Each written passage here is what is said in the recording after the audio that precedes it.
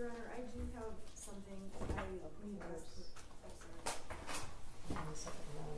Sorry.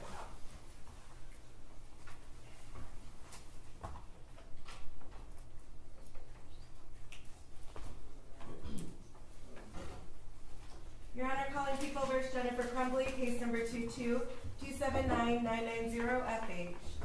Good morning, Your Honor. Karen McDonald appearing on behalf of the people. Thank you, Mark Keese on behalf of the people. And good morning, Your Honor. Shannon Smith on behalf of Jennifer Crumbley. They're all here. I didn't go. Okay, my question, I'm asking the court when there's an objection, if we can all slow down, and if I'm objecting to the prosecutor making these speeches on the record that go in front of the jury. Well, what speeches are you talking about? Yesterday, during the questioning, when Brian Malouche was up, the prosecution, when they would object, they would start to just say, well, I guess the first thing, and you guys, in the heat of battle, people forget this, even though they know it, that you can't make a record if people are talking at one time. But there should be a legal objection and a response to it. Things kind of went sideways yesterday because I think that the prosecution was saying to you, Ms. Smith, you may have opened the door. I think it's already open. Are we going there? So I think their intention was to warn you, stop you, or let you know that if you were going to go there, they were going to go there. So I really think the prosecution was making a statement or interrupting you for the purpose of wanting to comply with my order excluding certain evidence. So, things got a little crazy yesterday. So, Your Honor, I believe it was beyond that issue and it was on other questions. And I'm going to tell the court, I did the same thing at points. And looking back at the tape, I said things. I just would ask we to slow down with objections and that neither side say things that should not be put on the record in front of the jury. Okay, so objection and a response. Thank you. All right. So as we went through exhibits 348 to 400 yesterday, we stipulated them, but I don't think they were formally admitted, so I just moved for their formal admission now. Here's the photographs from the witness. Yeah, no objection. Did you receive my email about the sealed record? Yes. Yes, Judge. Okay, so I want to do that not while the jury is waiting, and it won't take much time. Looking for my list here.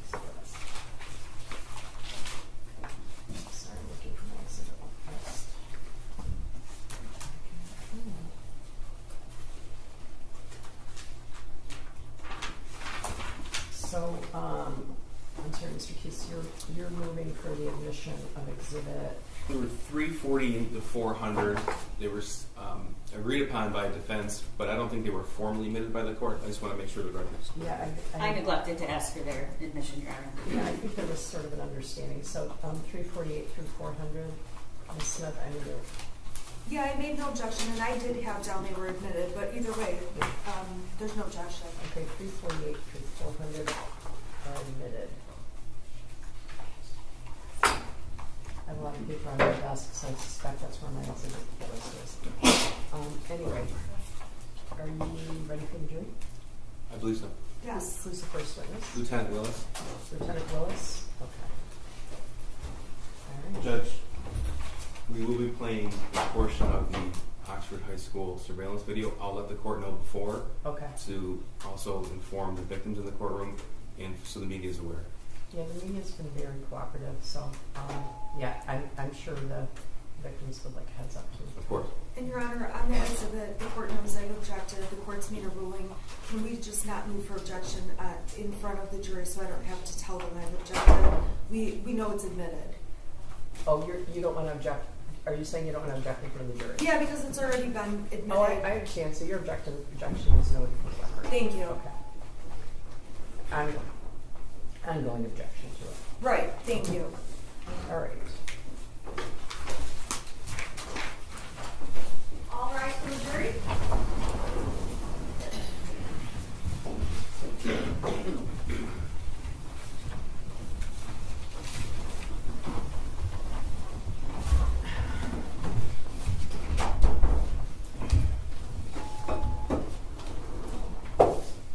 Good morning. You may be seated. Thank you for being so timely. We appreciate you. I'm going to ask the prosecutor for the next witnesses. Lieutenant Timothy Willis. Could you raise your right hand? Please help with that. I do, Your Honor. All right, please step up to have a seat.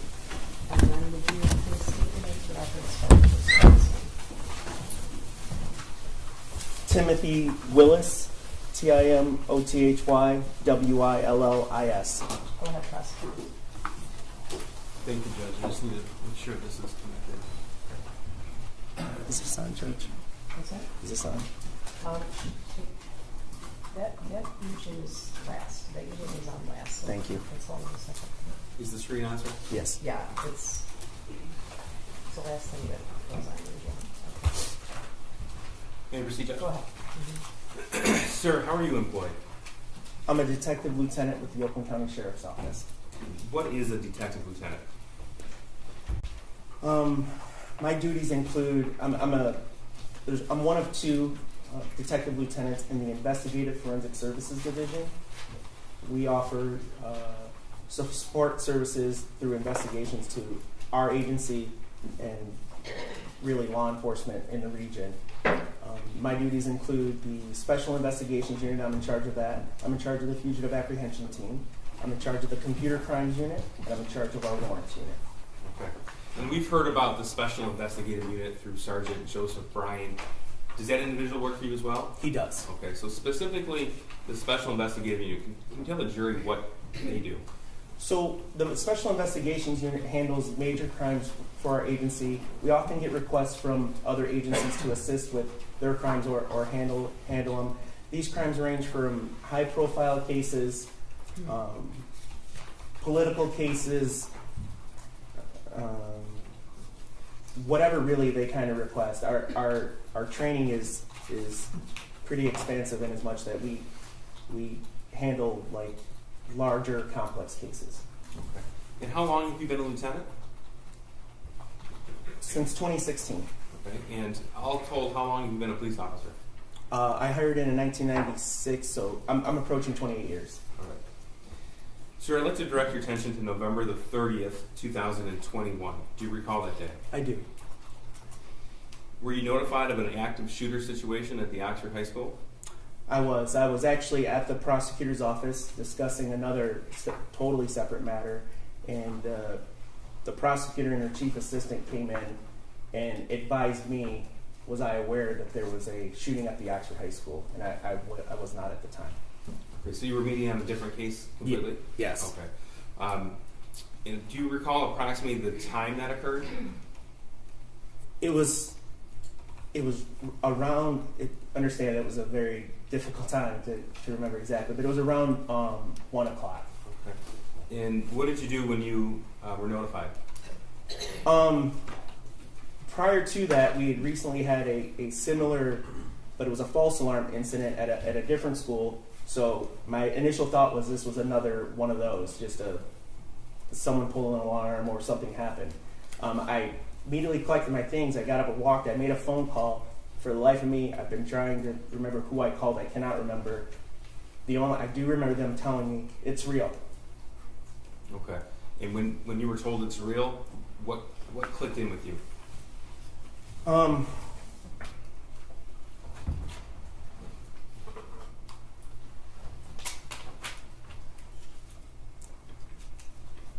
went downstairs.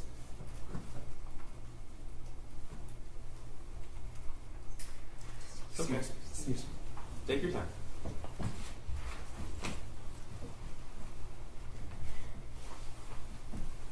Thank you.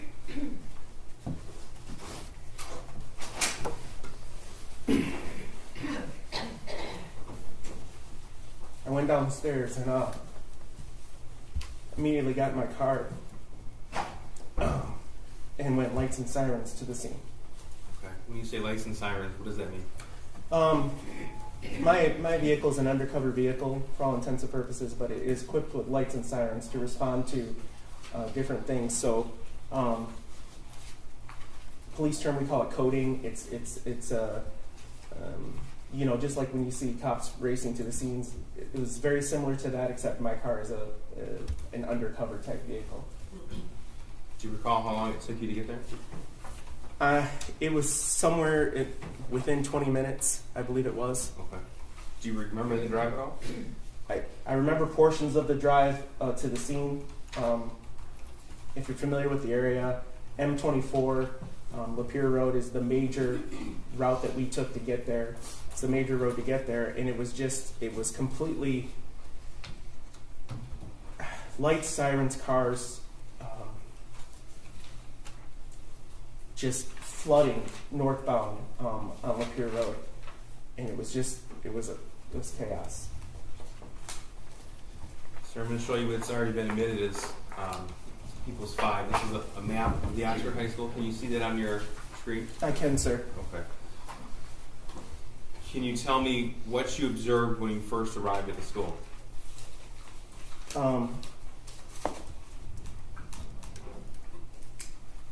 I observed when I came, there was students leaving the school. There was police officers flooding into the school. Emergency first responders. I know some of our people came right from their home address. It was I remember being shocked at, I live in a neighboring community, and I was just shocked that we have that amount of resources in a northern Oakland County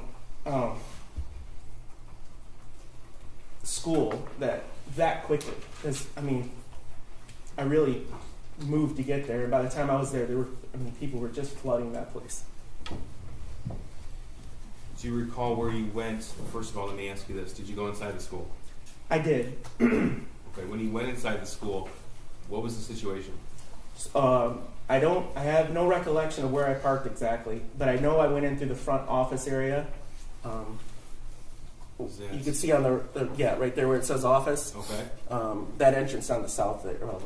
So this would be the main entrance to the school? Yes. Okay. Captain Todd Hill, he was then a lieutenant, had already set up an incident command post, an interior post. Understand, we had a perimeter all secured. We were securing all the doors, no one in and out unless you were law enforcement or emergency first responders. And we set up, because it was so cold that day, it wasn't ideal. However, the area where we were at, we determined to be relatively safe. So all of us responded to that area to start handing out our assignments. We refer to that as the interior command. Okay. So So you said incident command, interior command. Tell us the difference. I'm sorry. So the interior command is just the location on the interior. Incident command is where most, if not all, the decisions are made. So at the time, the incident commander, Captain Hill, his focus was casualties, safety and security of the building, and searching for additional shooters. When I was driving to the scene, I do recall them saying, we were getting tips from, imagine being a civilian, or, driving around and seeing cars fly by you, hearing about a shooting, we got tips just flooded into our 911 center about, I think the shooter's in this car, I think the shooter's in this car. There's a man in a camouflage jacket running through the gravel pit. We think that's a shooter. So it was just, all we knew to do was go to the school first. We had no idea what else, if anything, was going on. So the exterior command was set up to, first to protect the school. The interior command was set up to handle the issues going on within the school that, for lack of a better term, were most known at that point. Okay, so you were a lieutenant at the time? I was. Okay. And at the time you were also in charge of the special investigative unit? Yes, sir. Okay. You said Lieutenant, now Captain Hill was focused on the active scene. So yes, sir. Clearing and casualties, things like that? Okay. What was your focus then? So immediately upon entering the thing, I had a brief conversation with Captain Hill, advised that I would be handling the investigative portion of this, and we started then devising a plan, the best way that I could participate in the active investigation while the other stuff was going on. There was so many tips, if you will, social media tips coming in about this, that, and the other that, a lot of them certainly proved not to be true, but they had to be vetted. So, I could not just go in and start investigating the scene. There was several opportunities, i.e. For us to interview. We heard victims were at hospitals that needed to be interviewed. There was obviously tons of staff, personnel, and students still on the scene that we wanted to talk to and discuss and try to figure out what had happened. Okay, so would it be fair to say that it was your responsibility to coordinate this investigative effort? Yes, sir. So my job, that's exactly what my job is. My job is to direct those resources to the follow-up investigation. Would it be fair to say that you are the officer in charge of this case? Yes, that's fair to say. Tell the jury, please, what does it mean to be an officer in charge? So, as I stated earlier, I direct the investigation, meaning identify and attempt to interview, or have my team attempt to interview victims, witnesses. I assist. You saw Bob Catellis up here from the crime lab. Him and I worked together about obtaining what evidence we deemed was going to be necessary for this case. I direct officers, to secure I directed the officers to secure the Crumbley home because we learned where the shooter lived. At the end of that, I comprised the information, and then I turned it over to the prosecutor's office, and then we discuss charging decisions. Okay. And that's what an officer in charge does in every investigation. That's right. This investigation was not unique to that. We do them with all of ours. Okay. Now, it's fair to say that there was a massive amount of evidence uncovered in this case. Yes. Imagine we estimated approximately 1,700 people in the school that day. They weren't using their lockers. There was backpacks, cell phones, just dropped in. Obviously, they were worried about their safety. So we just had a lot of evidence within the school, not counting, evidence at different hospitals from victims, the shooter's home, things of that nature. Okay. Judge, may I approach the witness? Sure. This is Exhibit 1. We have stipulation. Yes. Your Honor, we would stipulate to exhibits 1 through 4. 1 through 4, thank you. 1 through 4 admitted. Sir, I'll just give you all these right here. Okay. One is on top. Yep. Can you tell me, please, what I've just handed you? These are the autopsy protocols for the 4 deceased victims.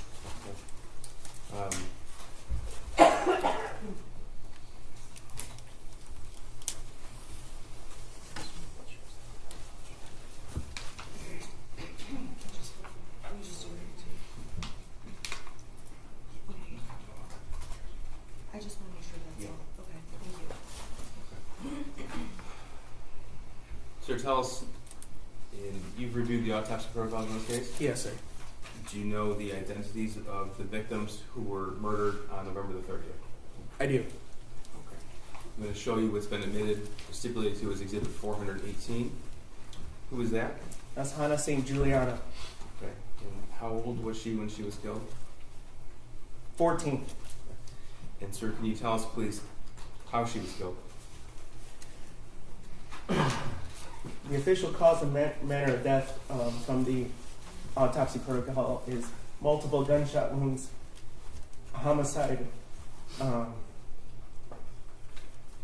She was shot in her upper torso, her abdomen, her thighs.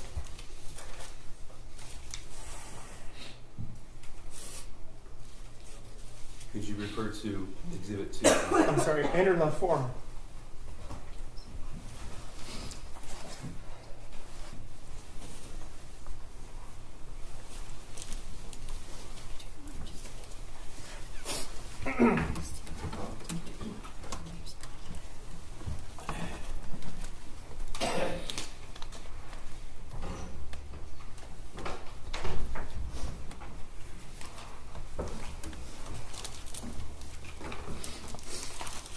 I'm sorry. You don't need to apologize. Referring to Exhibit 2 now. Lieutenant, can you tell me if you need, did I promote or didn't promote you, Lieutenant? Can you tell me if you need a break? Yes. Yeah. I'm Okay, sorry. just let me know, okay? Yep. Thank you. Now, this is People's 419 on the screen. I'm also referring to, this has been stipulated to, also referring to Exhibit 2, autopsy protocol for Madison Baldwin.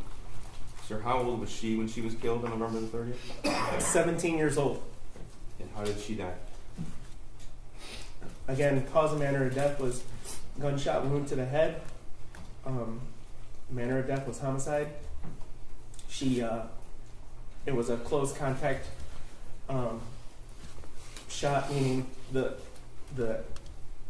firearm was either on or near the victim's head when the trigger was pulled. Referring now to Exhibit 3. That's an autopsy protocol for Justin Schilling, is that right? I think I have St. Mary's 3. Justin I'm Schilling's sorry. 4. Thank you, St. Mir. And how old was he when he was killed? St. Mary was 16 years old. This is Exhibit 420. It's been stipulated to. Tell us, please, how Tate was killed.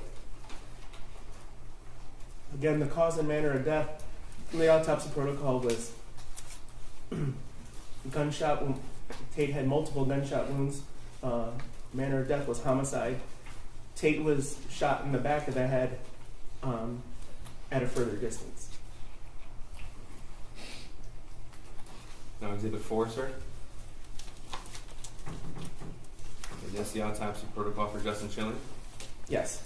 I'm showing what's been admitted, stipulated to for admission is People's Exhibit 421. Sir, is that Justin Schilling? It is How old was he when he was killed? 17 years old. Tell the jury, please, how he died. Justin Schilling, you'll see, well, you won't observe it, but he was, cause and manner of death from the autopsy protocol was gunshot wound to the head, homicide. He was also shot at close contact to the back of the head. Sir, were others wounded and suffered gunshot wounds as well inside the school? Yes, Do you know their names? I do. Can you tell us who they are, please? There's Phoebe Arthur, Elijah Mueller, Kylie Osage, Riley Franz, John Asciuto, Aiden Watson, and Molly Darnell, who testified earlier. Thank you, sir. Sir, tell us what happens when you assume, but may I approach? Sure. I'll take those samples, sir. Thank you. Tell us what happened after you assumed the lead of the investigation. So where were you when this happened, and tell us the first thing that you did. So the first thing I did was collect myself because I was pretty overwhelmed, and then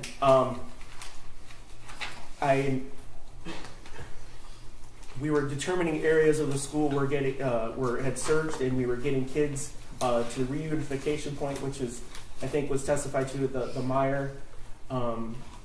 As that was happening, I made an announcement that I was handling the investigation to the 100+ emergency first responders that were in that office area that we saw earlier. And I said, if you're an investigator, come see me. And in hindsight, I don't know if it was the most efficient way of doing business, because 100 investigators started walking toward me. I've never obviously dealt with anything like that before, but partners from the ATF is where I met Special Agent Brandon, partners from the FBI, local law enforcement from all over the region, all offering help. Okay, so was it your responsibility at that point to direct certain officers and agencies to do certain aspects of this investigation? That's correct. They, for instance, Special Agent Brandon approached me with his partner, I believe, and said, do you have the registered owner of the murder weapon?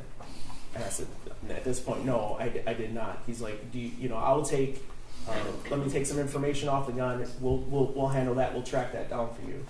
And he did that, and I saw him, or I heard from him a short time later, where he advised the gun was registered to James Crumbley. Okay.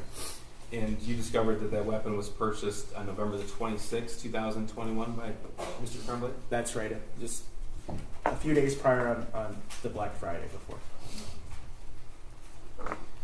Now, while you were on scene, did you come to learn the identity of the shooter? I did. And then was a decision made to secure the Crumbley family home? It was. The shooter was on his way to the Oxford substation. I directed a couple of my investigators, Sergeant Joe Bryan, who you saw, to attempt to interview him at the substation. In addition, now that we knew who the shooter was, I directed detectives from the Pontiac substation. Lieutenant Marsban kind of spearheaded that part, and to go to the shooter's home to look for any additional casualties. It's not uncommon in a shooting situation where the shooter starts in the home and then goes to the school. So I was concerned about that initially. In a school shooting situation? That's correct. Okay, and you had learned about that in your training? Yeah, and just by prior school shootings. Okay. It's certainly not uncommon for that to happen. And so you sent officers to that location, 112 East in Oxford? I did. All right.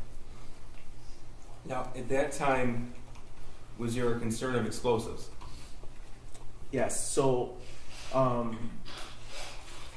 again, understand everything's happened very, very quickly. People started doing open source searches on the name. The name of whom? The shooter. Okay. And finding different things, and the internet is a very expansive place, as we all know. And there came a video from YouTube of him deploying a Molotov cocktail, which is essentially an accelerant in a bottle with some sort of ignition device, wick, if you will. You throw it, and when you throw it, it blows up, spreads, because the fuel inside it kind of spreads. So there's a YouTube video of that. There was also, and I'm sure we'll get to it, there was also a journal with written passages in it that described secondary devices, meaning, you know, there was a concern, and again, at this point, I went back to Captain Hill and advised him, hey, look, there's a concern that there may be secondary devices in and around the school. Okay. So when that information became known to you as lead investigator, what steps happened next? So Captain Hill contacted the Michigan State Police bomb squad. While that was happening, I wasn't present for this, but it's my understanding a canine from the sheriff's office alerted, an explosives canine alerted on the backpack that was found in the bathroom the shooter exited prior to the shooting. So what does that mean, an alert? So the alert means that the dog detected some sort of explosive. Now, it could be a legitimate explosive, it could be a firearm, it could be ammunition, it could be something of that. Okay. So what was done to alleviate this threat? So as I stated, Captain Hill called for the Michigan State Police bomb squad. They went in with a robot, and I have no expertise on how that works, but they determined that the bag was safe. Okay. Now, sir, you were obviously on the scene at the school November the 30th, 2021. I was. And you became aware that the Oxford High School has a number of security cameras. That's correct. Okay. And as an officer in charge of the investigation, did you also interview witnesses or review witness statements? I did. Okay. As a result of that, did you learn the path the shooter took on November the 30th, 2021? Yes, sir. So, can you tell us in what hallway and outside what room the shooting started? Yeah, from the map earlier, you saw the highlighted area. That's all commonly referred to in Oxford as the 200 hallway. There's a short hallway and then a longer hallway. The shooter exited the bathroom adjacent to room 258, and that's when the shooting began. And I'm going to show you what's already been admitted as People's 12. What are we looking at here? So this is the backpack that the shooter was carried into the bathroom. That was examined for explosives that we found on the scene. And what else do we see in this picture? So you can see that there's some personal effects. There's charging cables. There's a journal. There's a book. Okay. When we reference journal, this is what we're talking about? That's correct. Okay. Now, what of note was discovered on those pages of paper? Not in the journal, but the other pages. Yeah, so there was over 90 loose leaf papers you can see right there. They're different assignments or whatever. And can't hold me to it. Over 50 were had drawings of firearms on them. Now, sir, did you have the opportunity to review that handwritten journal that's depicted in People's 12? Yes, sir, I did. Okay. Describe what that journal is. So the contents, sir, or describe the journal? Both. So the journal was a hardbound leather type journal. Should be in there. You might need to cut it open more. It was there was approximately 22 pages of written information in the journal. It appears from some of the dates that it was written from the back cover to the front. The earlier dates seem to be on the back side, if that makes sense to you. Like I said, it was about 22 pages total in length. Judge, I'm going to mark this for demonstrative purposes only as exhibits, so the record's clear. I believe that's 428, again for demonstrative purposes. I'm sorry, may I please take a look at it? Yes. Is that just the It's just whole thing? the hard copy journal. Okay, thank you. Yeah. Thank you.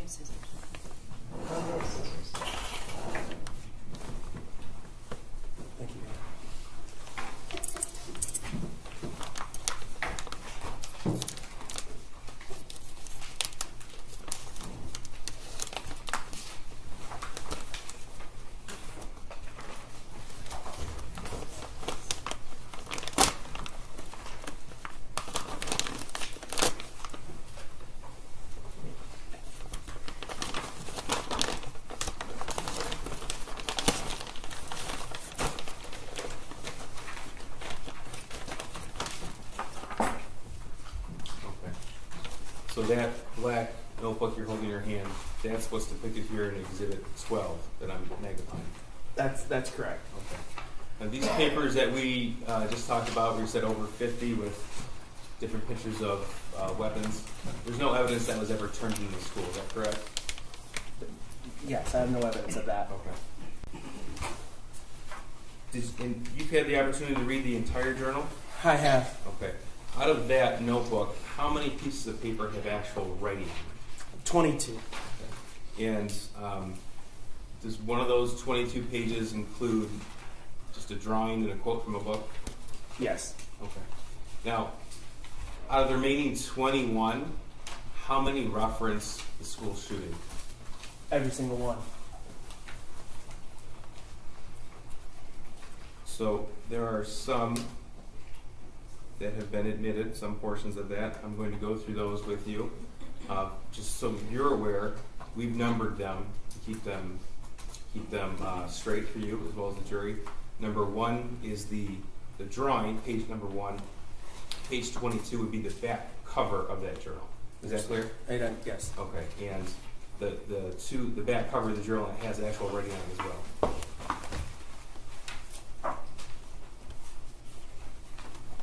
Yes. Okay. I'm sorry, you This repeating is exhibits exhibit- 401. Yes. 401. Are you gonna go through, So the ones that have been admitted, I understand, 401. they're all 401. Oh, they're all 401, I Correct. see, thank you. Correct. You said individually, so I got confused. Okay. So this has been admitted as page 401. Sir, in reading the journal, were there passages in there indicative of a request for mental health help? Yes. Can you read what's been identified here as page 6 of that journal? Yes. The shooter writes, "I have zero help, as you can see on bold, for my mental problems, and it's causing me to shoot up the fucking school." We'll move on to page 5. Could you read this passage, please? In this one, the shooter writes, "I want help, but my parents don't listen to me, and I can't get any help." Now, this is page 19. Can you read that? Yes. Shooter writes, "My parents won't listen to me about help or therapist." Sir, in that journal, were there entries about the shooter's desire to obtain a 9mm handgun? Yes. This is also Exhibit 401, page 22. Could you read those quotes, please? Yes. The shooter writes, "I want to shoot up the fucking school so badly. Soon, I'm going to buy a 9mm pistol." Sir, were there any passages regarding the shooter's plan for the actual shooting? Yes, there were. Okay. Here's page 3, also Exhibit 401. Could you read that, please? Yes. Shooter writes, "I'm about to shoot up the school and spend the rest of my life in prison." Were there any journal entries about the shooter's access to the 9mm handgun? There were. This is also Exhibit 401, also page 3. Could you read that, please? Yes, sir. The shooter writes, "First off, I got my gun. It's a SP 2022 Sig Sauer 9mm. Second, the shooting is tomorrow. I have access to the gun and the ammo. I am fully committed to this now. So yeah, I'm going to prison for life, and many people have about 1 day left to live." Thank you, sir. Now, is the journal written in normal size fonts, or are there certain passages that are bolded and larger than normal size font? Both. Okay. And were there drawings in there as well? There were drawings. Okay. Were the drawings small or were they large? Yeah, there were large drawings. Okay.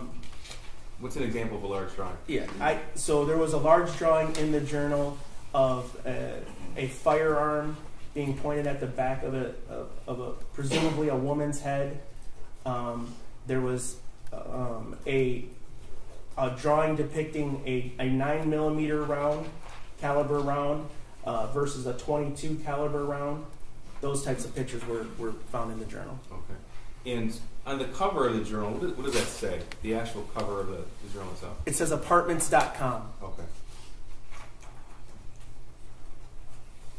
Lieutenant, you said you've seen the Oxford High School security footage that depicts the actual shooting. Yes, sir. Judge, we're going to introduce that now. This is Exhibit 402. It's been admitted. I would like, if the court could instruct the media not to play that. Yes, the media has agreed, and I'm going to request that the media not play, show the video in the school. That's surveillance footage of November 30th, 2021, and is People's Exhibit 402. 402, thank you. And the victims who are present are aware of the content of this specific video. Yes, correct? Judge. All right, go ahead.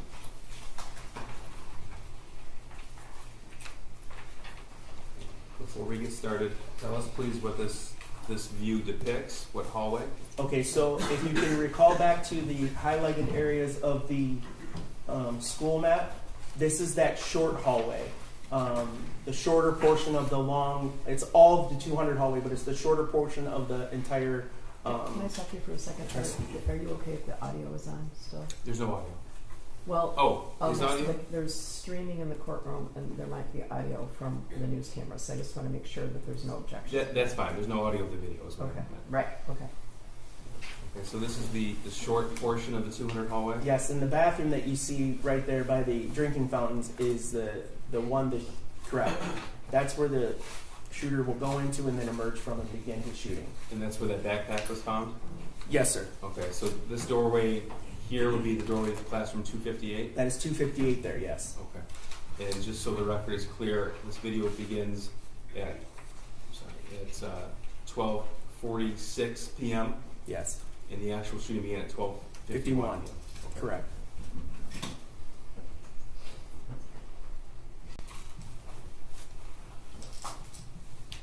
I'm going to play right now. Again, this is 12:46.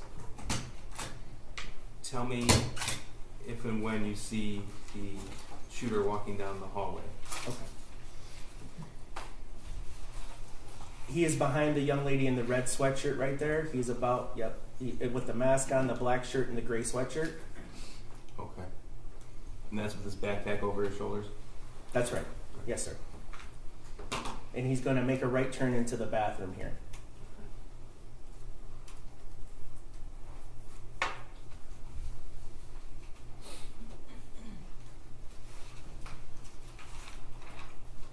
So we have a split screen at this point, and that's just a camera angle from the other hall, or from the same hall facing the other way. Okay.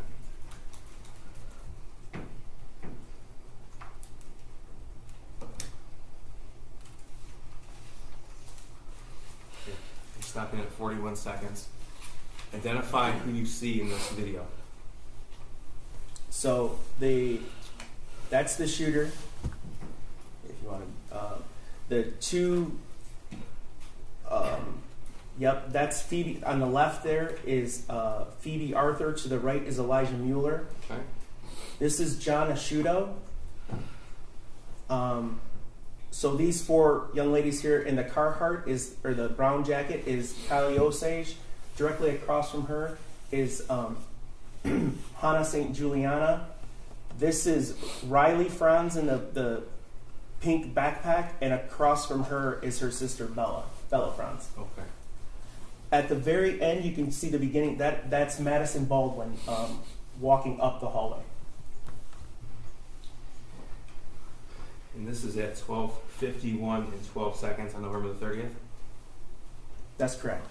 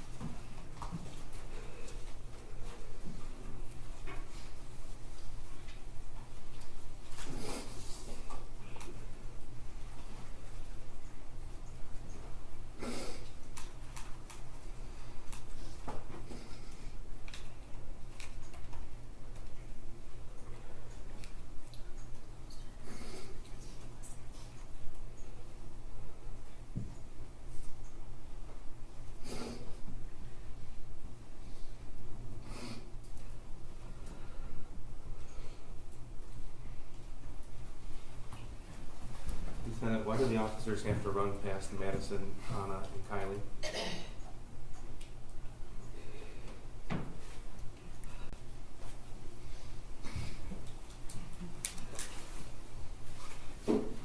In our training for active shooters, we were trained to respond, drive up right to the door if you have to, and go in, search for stimulus, meaning sounds, gunshots, or whatever. Run to that and eliminate the shooter. Stop them, whatever, however you can.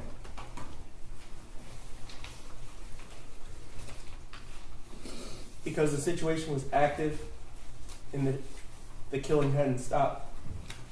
You can't stop and render aid.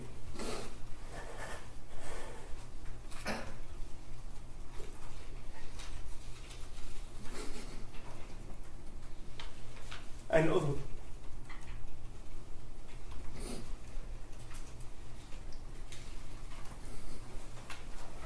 Take a break, please. If I could just finish this part, I'd appreciate it. I'm sorry. No problem. Your friend's having a hard time. He's having a hard time. I know those officers.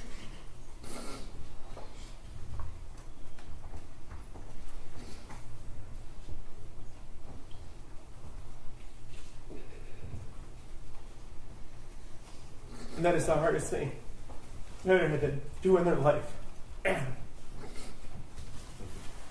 We take a break, Jeff. Yeah, we'll take a 10-minute break. All rise for the jury.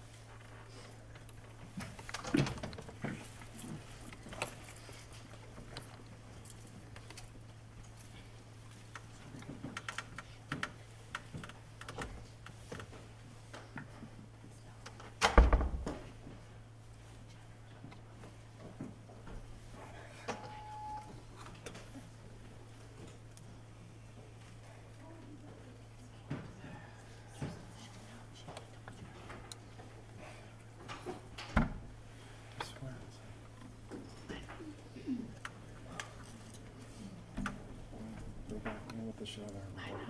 It's impossible. And then, yeah.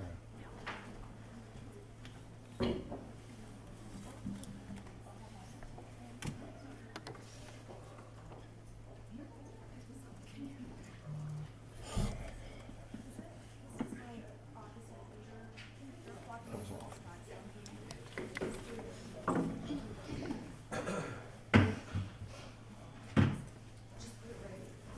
Right over here. I'm sorry. I'm sorry. Thank you so much. That was awful.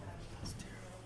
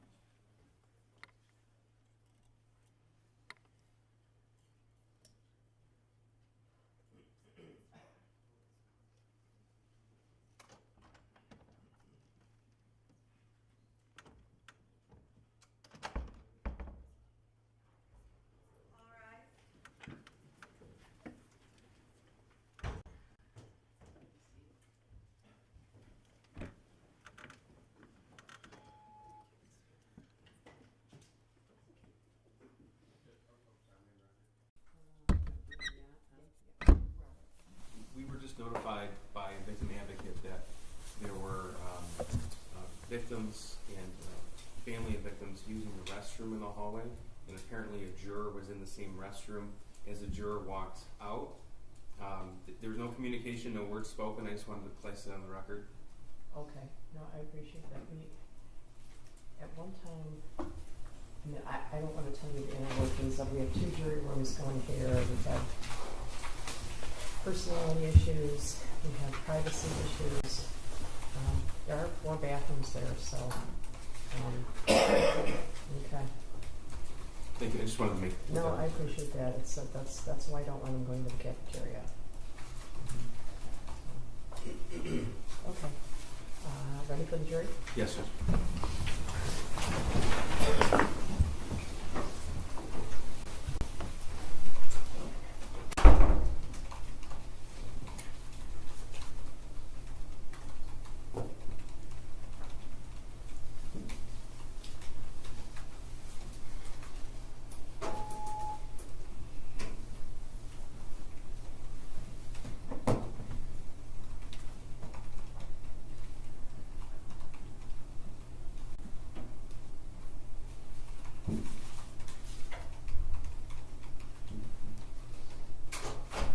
All rise for the jury.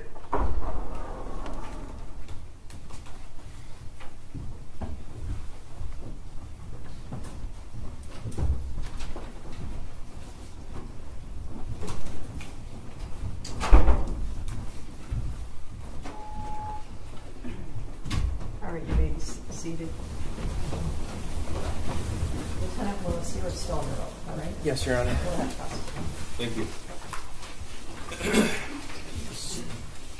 Sir, you mentioned earlier that you directed officers to the Crumbley family home at 112 East in Oxford? Correct. Okay. And approximately how far in distance is that home to the school? A mile. Okay. Yeah. And as officer in charge and as a sheriff's office employee, you're aware that vehicles have in-car recording capability? Yes. Okay.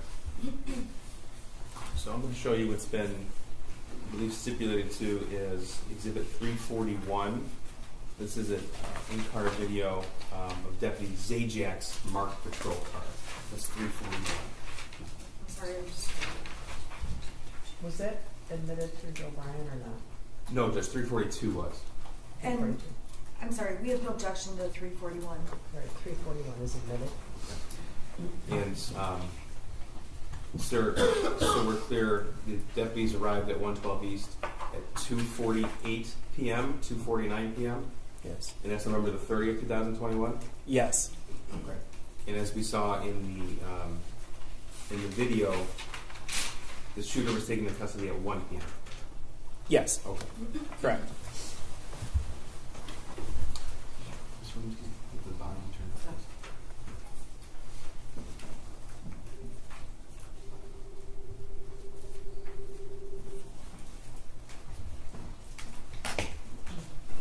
Right now, you get those. Why is she in handcuffs? Can you take the handcuffs off of her, please?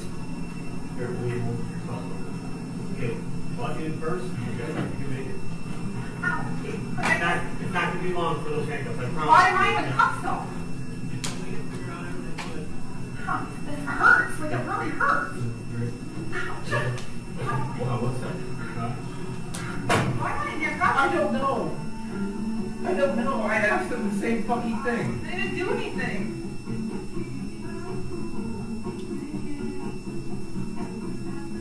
I'm getting claustrophobic. I'm getting claustrophobic. I mean, don't freak out in front of the cops. This is going to be a lot better if you don't make the situation.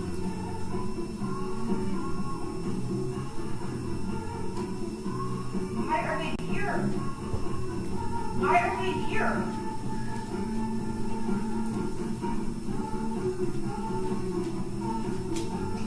Okay, can you push my glass in my nose, please? Put chapstick on my lip, please. I'm gonna get my fucking phone. I'm so confused. Why are you in fucking handcuffs?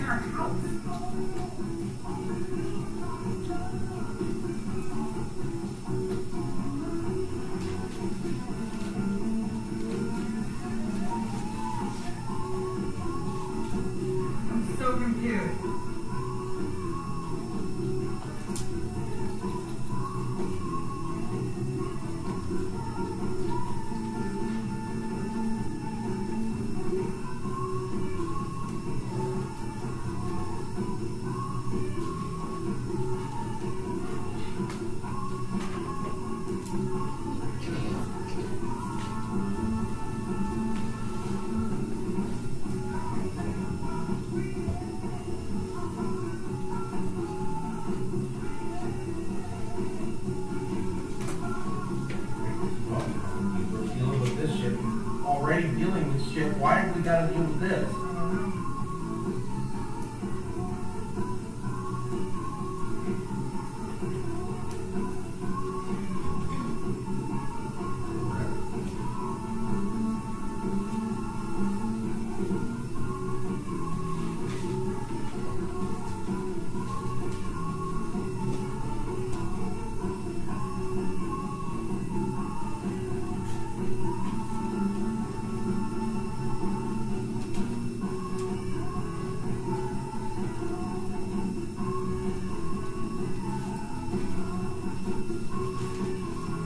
Where's the other guy? In the gun case.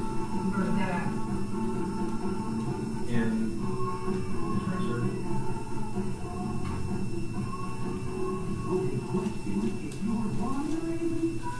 That's Patrick. That's Patrick. Patrick. Patrick.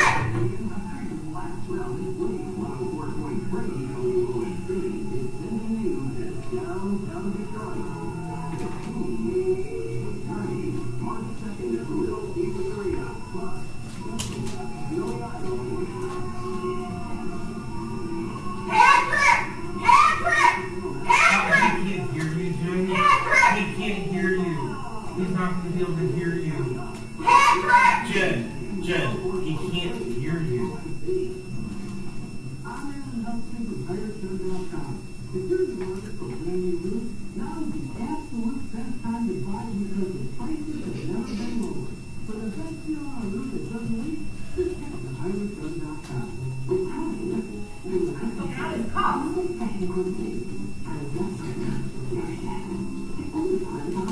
I love you in case something happens.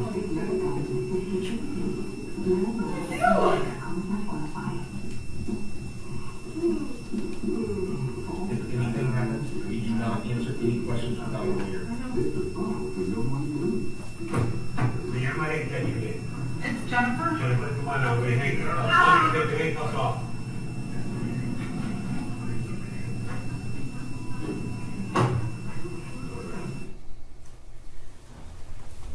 So, sir, that video started at 2:49 p.m. November the 30th. This was after they had spoke with Sergeant Joe Bryan at the Oxford substation, correct? Yes. Okay. And the video that we saw with Sergeant Pesky, that occurred directly after this. That's correct. Okay. So when she was taken out of the vehicle, she was placed in a different vehicle, and that's where Sergeant Pesky spoke with her. Correct. Okay. And then as Edward Wogrowski testified, they arrived home from the location data at 2:30 p.m. after the substation. Yes. Okay. Sir, do you know the date in which Jennifer Crumbley was charged?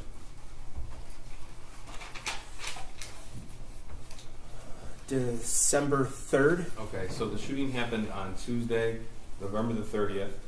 December 3rd would have been a Friday. That's correct. Okay. And, I believe it was noon, around noon. okay. Tell us what happens when someone is charged with a felony in the state of Michigan. The process to actually have the charging document. So the prosecutors give me a warrant. I go in front of a judge and I swear to the facts of the case. The judge authorizes the warrant. Okay. And that's what we would commonly refer to as a swear to? Swear to, correct. All right. And did that happen in this case? It did. Is that a closed proceeding or is that open to the public? It was open. Okay. In fact, it was broadcast at that point. There was media present for that, yes. Okay. And they were, Jennifer and James Crumbley were not in custody at the time of the swear to, is that right? That's correct, they were not. We've already heard from Dave Hendrick about the fugitive apprehension team in that part of the investigation. Tell us, please, how retired Sergeant Hendrick's team got involved. So, upon being made aware that charges were coming, we knew that they weren't at the residence. So I had Sergeant Hendrick, who worked for me, deploy the fugitive apprehension team to locate the suspects. Okay, and that's purely a law enforcement function. Would that be correct? 100%, yes. Okay, so as a detective lieutenant in charge of all of these different divisions, that includes the fugitive apprehension team? Yes, sir. Okay. So the decision then would have ultimately been yours. Yes, I told him to go attempt to look for him. Okay. Now that was that on Friday the 3rd or was that prior to Friday the 3rd? I don't recall. Okay. He testified yesterday that he recalled it being Thursday the 2nd. Is that accurate or you just don't remember? Yeah, I don't. I think it's accurate, but I don't remember it specifically. Okay. That's fair. Now, during the course of your investigation as the officer in charge, did you learn where the defendant went after her phone was seized in the evening of November 30th, 2021? Yes. Okay. And I guess as a reference point, Lieutenant Sam Marsman testified yesterday as to the date and time when her phone was seized. You were here for that testimony? I was. Okay. So I'm going to have you walk us through that timeline. Okay. Now, we've heard about the track phone purchases. Yes. Did you discover where those purchases were, where those purchases occurred? Yes, at a Walmart in Lapeer. Okay. This would be exhibit.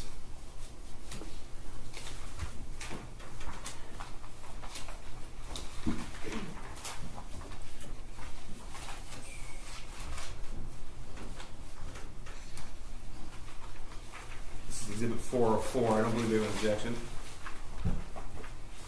Any objection to 404? No. 404 is admitted.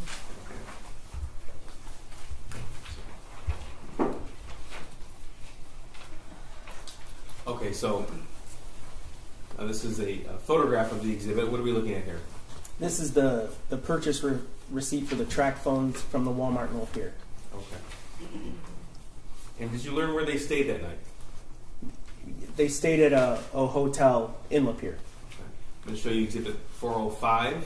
I don't believe there's an objection to 405 either. No. 405 is admitted. Thank you, Judge. This is 405. What are we looking at here? This is a receipt for the overnight stay at the Holiday Inn Express in Lapeer. Now, did you do the swear-to for the shooter as well in this case? I did. Okay. And when did that occur? That was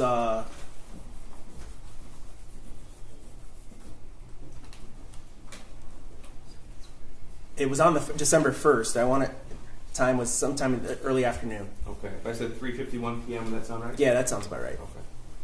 Do you know where James and Jennifer Crumbley were then? Yes, it was a swear to, much like we do typically, open to the public. They were I believe they were on Zoom in their vehicles. Okay. That proceeding's open to the public, is that right? Yes, it is. I'm going to show you. Well, first, let me ask you: did the investigation uncover where they stayed the day after the shooting, December the 1st, 2021? Yes, it did. Okay. This is exhibit 408. No objection. 408 is admitted. 407 is not. They skipped. Correct, Judge. Okay. Yeah. Thank you. Instead of renumbering all the exhibits, we thought it. Oh, no, it's all right. I just want to make Okay. sure I was keeping up. Thank you, Judge. 408. What are we looking at here? This is an extended stay in Auburn Hills. Okay.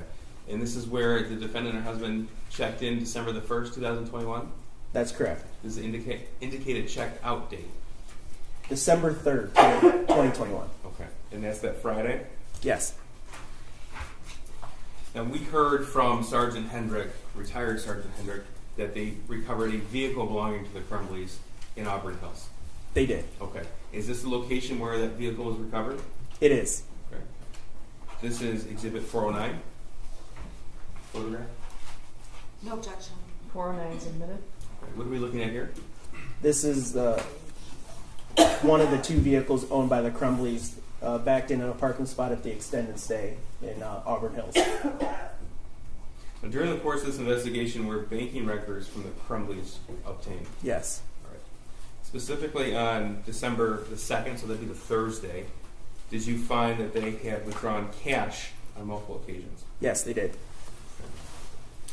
This is Exhibit 411. I believe this is covered under stipulations as well. I'm sorry, did you say 411? 411, yeah. That's not 411. No, the next slide. I didn't want to publish it until you confirmed it was stipulated. Yes, it is.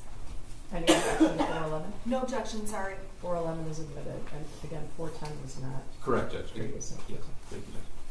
Okay, what are we looking at here in Exhibit 411? This is a withdrawal of $2,000 withdrawal transfer, $2,000 from Flagstar by Jennifer Crumbley. Now, Edward Rogowski told us about replacement phones. Did you uncover that James and Jennifer Crumbley, after buying their track phones, bought another set of phones? Yes. Okay. And do you know the date and location where that happened? That was in Owasso. Owasso, Michigan? Yep. Okay. And that's on December the 2nd, 2021? I'm sorry. Yes, it was on December 2nd. Okay. This is going to be 413, the T-Mobile receipt. No objection. 413 is admitted. Yes, just 413, correct. Mm-hmm. All right. And so what are we looking at here? This is the purchase of the 2 replacement phones. Okay. And that was Owasso, Michigan, on December the 2nd, 2021? Yes. Okay. What's the relative distance from Owasso to Auburn Hills? It's about an hour. Now, did they obtain more cash in this time frame? Yes, they did. Back to the banking records. This is 411. No objection to this. I believe we stipulated to this. Is that correct, Counsel? Yes. Yeah. 411, okay. This is Friday, December the 3rd, 2021. And what is the withdrawal amount of cash in this exhibit? $4,000. Now, was evidence uncovered in the investigation that showed you a transfer or withdrawal was made from the defendant's son as well? Yes. This is exhibit 414. Again, this covered under stipulation. Move to omit. Any objection to 414? No objection. 414 is admitted. Thank you. So what are we looking at here in exhibit 414? So this is the Simply Kids savings account, Ethan Crumbley's account. Okay. And specifically on November the 30th, 2021, do you see a withdrawal from that account? Yes, there was a $3,000 withdrawal that day. Okay. And November 30th, is that significant to you? That's the day of the shooting. Okay. And how much was left in her son's account? 99 cents.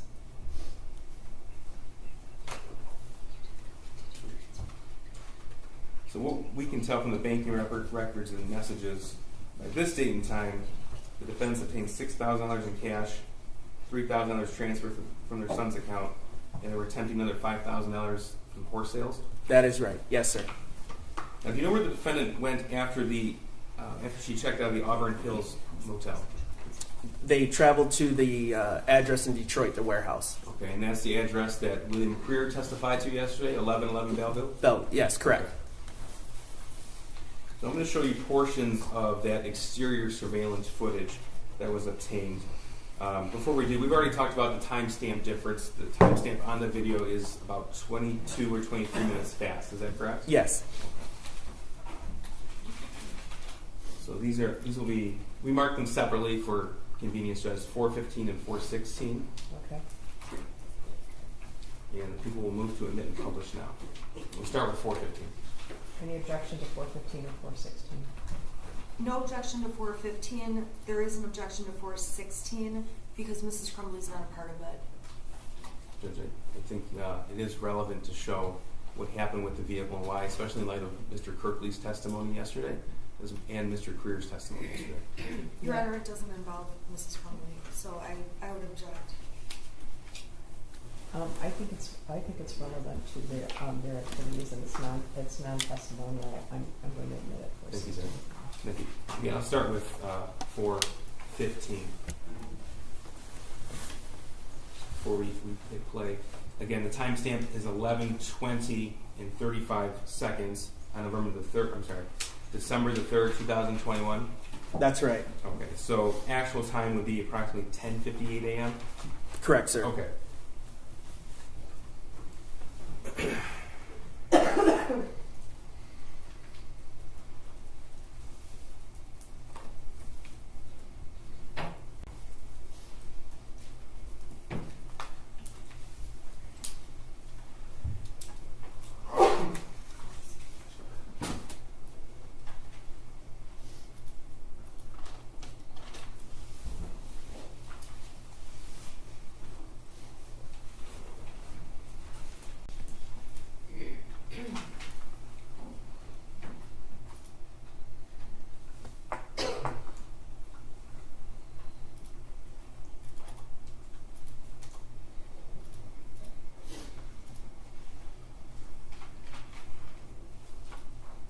What do we see here in the video at the 11:21 timestamp? Yeah, so that's the a friend of the defendant who activated the security gate to open it, and the defendant pulled in and parked. Okay, and again, this is the parking lot at 1111 Belleville in the city of Detroit. Yes.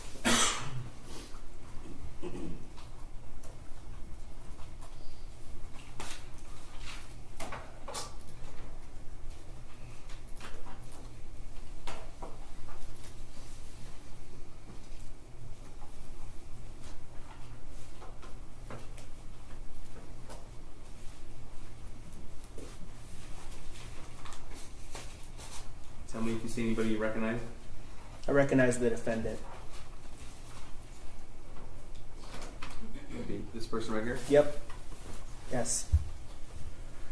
And your friend you identified as this individual. That's correct.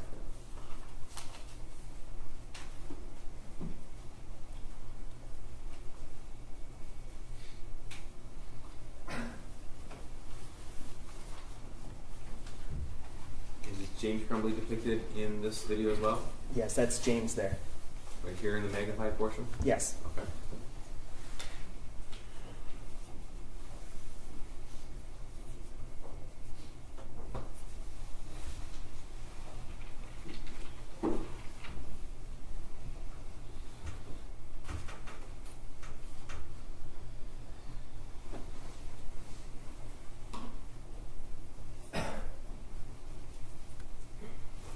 Okay, now I'm going to play you 4:16. Before we start again, the timestamp is 16:10. First of all, what is $1,600? That's 4 o'clock in military time. Okay. 4 And p.m.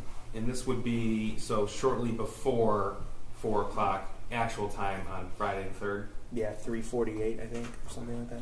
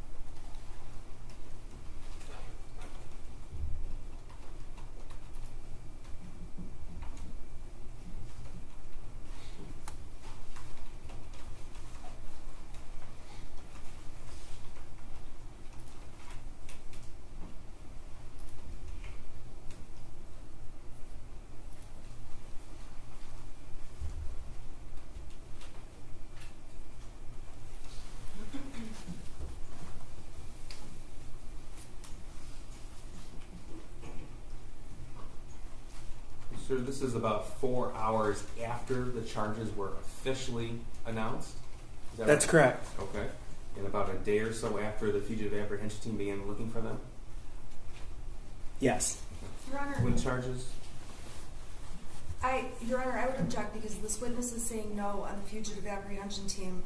They came to my office on Friday. Hold on, And so hold on, he- hold on. Wait, okay. He wouldn't have personal knowledge of the fugitive apprehension team, and he's saying the wrong date. Judge, Okay, well, counsel can't insert that. well, you can't testify, but I want to know from his personal knowledge. You know, one thing I think that would be helpful is, I don't think, would anybody refresh your recollection about when the swear to was? 'Cause it- The swear to for, we mentioned 2, Your Honor. So you talk about the swear to for the defendant? Yes. The swear to for the defendant was the December 3rd. December 3rd. December 3rd. Okay. Right. So when did you contact the fugitive apprehension team? December 2nd evening or late afternoon, evening time to get an idea where the defendants were, because we believe charges would be forthcoming. But they said that he said they came on the 3rd. You mean Hendricks? Yeah, and Hendricks came to my office on the 4th. No. Hendricks, Friday the 3rd is when Hendricks testified that he showed up there. He was conducting surveillance prior to noon. Oh, he was there without me. Okay. It's all in the record already. Okay, yeah, you have to rely on the evidence from the witness stand, okay? And you have to rely on your collective memories and your notes, all right? Go ahead. Thank you. Okay, sir, you testified earlier that the swear-to that was broadcast was noon, Friday, December the 3rd. Yes. Okay, and this video is around 4 p.m., Friday the 3rd. Correct. Okay. Now, Luke Kirkley testified about looking at a poster online, and that's what spurred him to call 911. Do you recall that? I do. Okay. And so when a BOL, or be on the lookout, is announced, is a license plate of a vehicle also given? Yes. Okay. Was the license plate on this vehicle in the front of the vehicle or the back of the vehicle? It was affixed to the back. Got it. Now, sir, Mr. Bobrowski already testified about the location data for Jennifer Crumbley on the day of the shooting, November the 30th, 2021. Do you recall that? I do. Okay, and as officer in charge, you're aware of that information that he uncovered? Yes. Okay. Just want to confirm that Jennifer Crumbley never stopped by her home at 112 East after meeting Mr. Hopkins at the Oxford High School? No, she went directly back to work. Okay. Now, you've had the chance to review phone logs as well as other information from social media and information obtained from Jennifer Crumbley's phone? Yes. Okay. And sir, do you have any experience getting someone same-day mental health help? Yes, I do. Are there facilities available for that? Yes, there's a facility on this complex called Common Ground that's available for that. In reviewing the phone logs of Jennifer Crumbley, was there any indication of any phone calls to a facility of that sort? No. In fact, any phone calls to any doctor's offices? No. Counselor offices? No. Any hospitals? No. Okay. Any mental health professionals at all? No. Thank you. I have nothing for you. Cross. Okay, thank you. Sergeant Willis, I want to go back to the pages from the shooter's journal that were admitted. You don't have any evidence to suggest that Mr. or Mrs. Crumbley ever saw the journal, correct? I'm sorry, miss. You do not have any evidence to show that Mr. or Mrs. Crumbley ever saw the journal. I'm sorry. It's been a tough day. Okay. So you're asking me do I believe Mr. or Mrs. Crumbley? I'm asking you. Do I have evidence? Do you have any evidence to believe that Mr. Crumbley or Mrs. Crumbley saw the journal? No, if I had evidence of that, I imagine the charges would be different. If you had evidence they saw the journal, the charges would be different? Yeah, murder, okay. I would imagine. Okay, so the journal was located in the backpack that belonged to the shooter, correct? Yes, correct. There were also a number of other papers in that backpack that you described. Yes. You don't have any evidence that Mrs. Crumbley ever saw any of those papers, correct? Correct. Now, in the journal, you've testified about certain statements the shooter wrote in the journal, correct? Yes. And specifically, one of the statements that you testified about was where the shooter wrote, "I have access to the gun." Is that correct? Yes. In the journal, there are other statements where he indicates he is looking for the gun, correct? Can you tell me which ones you're referencing? Sure. So I'm going to hand you, Your Honor, may I please approach? Sure, just show Mr. Keys, please. Sure. Yeah, I have a copy of it too, if that helps. Judge, just briefly, this was subject of a prior court ruling. Yes, so I'm And- gonna ask everybody to be really careful. Alright? Okay, so I was gonna show 788, just this one line.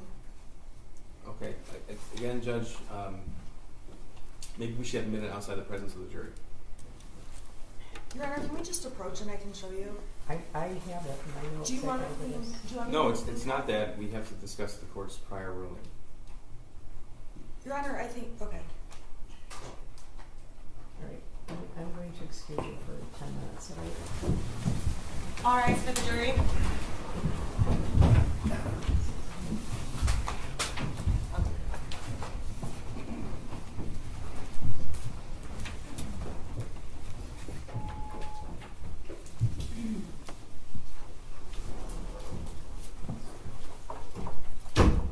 You can stay there or step down, however you're comfortable. I'm fine here, Your Honor. Thank you. I'll be brief, Judge. The court I'm- is aware where I'm going. I am well aware. Yes. So the court rules specific passages to be admissible under specific portions of the hearsay exception in Okay. response to defendant's request to exclude the entire journal. I don't want to speak for what counsel's doing, but if counsel is going to admit other portions that have already been ruled to be inadmissible, that's something that has to be discussed on the record, and I think it's something that has to be ratified, Judge. Well, I am, of course, going to warn everybody about opening the door because this journal is obviously very, very disturbing.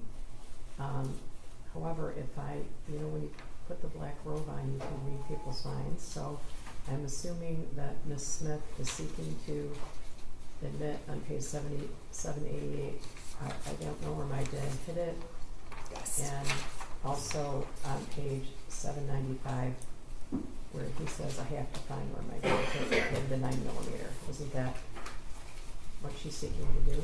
Are you Yes. seeking That's to what it do? looks like. That's correct. Are you seeking to do anything beyond that? Be specific, because There's, I can't unring the bell, right? that's correct. I'm seeking to do those two with the claim about access to the gun. And the detective also testified to a statement about I'm going to get the gun. So I wanted to impeach him with, on 789, there is a statement that says, it's one line, however, I don't want to be caught as that will make me getting the 9mm impossible. It's not impeachment because he's not the declarant.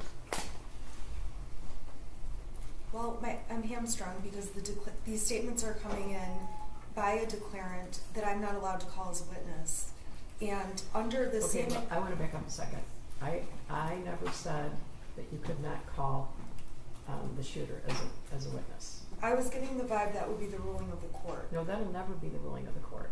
I'm not telling you that you can't. I am not, as a judge in this court, telling you you cannot call the shooter as a witness. However, we've been over this before. We're going to go over it again this afternoon. Pursuant to case law that everybody's aware of, including a case called Jackaloni. It's 399 Mich 642, a 1977 case. No one is allowed to put a witness in front of this jury who was going to take the fifth. No one. It's not me. Well, I'm not keeping you from calling someone as a witness, but his Fifth Amendment rights have been asserted repeatedly. And I can't let you put a witness on the stand. Anyone, the prosecution too. I wouldn't let the prosecution put someone on the stand, knowing that that person was going to take the Fifth Amendment, take the fifth. If someone takes the fifth in front of the jury, it's over. It's a mistrial. I can't let you do that, right? And I also asked before, aside from what is your favorite color, I can't imagine something you could ask the shooter that would not implicate his Fifth Amendment rights. His current attorneys, the State Defender's Office, have asserted his rights. They have said he will not testify. I understand that. I have said I would still like him to testify, so I just need a finding by the court that under case law he's not going to testify. I'm not making a finding that he's not going to testify. His lawyers have asserted the fifth. You're not allowed to put someone on the stand that will take the fifth. And in reality, if they say he won't testify, I don't know what am I going to do? I'm going to insist that he testify and then hold him in contempt and put him in jail. Is that? Well, Your Honor, I understand the court's position, but for the record in this case, And by the way, I understand your position as well. I've indicated, do. for as far as our position, I've indicated I don't believe the shooter should be allowed to plead the fifth because he was sentenced. He's made statements about the crimes. He pled guilty to all 24 counts in adult court, and so I don't. So you think that's over? Do you think that's over? Well, I think there is not case law that says he gets to continue his Fifth Amendment rights beyond that plea. I don't disagree with you. His That appellate rights? he's going to pursue an appeal. I don't disagree. All right, so what would make you think he does not still have Fifth Amendment rights? There's case law directly on point. I know, and some of those are indicated in the letter provided by the State Appellate Defender's Office, right? Yes, sir. Yeah. I understand your position. I also understand, to a certain extent, I don't, even if he was called as a witness, you understand that then the prosecution would have a right to cross-examine him, right? So, I'm not keeping you from calling him. The law is keeping you from calling him. You are not permitted to put someone in front of this jury who is going to take the fifth. I understand. Yes. That's the ruling then. That the law doesn't allow me to. Is that correct? Okay. By smarter, higher courts than this one. If that's the ruling, is that the court is going to follow the law the court said. I'm going to follow the law. Then I've preserved the record and I'm moving on. Okay. So then these statements are coming in. They've come in as present sense impressions, Okay. and I'm not using them at all for the truth of the matter asserted because I don't know whether he found the gun or didn't find the gun or was looking for the gun. But this statement shows his state of mind, so I believe it falls under the exception, saying he doesn't want to be caught because it will make him getting the gun impossible. So his state of mind is not wanting to get caught. And that's important impeachment to the testimony from the detective that he said he was going to get the gun. Okay, so are you addressing that statement, or also there's the I don't know where my dad hid it, and there's a statement I have to find where my dad hid the 9mm. The two hiding ones are one issue, and then the second issue is I don't want to be caught. All right, and that's it. okay, do you have any legal support for that? Just present sense impression. And just straight impeachment rules. Again, impeachment doesn't apply here. Impeachment is if a witness he didn't make the statement. I mean, that's Well, not in dispute. It's not impeachment. I can impeach through other witnesses. I can impeach by omission. I believe under straight impeachment rules, I can use this. This is being admitted as substantive evidence. So I can impeach with something written on a napkin. Okay, but I guess what he's saying, and this came up too with regard to the privilege records, Correct. which we'll talk about again.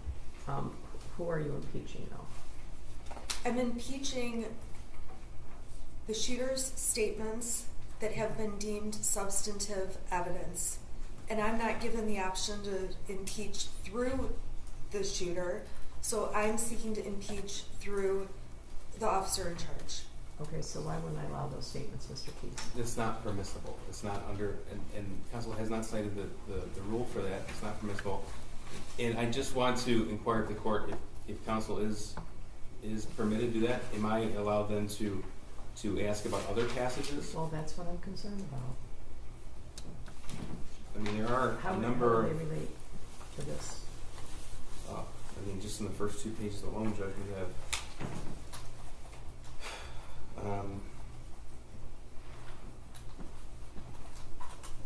see the picture of the gun on Instagram will know what's up.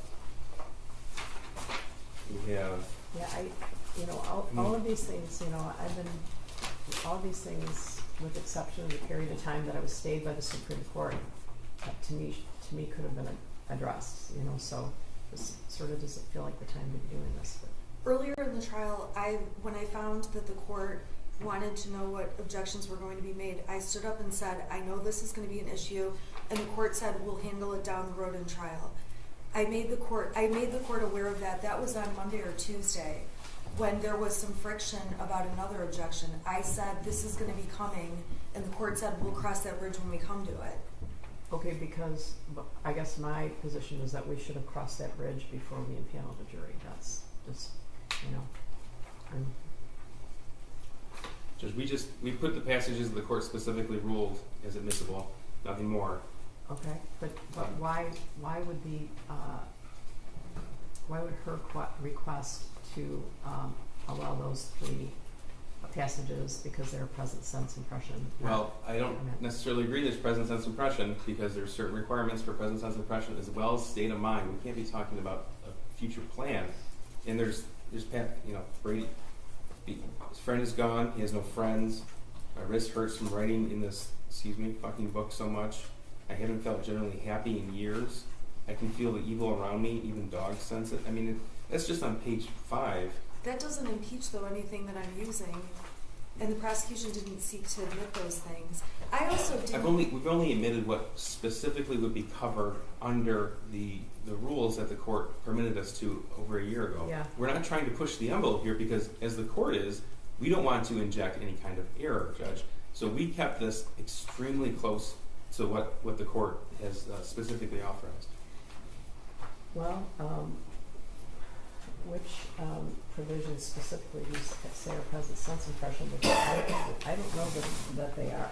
I don't know that they are.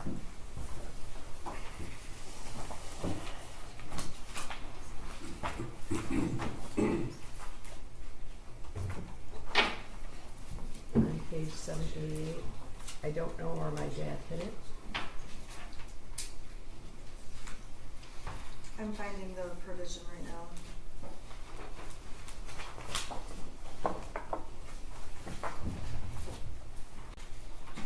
It's just, my concern is more along opening the door.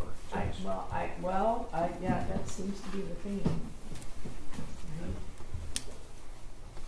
I don't believe that what I'm asking is opening the door to all the texts coming in. I believe my impeachment is very limited. It's limited to 3 sentences.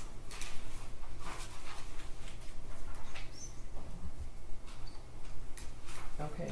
And then Okay, you're operating under 803. under 803, and let me just find 803.3 is then existing mental, emotional, or physical condition.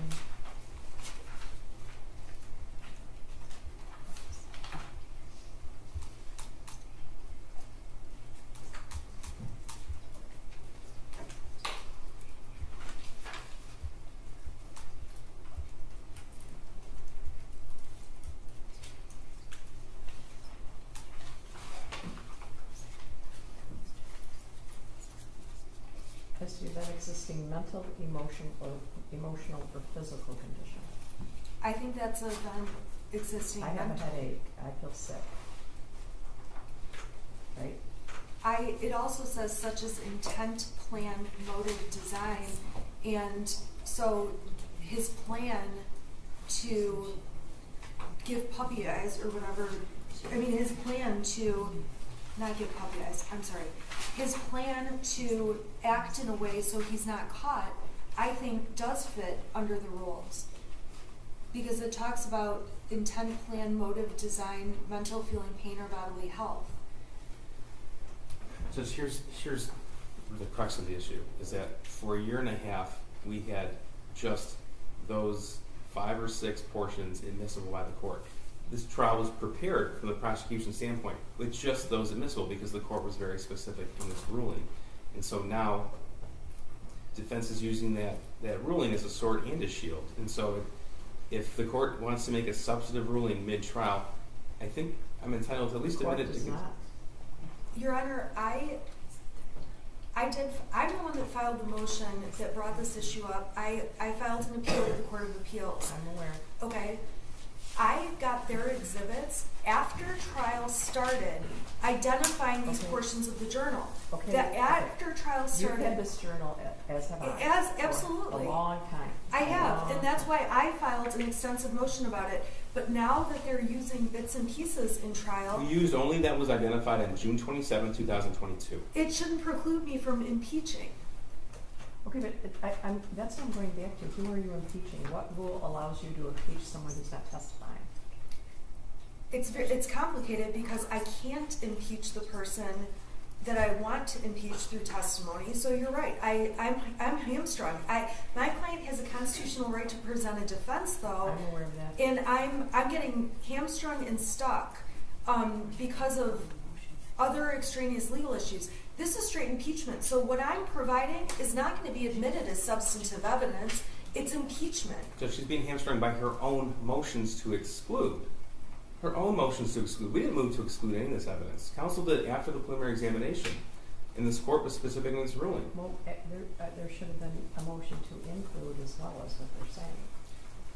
There's no rule, there's no requirement for anybody, any party to have a motion to include, especially when counsel specifically identified this piece of evidence as being inadmissible. The court made the ruling. Well, I guess what I'm saying, if you were in fear at all that this court would rule incorrectly, you would still have an opportunity to appeal that ruling. And we didn't appeal the ruling. We And didn't Your appeal it. Honor, Oh, I have yes. not. I would have filed a motion if there was substantive information additionally that I wanted to admit. I've never filed a motion to have the ability to impeach. I'm asking to impeach. No one files motions to say, "May I impeach this?" Because this is the third That's- time during the trial. There's motions in limine with regard. This journal is very disturbing, and every time any of us have read it, we've been up all night, right? So this has been a glaring thing in this trial. This isn't a middle of the trial type of game plan here. Right, just so the record, is clear, because I know the court's aware, we went through the Facebook messages detailing alcohol use. We talked yesterday in depth about the extramarital affairs that were previously excluded. And now the journal. This is the third time mid-trial. We just need the ground rules. The court gave us those ground rules a long time ago. We prepared a case in accordance with that. So if the door's open, the door's open. Okay, well, that concerns me too. I'm going to take a brief recess. Thank you, Judge. All right, so you can step down. Thank you, Your Honor. You can't discuss your testimony with anyone. Yes, Your Honor. Okay. All right. I'll be back. All right.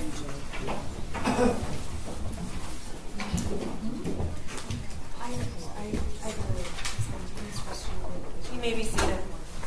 Right. Good night, son. So you can think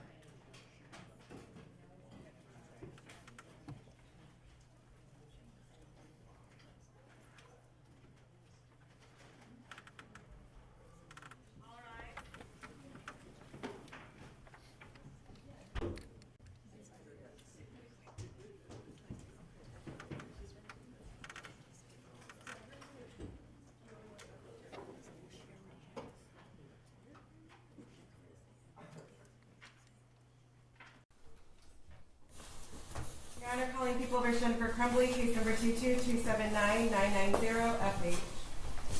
Good morning. Thank you. Mark Keeson, people. Karen Donovan, yeah. And Shannon Smith, Jennifer Crumbley. Okay, so I'm gonna have some, a couple questions for you. This is certainly one of the kind of things that you wanna spend some time on. Initially, I wanna point out that, you have said you want a statement, however, I do not want to be caught, as that will make me getting the 9mm impossible. That's what you said you want. Okay, here's the problem with that. It might be a future plan, but this isn't a future plan not to get caught planning to shoot up the school. This is a future plan with regard to Jeffrey, right? Which is discussed extensively prior to this, right? Jeffrey, Jeffrey would be the bird and the bird head, Oh. right? So. Oh, I see. Okay, So there's. that would open the door. Okay, I see what you're saying. Yeah, so. Yeah, and of course I guess. I do not want to be caught, as that will make me getting the 9mm impossible. He's talking about getting caught with the bird head in a jar and the terrible things he did to baby birds. So I'm pretty sure that you do not want that to come in. Right, I don't want the baby birds to come in. I Okay. thought when he said I don't want to be caught, it was being caught, like having mental problems, being caught with the bird, being caught with any of the stuff he's been doing. Okay, well, I didn't take it to be the bird, but I see what the court's saying. if you And you're right, if read- that opens the door to the bird, then I don't want to open the door to the bird. There's an extensive discussion prior to that with a picture, and about him dumping the bird's head in a bathroom, and I hope people will talk about it for the rest of the day because I want the attention. However, I do not want to be caught, as that will make me getting the 9mm impossible.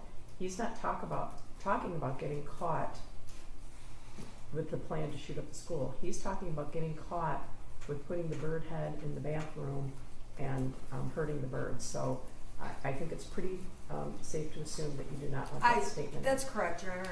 Okay, here's I know I'm going to regret this. I'm going to let you respond to this, but I also wonder. You say you want his statements. I have to find where my dad hid the 9mm, and I don't know where my dad hid it. It's hard for me to understand what that impeaches because we just saw a video where Mr. Crumbley is telling Mrs. Crumbley.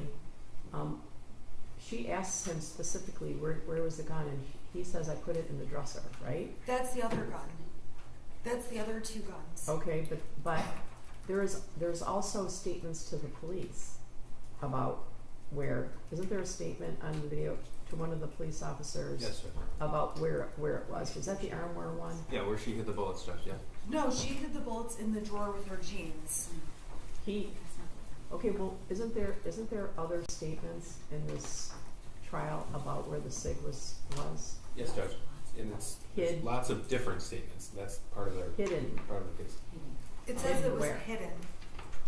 Okay. Yeah. All right.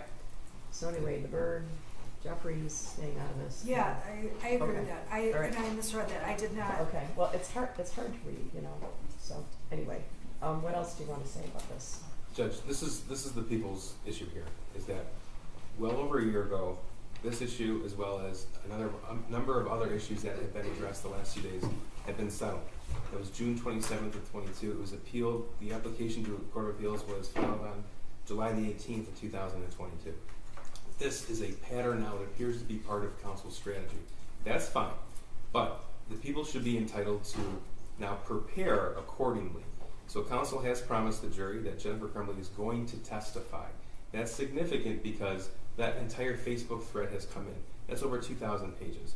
I know from my memory there are a number of messages that will be very important at cross-examination. But because it's been sprung up mid-trial at the request for an unredacted copy of that, I want time to go through that before the defendant takes the stand so I can have every passage ready. I'm sorry, I don't understand. You want to go through what? The Facebook thread between Okay. Jennifer and James Crumbley. Okay. Your Honor, the prosecution moved to admit the whole thing. I have no objection. I'm ready to go with it. Okay, They moved to admit the whole Okay, thing wait. in front of the jury. Now he's saying he's not ready for wait a it. minute, am I missing something? I'm talking about the journal right now. Yes, this is the pattern, Judge, the pattern of strategy. And again, counsel's entitled to her own strategy. Right. However, we are entitled to prepare our witnesses accordingly, including the cross-examination of the defense witnesses. We responded to the defendant's motions with the journal in particular with a select number of passages that firmly fit within the instructions provided by this court. And that was in response to her motion, wasn't it? Yes, Judge, and it's the court's order, not the defendant's order. So we're following the court's order when we prepare for trial. Again, if counsel wants to reverse course mid-trial as part of our strategy, that's her decision. But we need to have the time to prepare. So I'm asking for the court to give us the time to go through that Facebook thread, as the court gave defense counsel time to go through statements of her own client's statements before Mr. Meloche testified. Okay, you guys have gone off into Never Never Land here. I want to address the journal and then finish the lieutenant's testimony. I also want to make the sealed record during the time period that the jury is eating lunch. So at this moment, I'm going to indicate that I am very concerned about the journal. The journal is extremely disturbing in many, many, many ways, and I do not want to risk the door being opened. But more importantly, these statements, I have to find where my dad hid the 9mm, and I don't know where my dad hid it. I don't know if that it impeaches anything in this case, because there's already been plenty of evidence that he found it, right? There's evidence the shooter found the gun, right? And there have been statements made by both the defendant and her husband to police in text, whatever it is, indicating that the gun was hidden in some way, obviously very poorly, but the gun was hidden in some way. The gun, as far as we know, was not sitting on the kitchen table. So I don't think this impeaches anything. I don't think it's contradictory. More importantly, I don't think under any circumstances any more of this journal should come in. And in the event that it was going to come in, I think that it should have been handled prior to the jury trial. I am trying to very much protect any potential appellate record, and I do not want to delve into this journal. I think that would do nothing more than hurt Mrs. Crumbley severely. It's highly prejudicial. So that's my ruling about the journal. If you have other issues you'd like to bring up, I'd appreciate if we did that when the jury's at lunch after we get the sealed record. Okay? That's fine. If we can finish Okay, it. let's finish it, okay?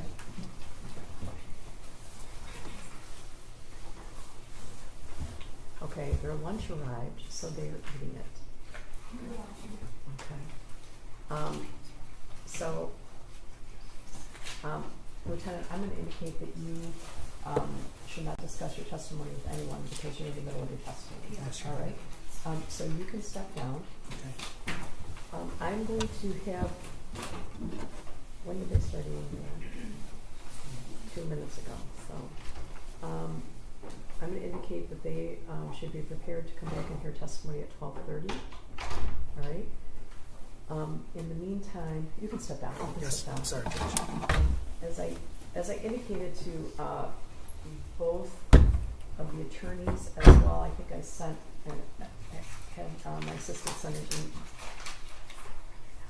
Yes, yeah. I think my assistant sent an early morning email to you about making a sealed record pursuant to Michigan Code Rule 8.119. Correct? Yes. It'll be brief. It'll be brief. Yes. All right. So because of that, I'm going to exclude everyone but the parties. We're going to do that briefly. Then I'm going to allow Ms. Crumbley to go downstairs and eat her lunch, and we're going to break until 12:30. Just before we go off the record, I just wanted Okay. to complete the record that we were speaking. Okay, go ahead. So we've gone through this. I don't want to belabor the point. The issue that the people have is that it appears that counsel is trying to usurp the court's order without notice to the people, and that makes it impossible. Okay, let's start over with this issue because I was talking about the journal and then Yes, you started Judge, telling me. it's- So start over. Okay. Thank you, Judge. The journal appears to be a pattern of strategy, which is without notice, mid-witness, shifting from what the court has already ordered to what counsel chooses to be convenient. And again, if that's trial strategy, that's trial strategy. But we have the court's order, not the defendant's order. And I don't believe it is appropriate for any party to usurp a court's order. And I also don't think it's appropriate that the people will have to respond off the cuff. I want to make sure that our witnesses are prepared. Okay. I want to make sure the materials necessary for cross-examination are prepared as well. Okay, so the issue right now is the numerous Facebook communications between Mrs. Crumbley and Mr. Crumbley. That's the issue. That came in. And Your Honor, That's the piece of evidence. Okay. Within that piece of evidence, there are a number of issues to explore. Okay. Within that piece of evidence, it includes items that defense counsel had previously sought to exclude, and this court did in fact exclude. So Your that Honor, was the discussion that we had when Mrs. Crumbley was placed on the record, and she said under oath that it was her decision upon consultation with her attorney, knowing that we could cross-examine.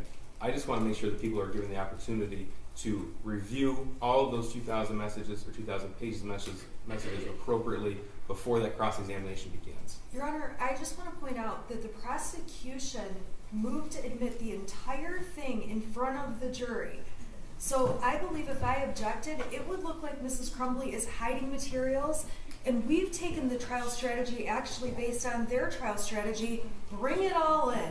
Okay. And so when Mr. Keese It was a redacted copy. Okay, I don't But listen, understand. I don't when- understand why we're He's- taking a trip down memory lane. The whole thing came in already. Right, it came Right. in, but I'm saying he asked for it. That was days ago, and I'll tell you what, And then you agreed to it. I did. And since that time, I've read the whole thing and I'm ready to go with it.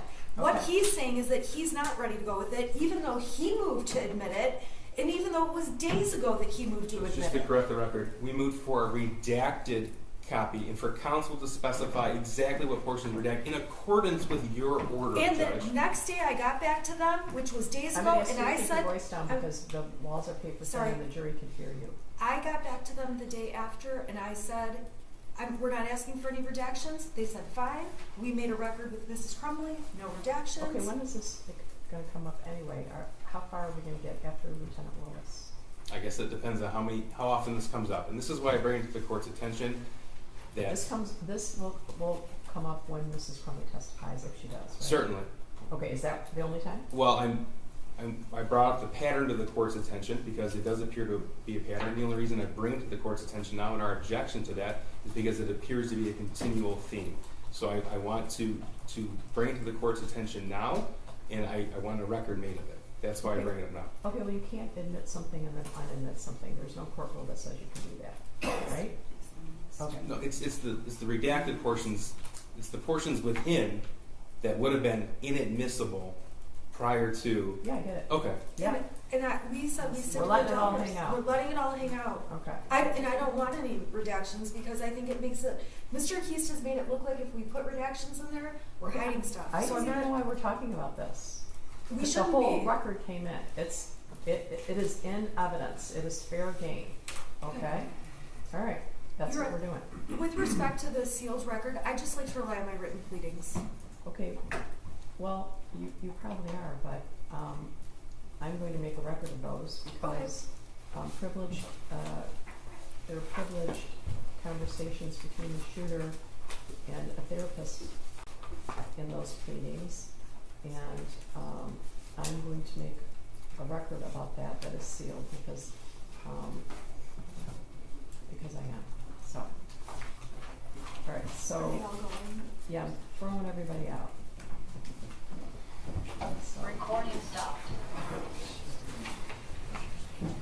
But this will be on the record. oh yes. Okay. This.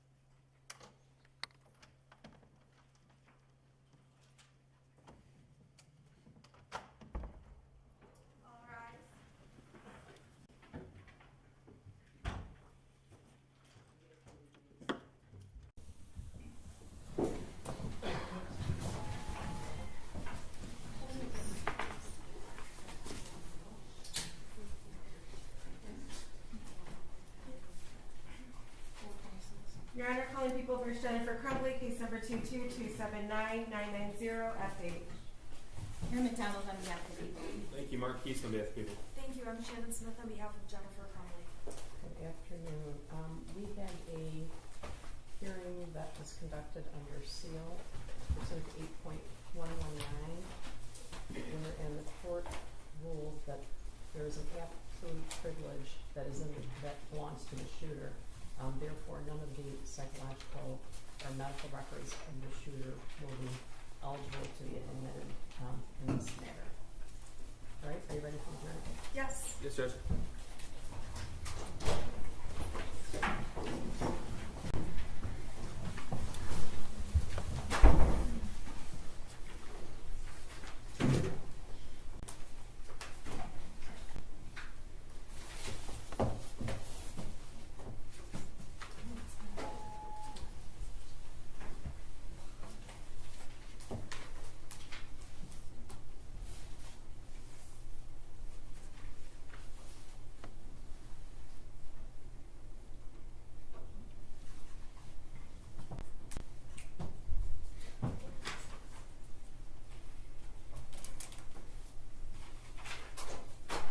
All right for the jury?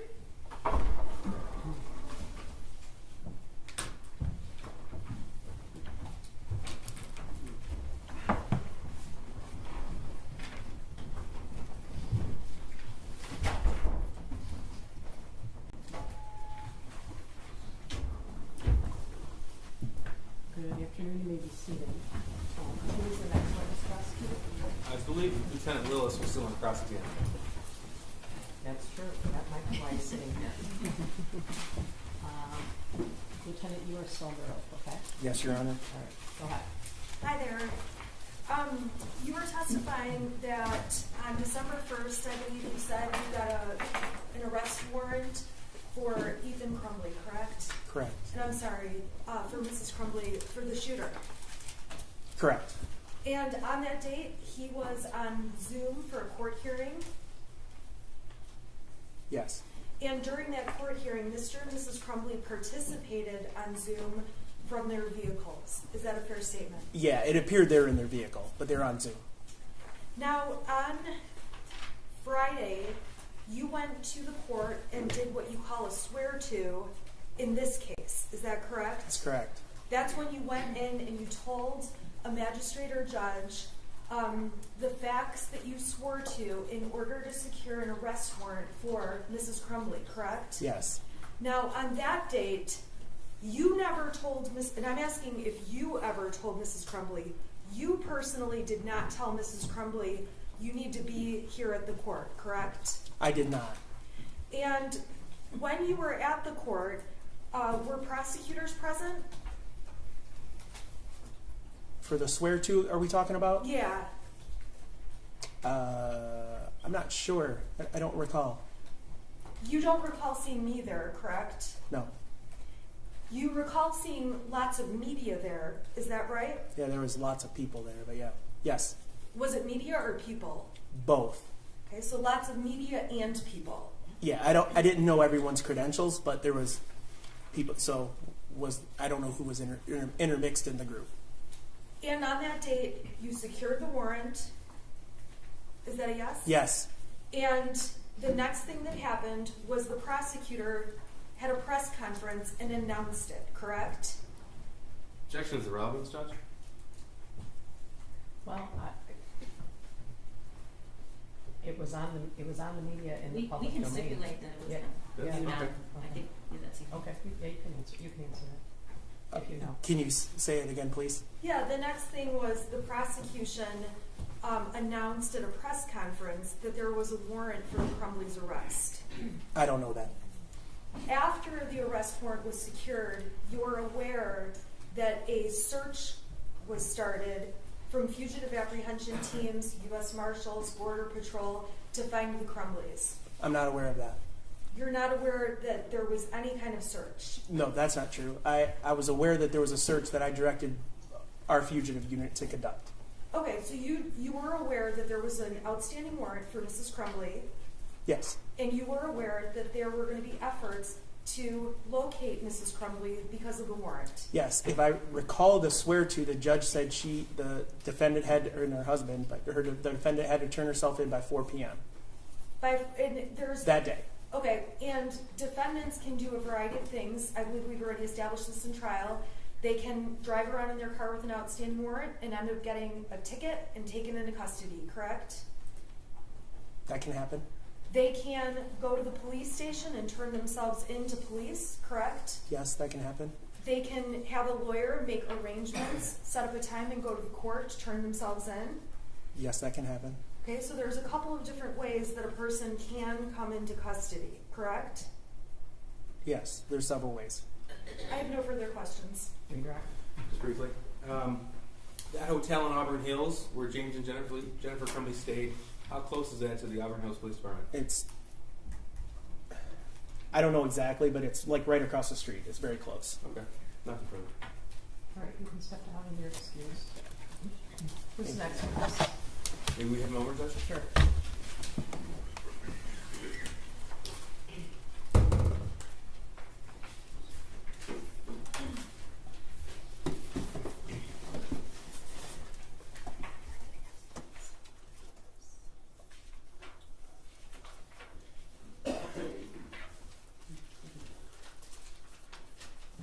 Thank you, Judge. The people are going to rest, but before we do, I just want to make sure the court's exhibit list reflects the same as the people's as far as admission of evidence. Okay. All right, you're following along too, right? Yes, I Okay. have my offices. So I'll go page by page, might be easier. Every exhibit on page 1, that's 1 through 30.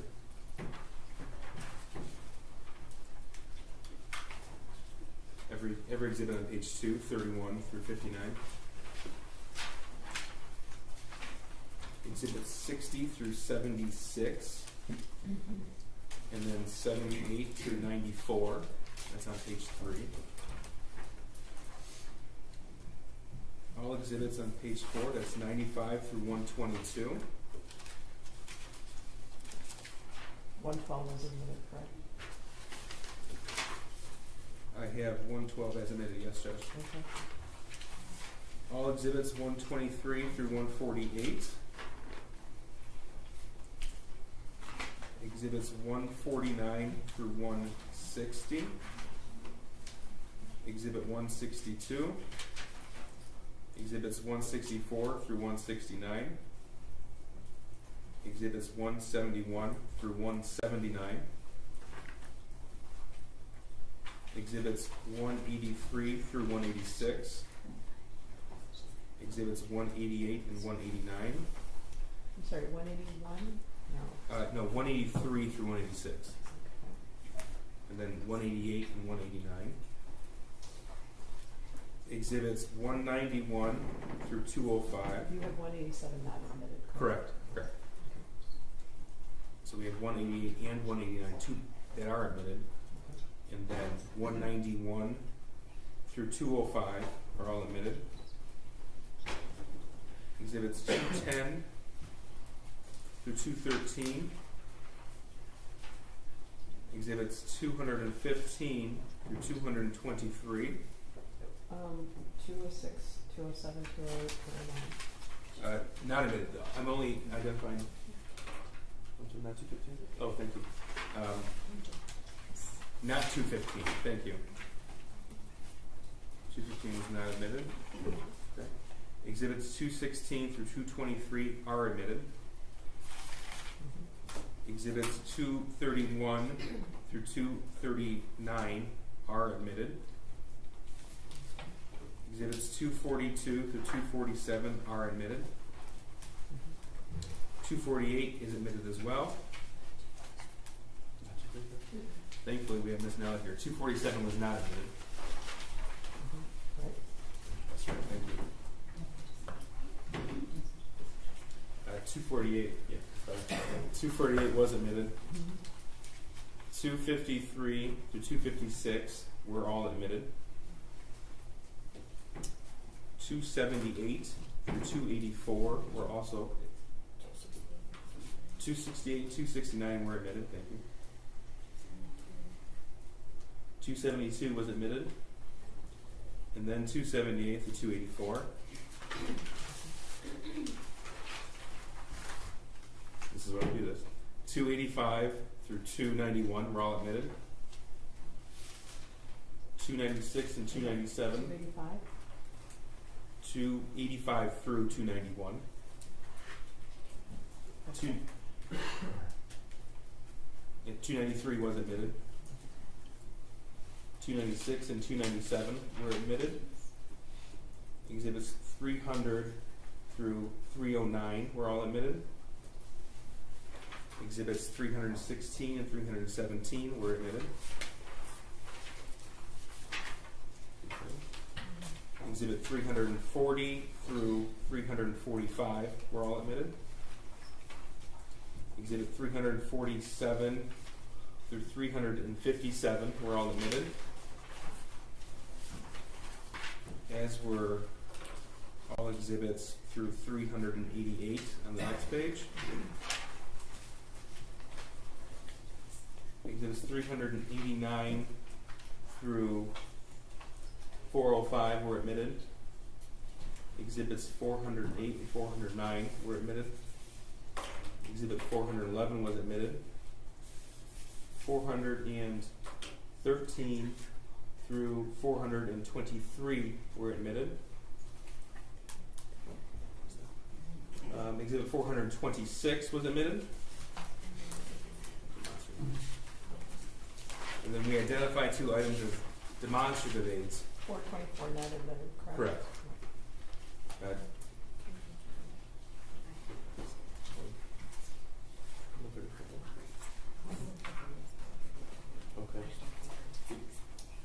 135, John, you can go back to that page, please. That was not it. I just want to confirm that I said that correctly. 135. That was not admitted. Not admitted. Thank you. Right. And Judge, the two demonstrative exhibits that were just identified for the record, 427 and 428. That reflect the fences as well? Okay. Do you have anything different from that, Ms. Smith? I have no objections. Okay. And the people are asking. All right, so, Ms. Smith. Your Honor, I believe at this point the court needs to excuse the jury for a moment, unless the court would Okay. like me to make a motion No. later. Okay, I can do that. Or if you want to do testimony, we can do that motion later, whatever you want. Okay. If we can wait, we'll wait. Yes, okay, that sounds good. All right. Okay, so, Your Honor, the defense calls Jennifer Crumbley to the stand. All right. Well, I might, should I excuse the jury for a minute? Yes, sir. I'm going to excuse for a minute, okay? All right, the jury. Like 5.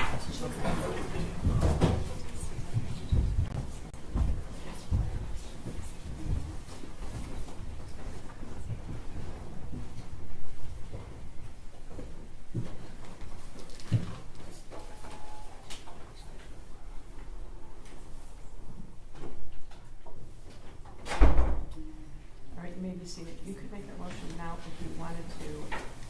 I guess I would indicate that I think it's a policy of the Sheriff's Department to have someone stand close to the defendant. Is that correct? Yes. So I guess I would like that to occur outside of the site of hearings.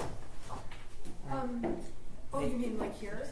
I think that they're going That's to fine. require that a deputy stand here, so rather than make that obvious, I would invite a jury to have her have a seat and have the deputy standing behind her prior to the jury being brought in. Okay, can she go up there now? Sure, unless you want to bring a Yeah, motion right go now. up there and I'll just make a record about her testifying, and we'll do the motion later, is that okay? Okay, go have a seat up there, and the deputy's gonna be behind you, you're just gonna start in the box, okay? Could you raise your, can you raise your right hand? Do you swear or affirm the testimony you're about to give is the truth so help you God? I do. All right, you can be seated. Ms. Smith, would you like to question her? I would, for the record, can you start by stating your name, please? Oh, sure, yeah, you can post it and see what it was like. Hi. Can Hi. you start by stating your name? It's Jennifer Crumbley. And Mrs. Crumbley, you and I have been working together since December of 2021, correct? Correct. And is it fair to say that over these last 26 months, we've discussed whether or not you intended to testify a number of times? We have. Do you want to testify in your case? Yes. Do you understand that if you did not testify, this judge, this court, would give the jury instructions that it cannot be held against you? Yes.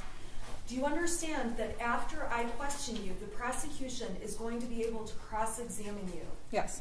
And do you understand they're going to be able to cross-examine you about all of the evidence that's been admitted in the case, including all of your text messages or your Facebook messages to your husband, all of those messages with Mr. Maloche, all the evidence in the case, Yes, correct? I do. They get full reign on cross-examination. We've gone over that, is that correct? Correct. And do you have any questions for myself or for Judge Matthews about testifying? No, I don't. Are you doing this because anyone has threatened you or coerced you into testifying? No. Is this your choice? Yes. Is it voluntary, freely made by you? Yes. Is there anything you think the court should know about this decision? No. Just Do you have any questions for me, Mrs. Plummer? I do not. Okay. All right. Should we address counsel's motion while the jury's out? Well, I guess she mentioned that maybe we can do it later, but we can reserve it. I'll reserve it. sounds good. Thank you. All right, so, are you ready for the jury? I am.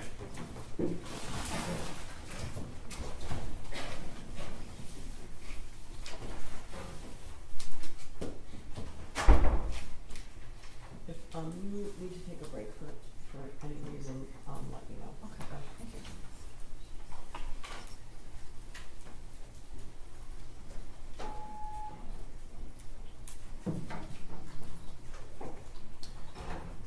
Judge, we still like to inquire if counsel has any other defense witnesses after Mrs. Crumbley. I'm not sure. It depends on childcare. So who would that person be? I'm not sure. They have never told me who they were calling. I'm not sure. I thought they told you the night before. Yeah, I'll tell them tonight. I've been in court with Mrs. Crumbley all day, so I don't know who I'm calling next. Okay, I guess it's gonna be hard to believe that we're gonna get past her. Maybe we will. Maybe we will. Do you think we will? I don't know. It depends how long the press is. I believe I'll get through her. All rise for the jury.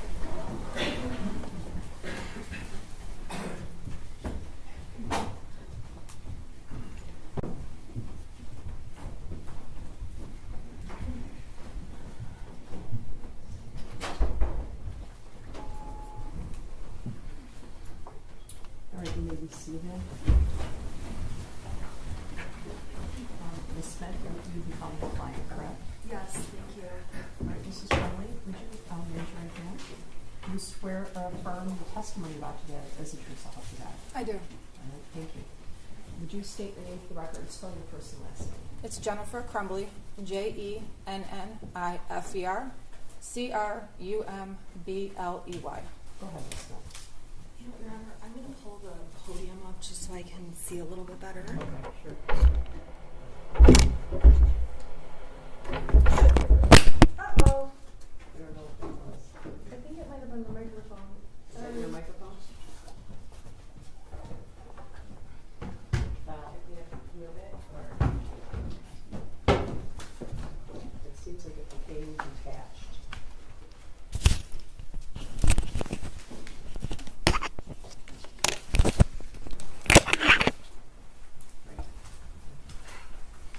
All right, good afternoon.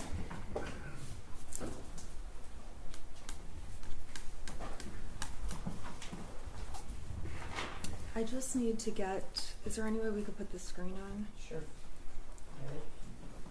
Usually that one goes on last, so. And what I'm going to have to do is, I'm going to leave this unplugged for a moment so that when I need an exhibit, I'll just plug it in. Okay. Because I don't have those fancy, like, in between slides.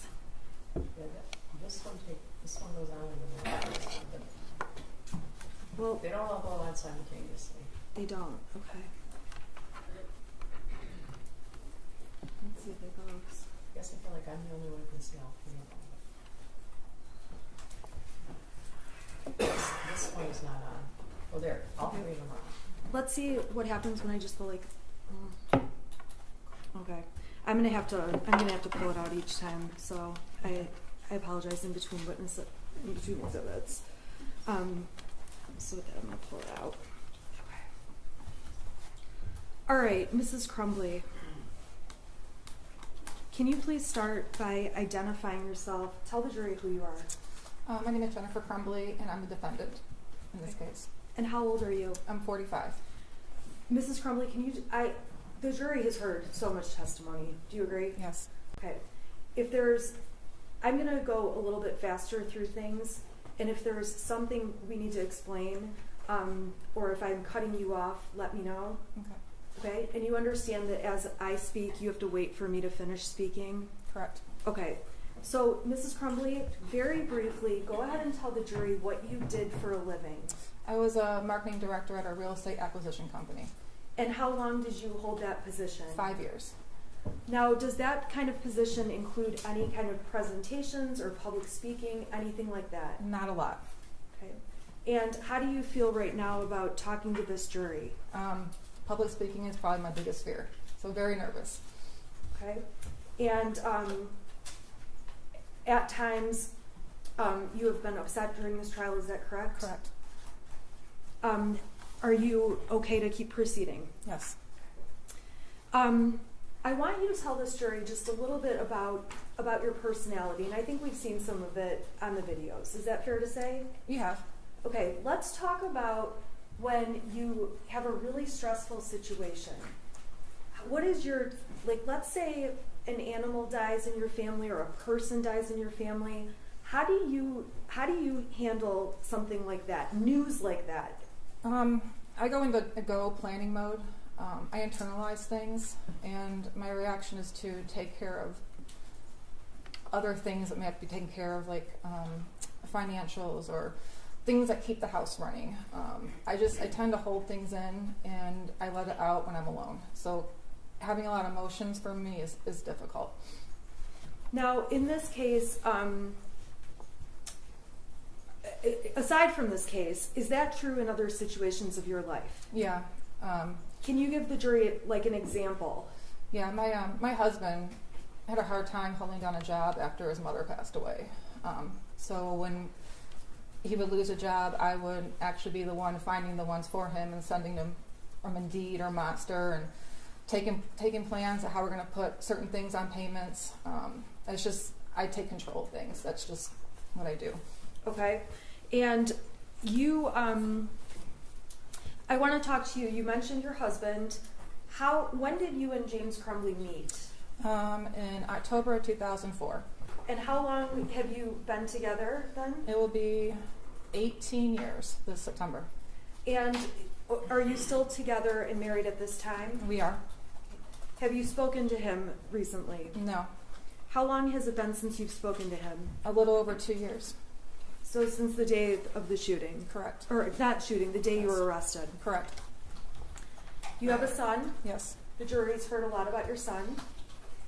Okay. I want to talk about your son prior to November 30th, okay? Okay. Tell the jury how old he was at that time. He was 15 years old. And give the jury an idea about what kinds of things he was into, what his hobbies included. Oh, he was really into bowling. He was actually really good at it. He was into metal detecting.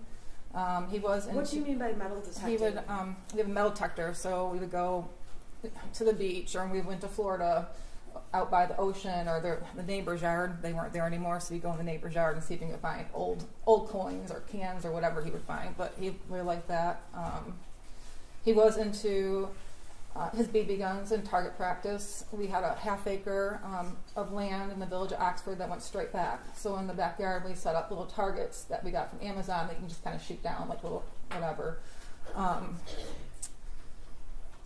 He was into his video games. He did soccer from age 3 until 9th grade. He had a lot of different interests. Coin collecting. Do you have some interests? I do. Okay, we've heard about horses. I like horses. I also snow ski. I'm a big reader. and I worked a lot, so I didn't have a lot of time to do the reading. But Okay, now when you say snow skiing, did you ever, back up. Were there any activities that you and Ethan enjoyed doing together? yes, I joined the ski patrol because the family can ski free, and also to help people out. So I got him into skiing at the age of 7, and he would come out with me on my patrol shifts and come skiing with me. So we were in that together. What about horses? Did he ever go out to the barn with you? He did, but he didn't really like horses. The one horse I had was kind of aggressive, so it intimidated him, and it kind of turned him off from going to the barn. It's kind of boring if you're not the person with the horse. There's a lot of standing around and a lot of nothing. Okay. So would you spend time together with him at home? Yeah. Okay, tell the jury what kinds of things you guys did as together or as a family. We did a lot of board games. We also had the virtual reality set for the PS4, so we did a lot of the Beat Saber. You can probably Google I that. don't even know what you're talking about. It's like you're holding lightsabers and it has music, and you have to like hit the beats, but it's all in 3D. So it's a virtual reality headset. Okay, so you would do that with him? Yeah. Okay, what else? We had a pool. We liked swimming together. Really just normal stuff. Okay, did you do holiday things? We did. Give us some examples. So every year around Thanksgiving, I always cook Thanksgiving dinner. The day after, we would go cut our Christmas tree down. And then we would decorate that weekend. We would watch National Lampoon's Christmas Vacation. Halloween, we grew our own pumpkins. So we always carved our own pumpkins and had a whole bunch put around the house. Easter, it's normal family stuff. Did you have an interest in like home improvement kind of stuff? Yeah, our house was an auction house. So basically it was wrapped in blue tarp when we bought it at auction. So we've been trying to improve the house since 2015. So we new roof, exterior, and then I've been working on exterior and interior ever since. Were there things that your son was interested in outside of video games? Was there anything academic that he was interested in? He really liked history. He was a big history buff. We can play Trivial Pursuit, and he would get me in history every single time. But that was probably his only favorite subject. The rest he could do without. How did he do in school? He did good if he applied himself. His problem was he didn't try as hard as I think he could, so he had up and down grades. I would say it's about average. Okay, and when you say about average, was that something that you talked to him about? Was that something you monitored? Tell the jury about that. Yeah, you heard about the Power School app during this trial, so I had it on my phone, and I was on it multiple times a day. And his grades would fluctuate based on what assignments the teachers turned in on the Power School app. Our biggest struggle with him were missing assignments. That was the one thing we battled all the time. Why was that a hot button issue for you? Because there's no reason why he should have missing assignments. He had a homeroom class and get assignments done in. Okay. There were, you talked about your job. What were the average hours you worked a week? I usually I got to the office between 7 and 8 in the morning and leave anywhere between 4 and 6. And we've heard lots of evidence already. It was family friendly. Yeah. Were you able to go and leave and go as you needed to? Pretty much, yep. Did you care about your job? I did a lot. Okay. Explain, did you have any changes in positions over the year or year and a half, 2 years before this? I did. When I first started with the company, I was hired in as a social media coordinator. I stayed in that role until about 2020. I got promoted to director of marketing. And I held the position until I was terminated. Okay. And you were, did you work during COVID? I did. I worked remotely for about 6 months during COVID. Then I went back to the office in, I believe it was August of 2020. Did you enjoy work? I did. It was fun. It was marketing's. It's exciting, and I like doing graphic design. I did. I really liked my job. Now, the jury already heard about Brian. Brian testified. Correct. Tell the jury about Brian. Well, I've known him since high school. We've been friends since then. He's part of the horse community. He has horses. And as you heard yesterday, we did have an extramarital affair. That's probably the extent of our, but yeah. But we were good friends too. How often would, in terms of the affair, how often would you spend time together with Brian during 2021? Maybe an average of once a week. Okay. How long did the affair last over? About 6 months. Do you feel like that affair caused you to neglect Ethan or not spend time with him? I'm sorry, your son, in any way? No. Explain why you don't feel that's the case. Because when I met with Brian, it was in the mornings. On his way home from the station, he would pass my work, and so the time I was coming to work, we would meet at the Costco parking lot, and that was it. He'd go about his day, I'd go about mine. And is it fair to say that you lied to keep that affair going? Yes, I did. And what, I apologize if I asked this, I just am not writing notes. Did you say the date range that started? It was around spring of 2021. Okay. And as far as you knew, did you ever talk to your son about that? No. And did you ever talk to your husband about it? No. If anything, you lied to him about what you were doing, or lied by omission, not telling him. No, yeah. As far as I knew, I was going to work in the morning. That was. Yeah. Okay. Outside of those morning times, how many other times would you say you and Brian got together?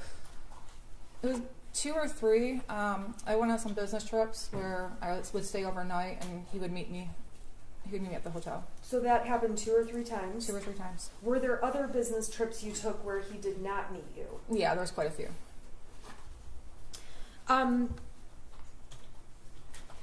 When Christy Gibson Marshall testified, do you remember who she was? I do.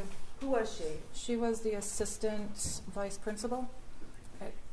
And she commented she knew Ethan in elementary school, or she knew your son in elementary school, correct? Correct. And she said she testified obviously already about recognizing him. Did that surprise you? No. She also mentioned something about emails with you.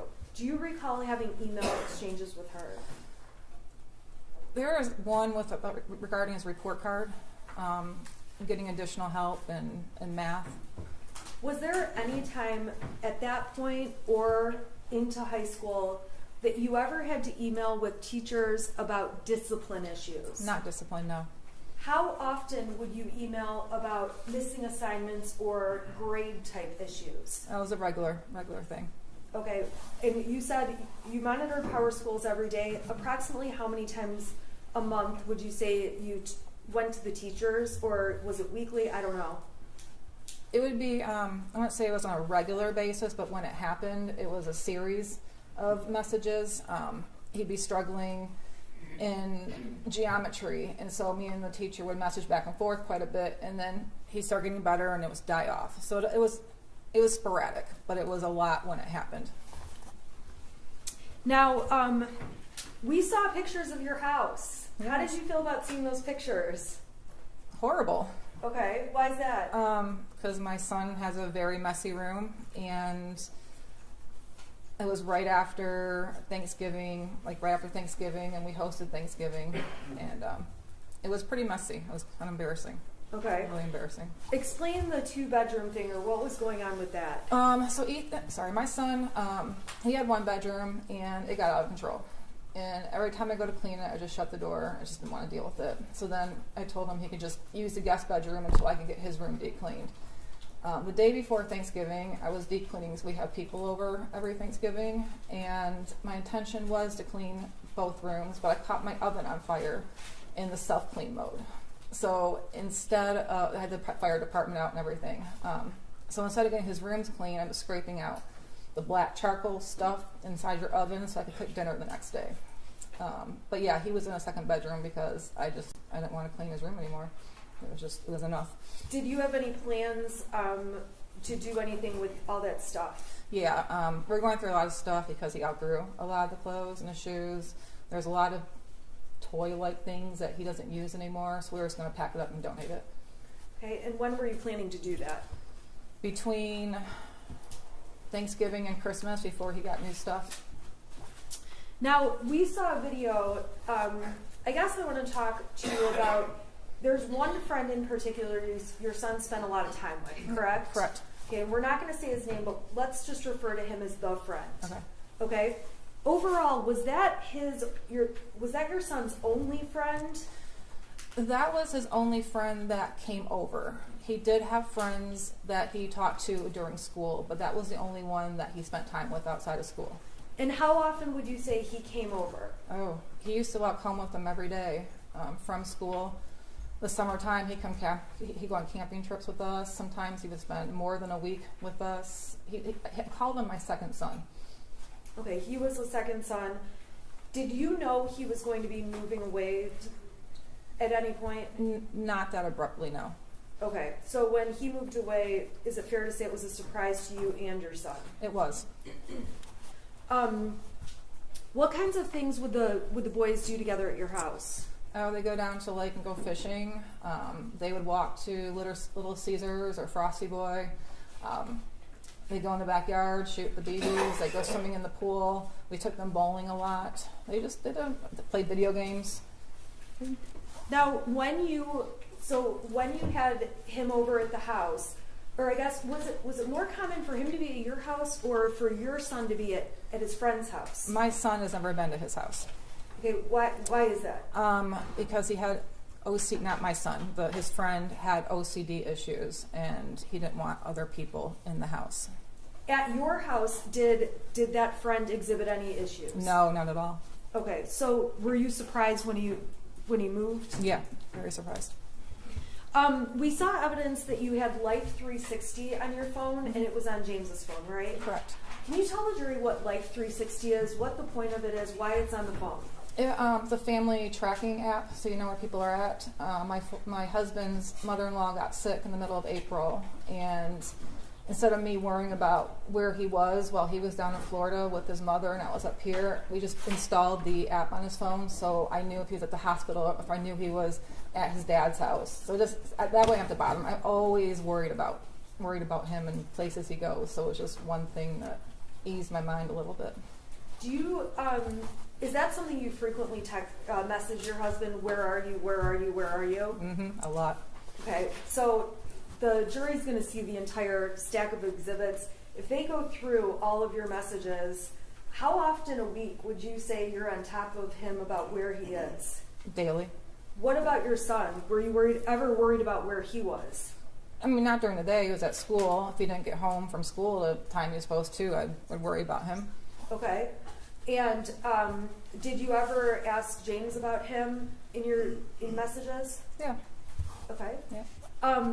The prosecution introduced evidence that makes it sound like you and James only talk about these horses. Actually, the form of the question makes it sound, and this is direct exam, not cross, so these should be non-leading questions as well. How often would you say you discuss your horses versus your son when you're messaging each other? A lot more with the horses. Why is that? Because my horses, at least, were accident prone, and my husband didn't know a lot about horses. They were more my thing. With him working from home, a lot of times I'd have him go out and check on him, tell him what to do. He started getting into him. He had questions. I knew my son was at school. I knew where he was at during the day. I can talk to him after school. Horses can't talk, so if something's wrong, we've got to kind of figure it out. But yeah, we talked a lot about horses. Is it fair to say that, did you have additional conversations with James about horses and or Ethan? Yeah. How often would you and James talk about or talk to Ethan? Well, talk to him every day. Talk about him probably every day too. Okay. What did Ethan have scheduling things you had to work out? Yeah, he had bowling practices throughout the week, bowling matches, and he worked part-time at a diner. So we had to work out transportation and scheduling with that.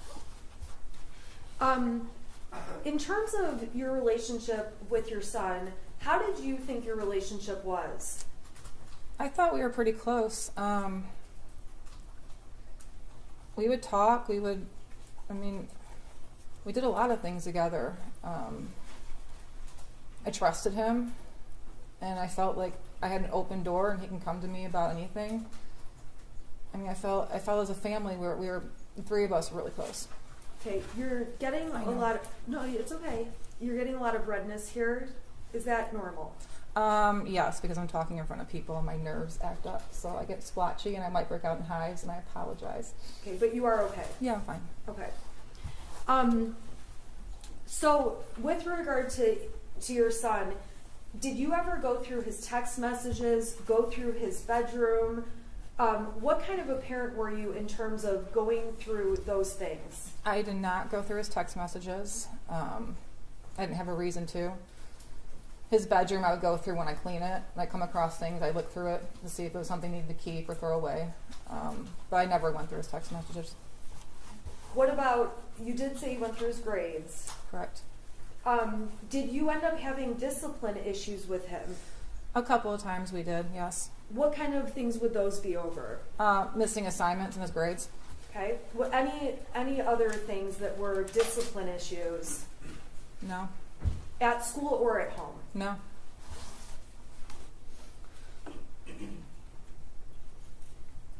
Was there ever a time where you took away your son's phone?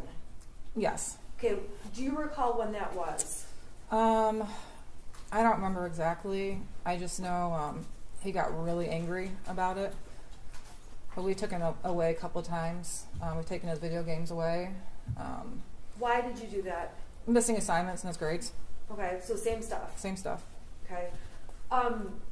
We're going to talk about some of the text messages, and you would agree the prosecution admitted some text messages about one of those times when you took away his phone. Correct. Okay, so we'll get there, okay? I want to talk about mental health. Did you ever believe that your son needed mental health treatment, therapy, counseling, anything? No, I mean, there was a couple of times where Ethan had expressed anxiety over taking tests, anxiety about what he was going to do after high school, whether it was college, military. So he expressed those concerns to me, but not to a level where I felt he needed to go see a psychiatrist or a mental health professional right away. No. Did you ever deny him or say, no, I'm not going to take you to a mental health professional? Did he ever ask you? No, I mean, one time when he was talking about what he wanted to do for his future, I don't know, he was feeling really down about it and stressed. My husband did call his school counselor to try to talk to him because they do a lot of future academic planning with the tech school. Was that a mental health issue? No, it was more or less addressing what was upsetting my son at that time. Okay, and what was upsetting him? The fact that he didn't know what he wanted to do. His grades weren't that great, so he was stressed out about getting into college. He was just having a hard time with his future goals. Was there ever a time he was considering military? He talked about it, yes. Okay. Any other things that he talked about? He wanted to go into video. He wanted to design video games. He wanted to own his own car shop, like not be the mechanic, but own the shop that mechanics worked at. But that was about it. Okay. Were there other kinds of health treatments you did get for him? Like, did you take him to the doctor? Yeah. How often or for what? When he got sick, if it was obviously, during COVID it was different because every little thing I freaked out about, so we'd take him to get a COVID test or take him to the doctors. But growing up, it would just be if he had a headache that persisted for longer than a week. But most things are nothing serious. Did he have insurance? Did you have insurance coverage on your son? My husband did. Okay, always, or were there times where you didn't? All the way up through October of 2021 when my husband lost his job. And I was gonna add him onto my health insurance in November of 2021 at the end of the enrollment period. That was the only time that insurance lasts with him. Was that one of the outstanding things going on the day that all of this unfolded? It was. Despite, in addition to physically going to the doctor, did you have access to some kind of virtual plan? Yeah, through my company. It's called Allied Health Network. It's a virtual doctor's visit, and actually the prescriptions were free too. They didn't cost anything. So we use that. If we had strep throat, you can take a picture of the throat, send it to the doctor, and they can treat it from there. Were there times that you called that did virtual visits regarding your son? Yeah. And were there times? Did you ever go to an urgent care or anything like that? Yep. For what kinds of things? Well, usually for sports physicals, but if he was younger and had a really high fever and his regular doctor couldn't get him in, we'd take him to urgent care. He's never had an injury or anything, so mainly Okay. just that. Was there ever a time that he had an issue with a mole on his back? Yeah, he had a mole in the middle of his back, and when I was putting sunscreen on him, I noticed it changed color, so I made an appointment for the doctor to take him in to take a look at that. Now that was when he was much younger, correct? He was about 7, I believe. You mentioned something about headaches for a week. You took him to the doctor. Was there a time where he had a headache issue? Yeah, he was getting really bad headaches that we couldn't figure out what it was. When was that? Started young, probably around 5 years old, and he kept complaining. The doctors didn't really see anything. We even got X-ray of his head to see if there was any bumps. Let's give Zach as a relevance when he's 5 or 6 years old. I was asking. I didn't know when it was. I was just asking if she got a medical. But it's appearance. gone on through the years. Okay, and Okay, go ahead. Okay. So then we found out that he needed glasses. So around 8 or 9, we got him glasses, and that didn't work. He got X-rays done for dental in middle school. We found out he had a severe underbite, which was causing tension in the back of his neck. So we got him braces in 8th grade, and once he had his braces, that seemed to fix the headaches. Okay. Now with the braces, was that an easy process? No, Why not? because he's horrible at brushing his teeth. He used a water pick we got him. He wouldn't brush properly. He would constantly get cavities in his braces, so we ended up taking the wires out because one time he had 13 cavities under the braces. And we're trying. I'm sorry. Prior to him getting braces, did he ever have cavities? Yeah, he had a few. Okay, but did the braces? Was it more after the braces? Yeah, because he wasn't brushing properly around his braces, so he was getting them under, and we had to get the wires removed and take them to get those filled until we could get the wire put back on. Okay, so it was like an off and on procedure. Yeah. I want to go through some exhibits for you that the defense has proposed as exhibits B through XX, and I'm going to ask. I wanted to add one more on as YY. Judge, counsel's proposed a number of exhibits appear to be from Facebook, not from a Cellbrite extraction, but from Facebook. Some predate the incident by years.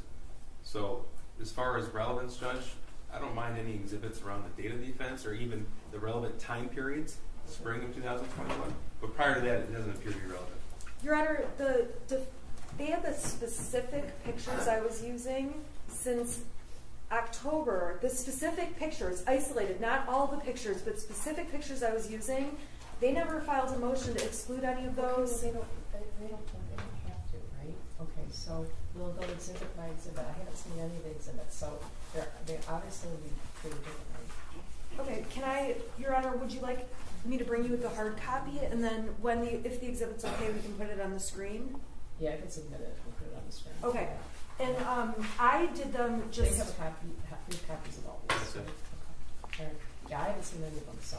And I've actually had them redacted and then sent the redacted version to cut out the faces of any minors. Okay. Okay?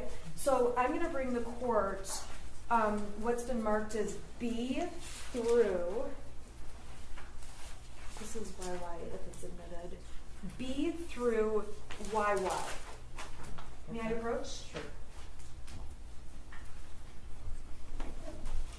Thank you. Okay.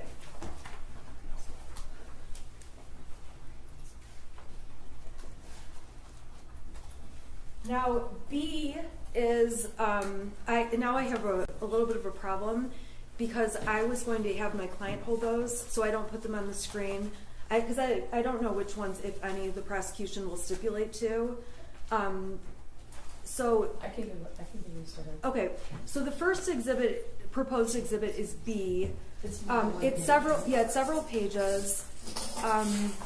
It shows thumbnails throughout the years so the jury can see the variety of things posted on. Because the prosecution introduced text messages. How many pages is B? I believe it's 14. They're just like thumbnails. I'm not going to go through each thumbnail either.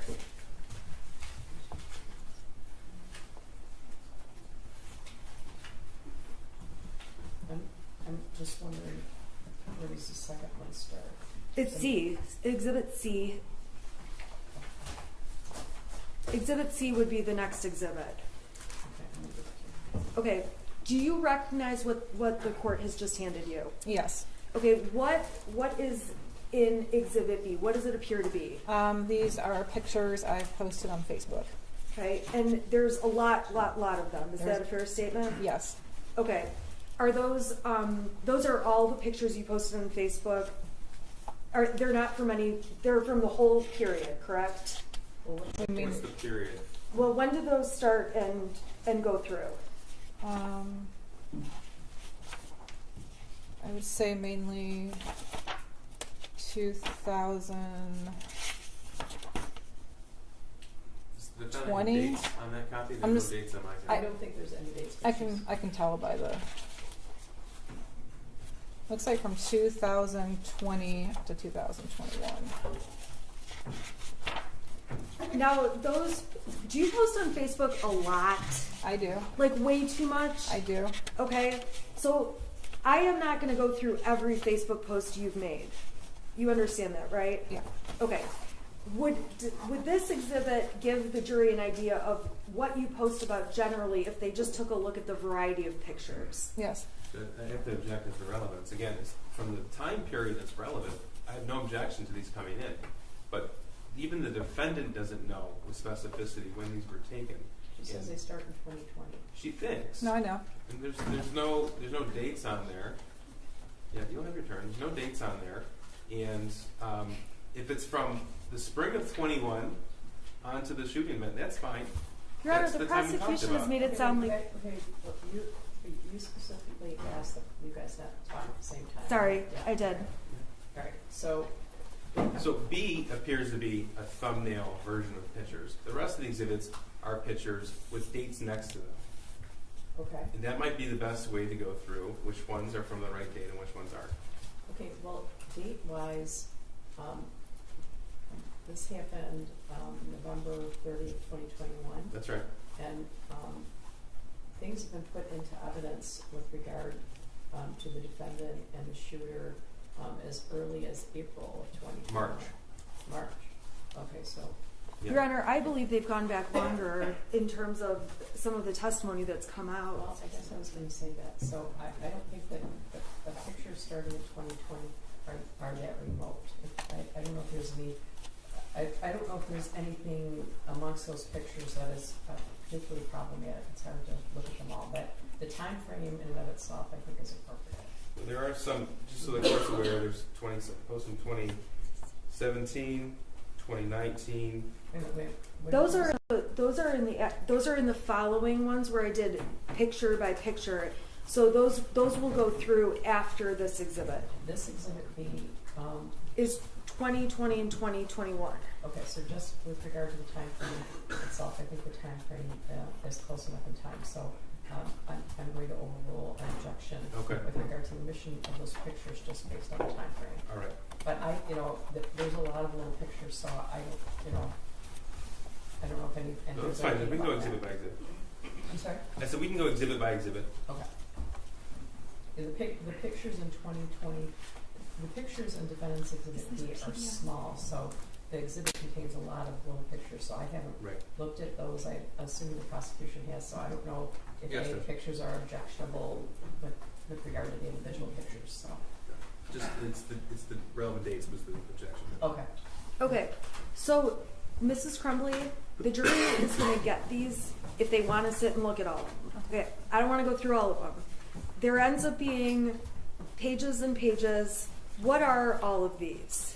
The ones that are on the screen right now is Christmas of 2020 with the 2 white dogs and us posing in front of the Christmas tree. I'm just trying to get like an over idea of topics that are in the photos. Animals, us going on vacations at the Sleeping Bear Sand Dunes, Leelanau, camping, holidays, more camping, horses, garden, my home stuff, cooking,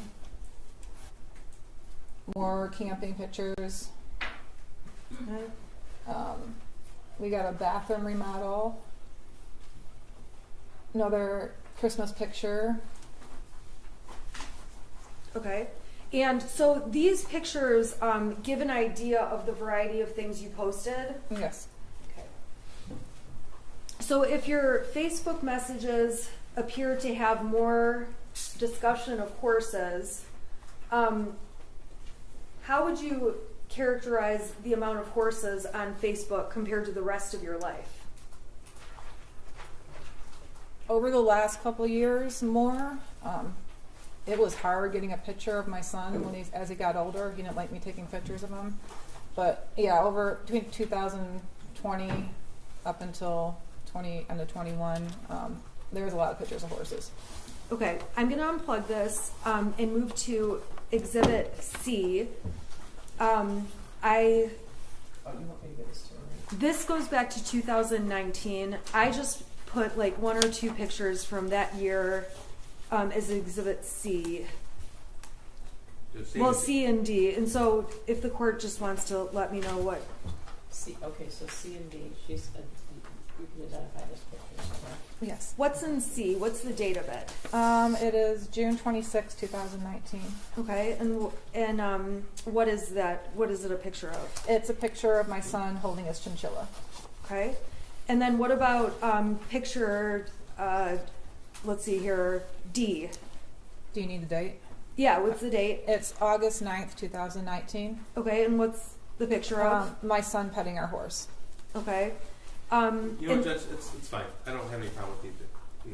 Okay, C and D are admitted. Yeah, the rest of them. The rest of All them? of them? Yep. Okay. Okay, Thanks, Judge. thank you.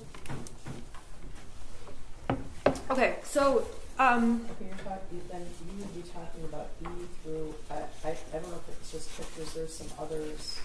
This goes to XX, so. and I'm sorry, it you'll should have to go, let me know. it should go to YY because I added on just one more. So may I approach Mrs. Crumbley just to give her YY? Okay, do you want me to give these to all to her?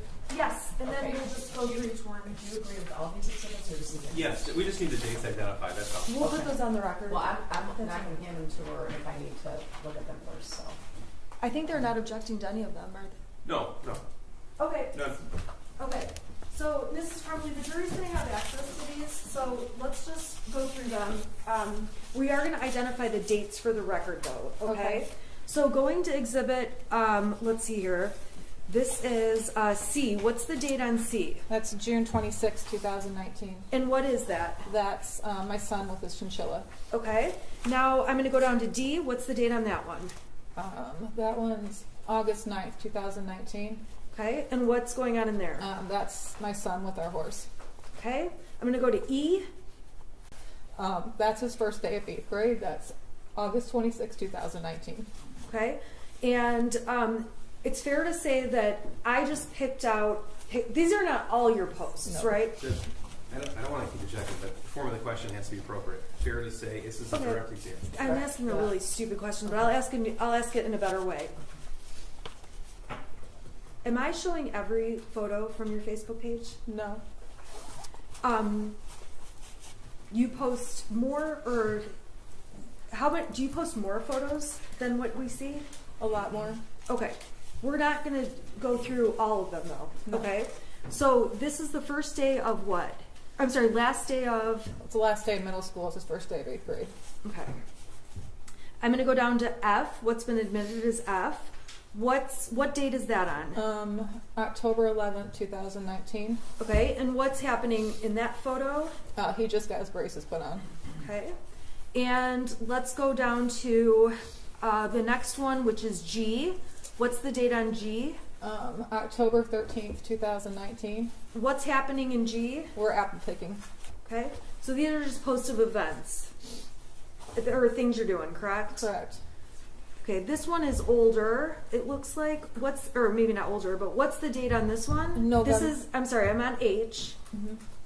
Okay, go ahead. November 7th, 2019. Okay, and we see your son in this picture on the left, correct? Correct. What's going on in this picture? He's on his, it's the 9th grade Washington, D.C. trip with the school.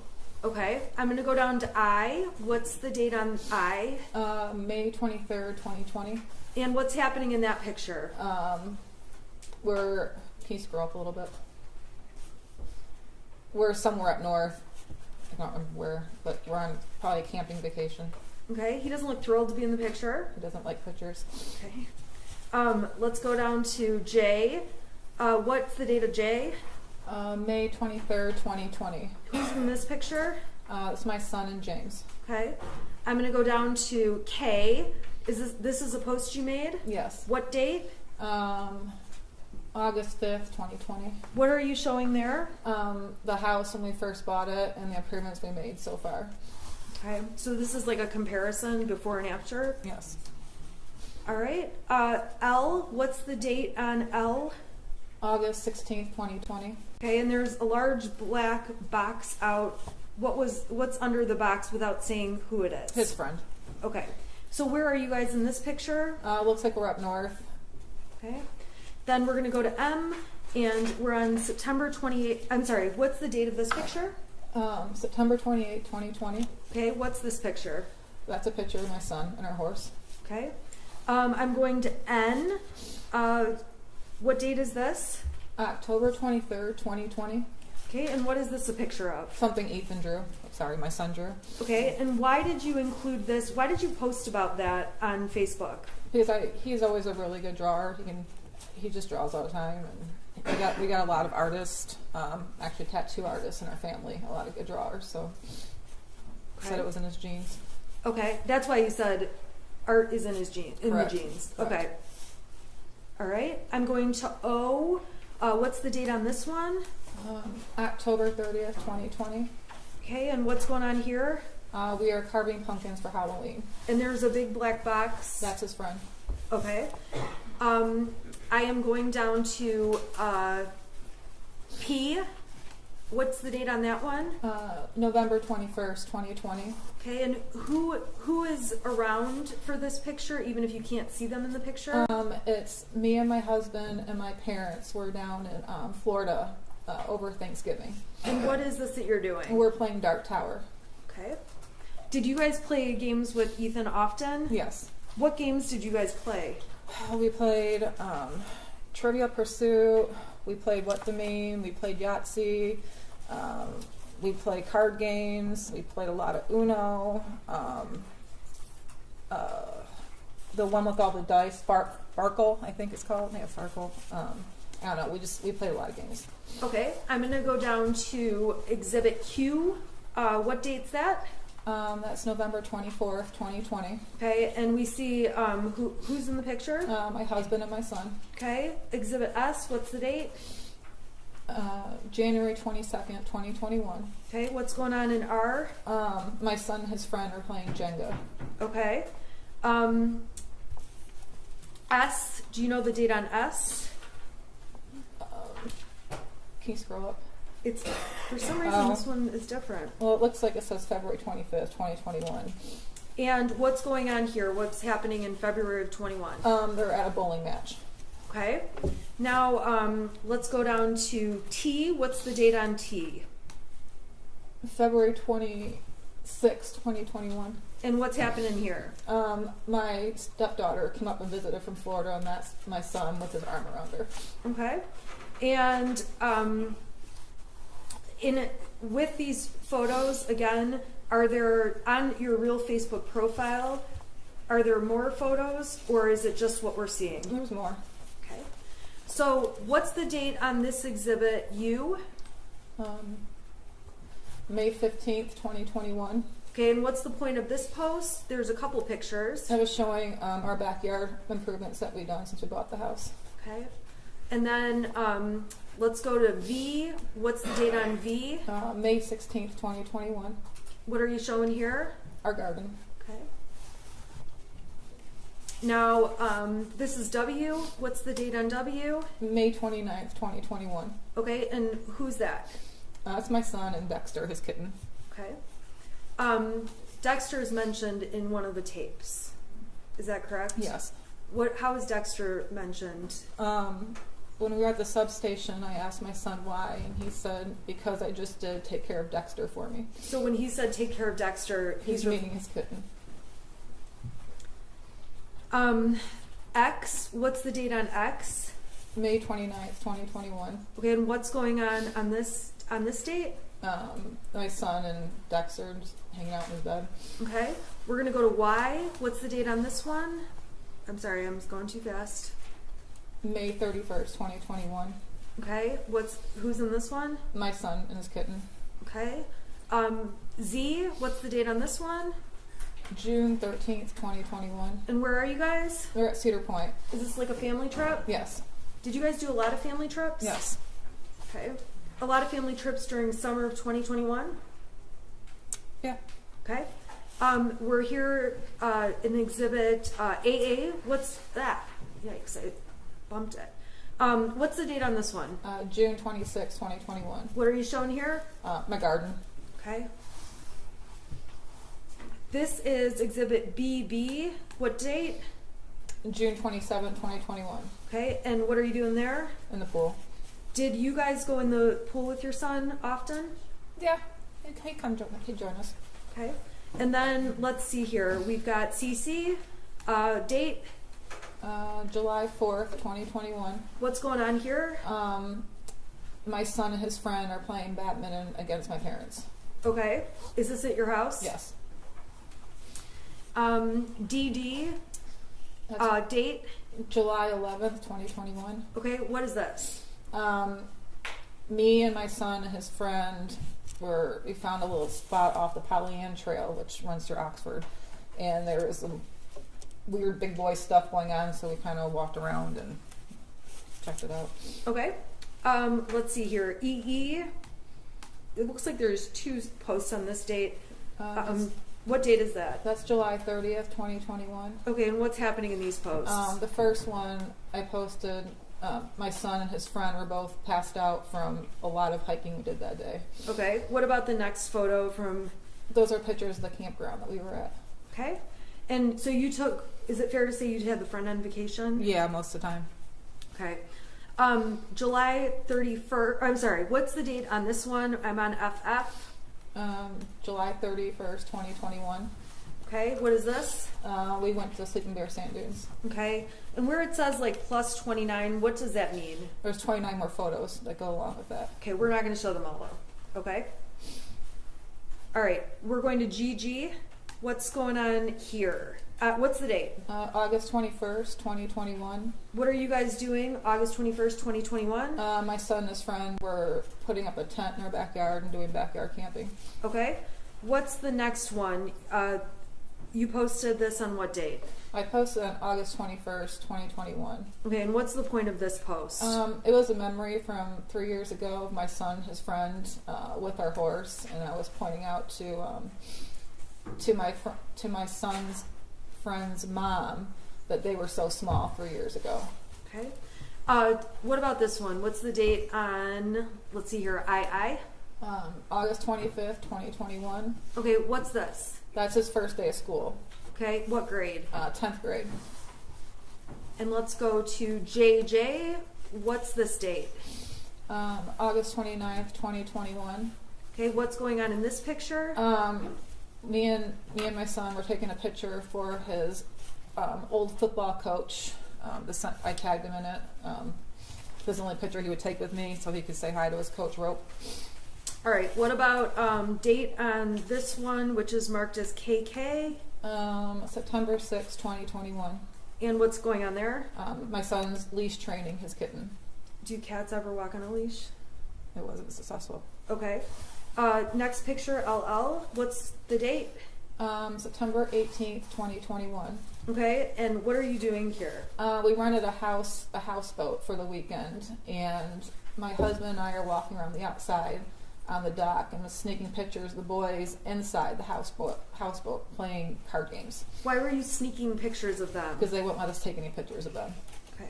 Typical teenagers.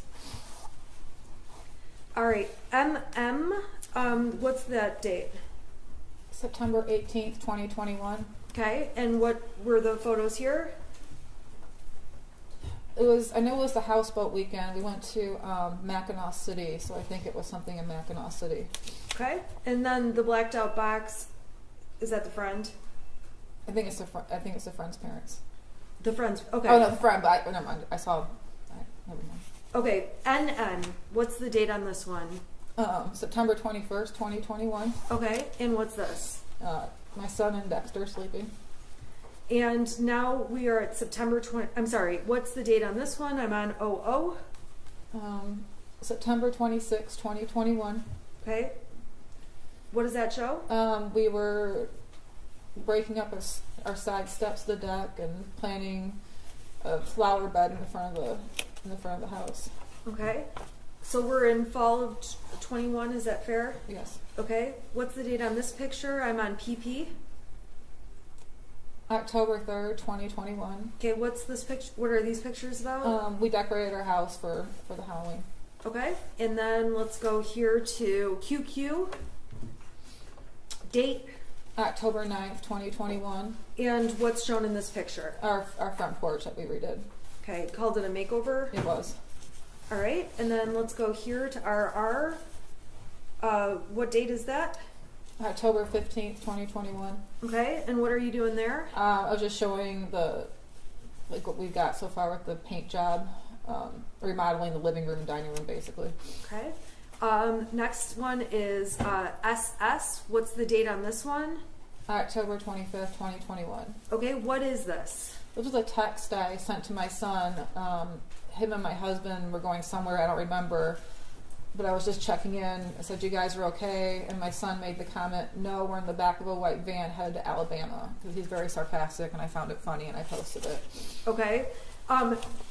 Was he sarcastic Yeah. more? I'm sorry. Sorry, go ahead. Explain the sarcasm. I mean, that's an example of it right there. Okay. Yeah, he was always sarcastic, always messing around with us. Okay. When you say messing around with you, we're gonna get to that when we talk about some other posts. Is that fair? Okay. Okay. So let's go down to this photograph. TT. What is this? What date? That's October 29th, 2021. Okay. And what are you doing? That's where we're on the virtual reality playing Beat Saber. Okay. And then this one, UU. Okay. What's the date on this one? November 26th or 25th, 2021. Okay. And what's going on here? Thanksgiving. Okay. Thanksgiving. Is this Thanksgiving Day? Yes. So this would have been Thursday. Correct. Okay. We're going to talk more about the next couple of days more slowly, but I'm going to go through the pictures first, okay? And then I'm going to take them off the screen so we can talk a little more. Is that all right? Yeah. Okay, so what is this post? What's the date on this one, VV? November 25th, 2021. And what is this picture? What are these pictures showing? Our family, my aunt and uncle, my cousin, her husband, and then me, James, and my son. And then it shows us playing dice. Okay. Or left, right, center. Is this on Thanksgiving? Yes. All right. And then on WW, what day is this on? That's November 26th, 2021. Okay, and what were you guys doing on this day, November 26th, 2021, which is a day we're going to talk about in more detail? We were cutting our Christmas tree down. Okay, and then ultimately we have XX. What date is this? November 27th, 2021. Okay, so this would have been Saturday. Yes.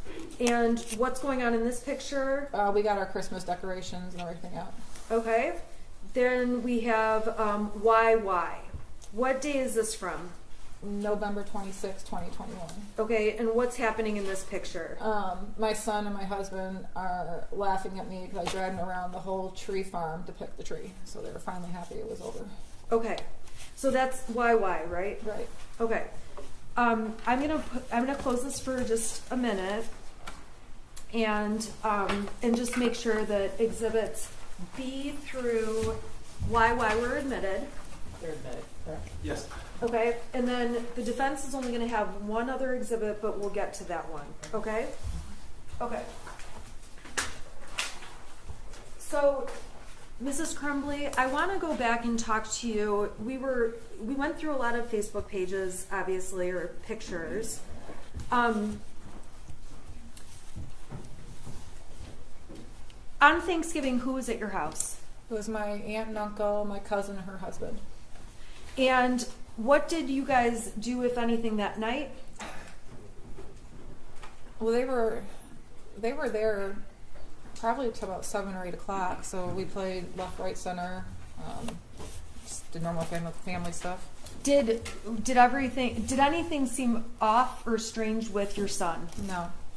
Was he spending time with family members, or was he in his room? What was he doing? He was back and forth. He would come out and play games with us, or when it got to adult talk, he would go in his room and play his video games. Now, we definitely saw a lot of his friend in the photographs. Were there other times where he would not have his friend with him? Yeah, there were times. Okay. Was he happy? Was he okay without his friend? How was he? Yeah, I mean, most of the times it was just the three of us. It was usually out of state travel. Okay. Let's see here. Okay, so on the day after Thanksgiving, what did you do that day? I went shopping. I go shopping every year, day after Thanksgiving, Black Friday shopping. I wake up about 4 o'clock and I go shopping. Okay, so where did you go that day, if you remember? I usually go to Meijer, and then from there I'll head up to Marshall's and Lapeer, and then sometimes I will hit the not Home Depot, the other home improvement store, Menards. I would hit Menards. And on that date, when you went, it was the 26th, correct? Yes, correct. Do you know, when you left your house, did you know what James and Ethan, your son, were going to be doing that day? No, they were sleeping when I left. Okay, when you got home, were they home, or were they where were they? They weren't home. Did they ever come home? Yeah, I texted my husband and asked where you're at, and I believe he called me and told me that him and Ethan were at the Acme firearm store looking at guns. Okay. And then they came home from there. Okay, did they purchase a gun that day? They did. Okay, the prosecution brought in exhibits showing the receipts, all of that. You weren't with them when they bought the gun, correct? No, I was not. Okay. You did post on Facebook a photo of the gun. We saw the post, correct? Correct. And in the post that's been admitted already, you described it as your son's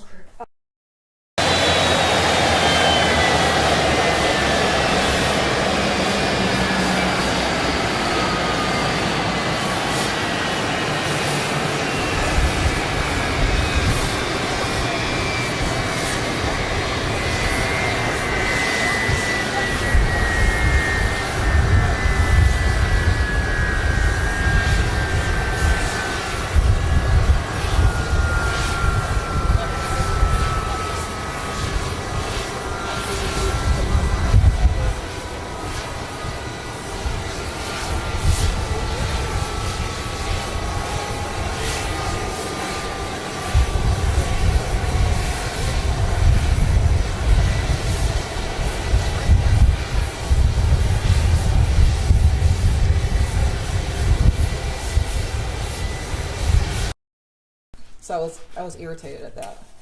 When they came home, did they show you the gun? Yes. Okay, and what did you guys do? They just showed me it was on the kitchen counter, and then my husband put it up, and we went to the Christmas tree farm. What do you mean by put it up? He put it back in the case with the cable lock and back in the bedroom. Okay. let's talk about just guns overall. This jury needs to understand some details, okay? If I ask a question you don't know what I'm talking about, let me know. Because Okay. are guns your thing? Not really, no. Okay, but do you have awareness about guns within your home? I do. Okay. Who is responsible for storing the gun? My husband is. Okay, explain why you say he's responsible for that role. I just didn't feel comfortable being in charge of that. It was more his thing, so I let him handle that. I didn't feel comfortable putting the lock thing on it. I just rather not let him do it. And I think in one of the messages that was admitted with Brian, you called it a string lock. Yeah, Okay, do you understand now it's a cable lock? I do. Okay. So, were there ever any times where you would take the cable lock off or put it on? No, Now, there were, prior to buying that gun, did James own any other guns? he did. How many? 2. And by 2, the jury has seen the Derringer and the Kel-Tec. Were those the other 2? Correct. Okay, so those are the other 2 guns. How were those stored? They were stored in a safe. Okay, and was that different than the 9mm? It was. Okay, explain to the jury the difference. We had a gun safe, so when they bought the 2 other guns, they transported the 2 other guns into the gun safe.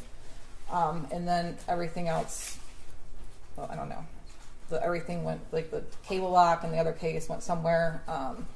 The 9mm was in a case, but it was locked it was in the case locked with a cable lock.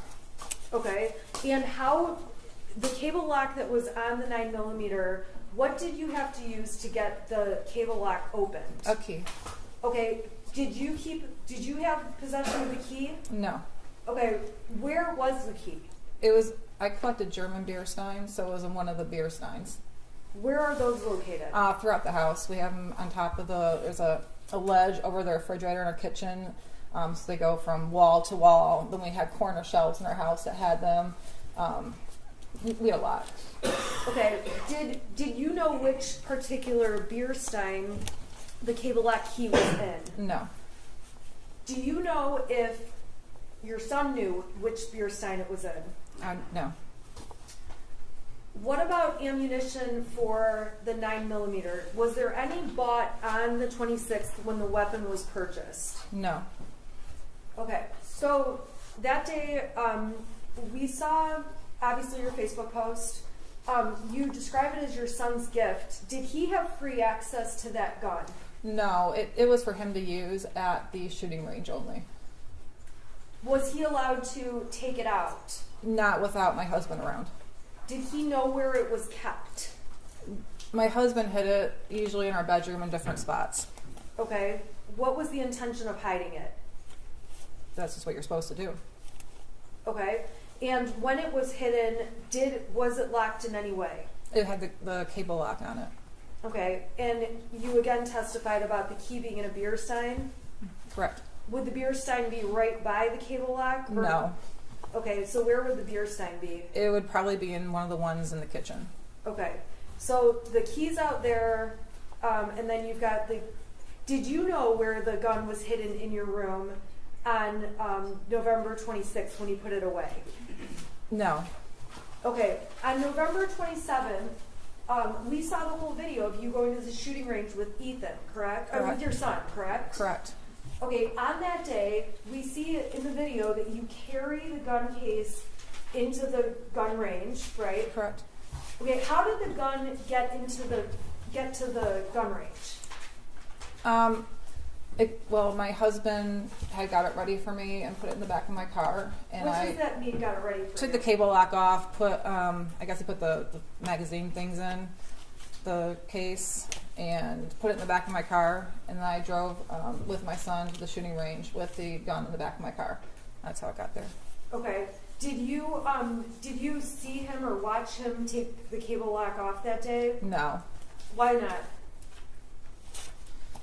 I think I was just doing something else. I didn't pay attention. Okay, so when you got to the gun range, we saw in the video you carry it to the counter. Is that accurate? Yeah. Okay, the jury's seen all this, 5 bullets, and then you guys go shooting, correct? Correct. Okay, we obviously see you and your son. That shows the whole experience while you're there. Correct. Okay. So while you're there, how interested were you in shooting that weapon? I shot it a couple times. I don't know. Shooting's kind of boring. I'm more like skeet shooting, where actually something's going on. So I shot it a couple times, and he did the rest. Okay. And did you end up posting something about it being a Mother's-Son Day? I did. How did you feel about that day? It was a fun day. He asked me if I wanted to go to the shooting range with him, and he's never asked just me to go before. My husband was doing DoorDash, and I felt good about it. How many times had you been to the shooting range before that day? Once. And when you went the one other time, who else was present? My husband. So this was the first day you're the only adult going? Correct. Okay, so we see obviously in the video you carry the gun in the case out. Did it have the cable lock on at that point? No. Okay, so what did you do from there? This is when we're leaving. Yeah. I put the gun in the back of my vehicle and drove. Explain where in the back of your vehicle. So in the back of the SUV, it has a little thing that opens up where the spare tire is. I put it under there. Okay, and then where did you go? I went home. And did you take the gun in the house? No, I took the bullets in the house and hid them, and my husband took the gun in the house when he got home from work. Okay, so was there a period of time that the gun was not in the home but in your car? Yeah, probably for a couple hours. Okay, why is that? I just don't feel comfortable with it. I don't. That's his thing. Okay, so on that Saturday, it was left in the vehicle, and your vehicle was locked. Correct. Do you know if the gun was brought into the house and put away? Yes. Okay, how do you know that? My husband told me. Okay. Yep. Did you watch him do anything in terms of putting it away, or if you didn't, just let me know. No, I didn't. Okay. The next day is Sunday, correct? Correct. And on that day, was there do you recall any issues with the weapon, any issues with the gun? No. Okay. Now, the next day is Monday, is that right? Correct. Okay, what did you do on Monday? I went to work. Okay. And on Monday, we heard the voicemail you got. Is that accurate? Yes. Describe for the jury overall what happened or what you were dealing with that day. I received a voicemail on my phone while I was at work. It was Pam Fine, one of the school counselors, calling to let me know that my son was looking at bullets in class. She let me know that they had a meeting with my son and that he said what he was doing was wrong, admitted responsibility. They gave him an example about teachers, even they brew beer at home, shouldn't be looking it up in school, and it was kind of upbeat. And then she ended up with, he understood. He went back to class. Just want to let you know. If you have any questions, please give us a call. Have a good holiday. Okay. And on that day, did you call Miss Fine back? No, I did not. What was your reaction to getting that message? It was pretty black and white. She said what happened. They seemed like they solved the problem, and I didn't have any questions. Okay. So on that date, did you end up saying anything to James about it? I believe I did. Did you say anything to your son about it? I did. What did you? And I think we saw text messages. You said, next time, don't get caught. Yeah, I said seriously looking at bullets in school, and then he went through a couple of texts about teachers looking at his stuff, and he was worried about who was going to get in trouble. And then I said, next time, don't get caught. What did you mean by that? So there's an ongoing thing in our house. Someone always asked me the trouble I would get in high school because I was a little bit of a troublemaker, because I always got caught. Like, all my friends could be doing the same thing, and I'd be the one to get caught. So I was kind of referencing to that. Okay. So you said that, and did you feel you had to discipline him or do anything beyond talk to him about it? No, we talked. I listened to the voicemail, and that was that. Okay. Now, I'm going to go back for a couple minutes to talk to you about some exhibits the prosecution introduced from earlier in the year, okay? So I'm going to start with what's been admitted as exhibits 155 through 160, okay? I'm gonna pop them up on the screen and we're gonna just talk about each one briefly. So I'm gonna go to 155.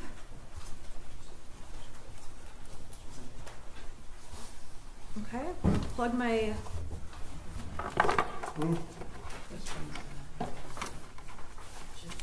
I'm sorry, it's not, I have to plug it in. Okay, so I'm gonna start with 155, okay? This was already admitted, so we're not gonna belabor this, okay? Well, no, she doesn't have a picture of that. Oh, I'm sorry. Well, it's not necessarily all those ones that come here. Oh. Okay, There it is. Okay, so we've already talked about this with other witnesses, so I'm going to go a little bit faster. If you need me to slow down, let me know. Okay. Okay. This is Miss DeRiker's email with her and Sean Hopkins. She's telling him, when you get a chance, can you call your son down and see how he's doing? He's failing my class, tries to sleep all the time in class. Sean responds, I'll catch him by the end of the day. Thanks, just a little worried. And that's that. You heard testimony about that, correct? Correct. Were you ever aware there was a time where your son was failing a class and trying to sleep all in capital letters all the time in class? I can't remember what class director was, so I'd probably be aware if he was failing that class from Power School, but I was not aware that he was sleeping all the time. So did anyone from the school let you know in May of 2021, hey, he's sleeping in class and failing? No. Okay, that was Exhibit 155.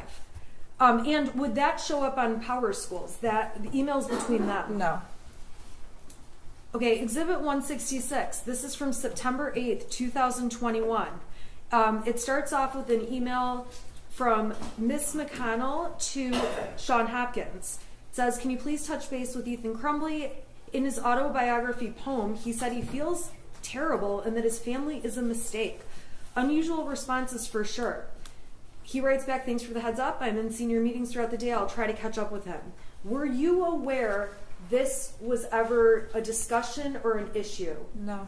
Were you aware that Mr. Hopkins ever talked to or tried to talk to your son? No. Did anyone ever call you to make you aware of any of this? No.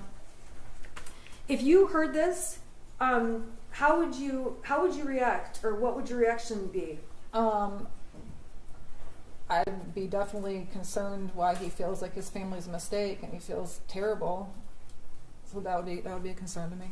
Okay. So this is something you were unaware of. Correct.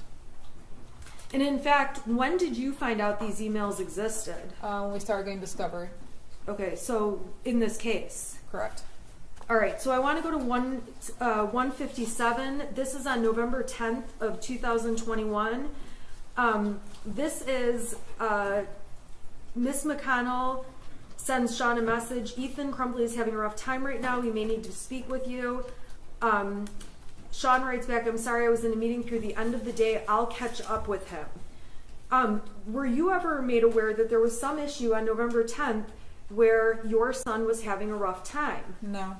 Did anyone from the school ever let you know? No. Did you ever see anything like this prior to us getting materials in this case? No. If you heard your son was having a rough time, what would you do to follow up? I would talk to my son, find out what's going on. Okay. And I am going to minimize these for 1 second. I want to go back to some other dates that were discussed and exhibits were admitted.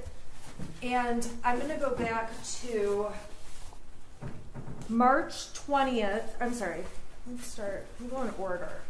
So March 16th of 2021, the prosecution has admitted exhibits 85, 86, 85 through 94, and let's see here. 85 shows you guys are making plans, and you say, I'm going to get drunk and ride my horse. Can you explain to the jury what you meant by that? And I'll get it up on the screen. I was going to have some drinks and ride my horse. It was St. Patrick's Day. I'm sorry, that's on the 17th, Correct. right? Okay, the 16th though, Oh, I'm sorry, you're right. Okay, so explain that again. So let me get it up on the screen because I'm messing up. Okay, 85. Okay, so 85, I'm sorry, you're right. So on page 85, 432 is the page number. You write, I'm going to get drunk and ride my horse. What was your plan that night? I was gonna have a couple drinks and go for a trail ride with my horse. Okay, did you do that night? Yes.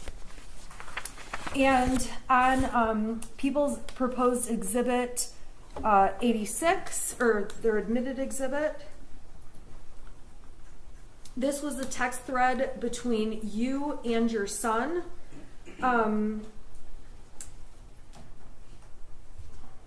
Let's see here. This is a text where the prosecution admitted to show that your son texted you, okay, the house is now haunted.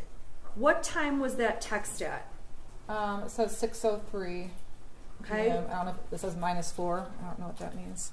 Okay. And then the next text, some weird shit just happens and now I'm scared.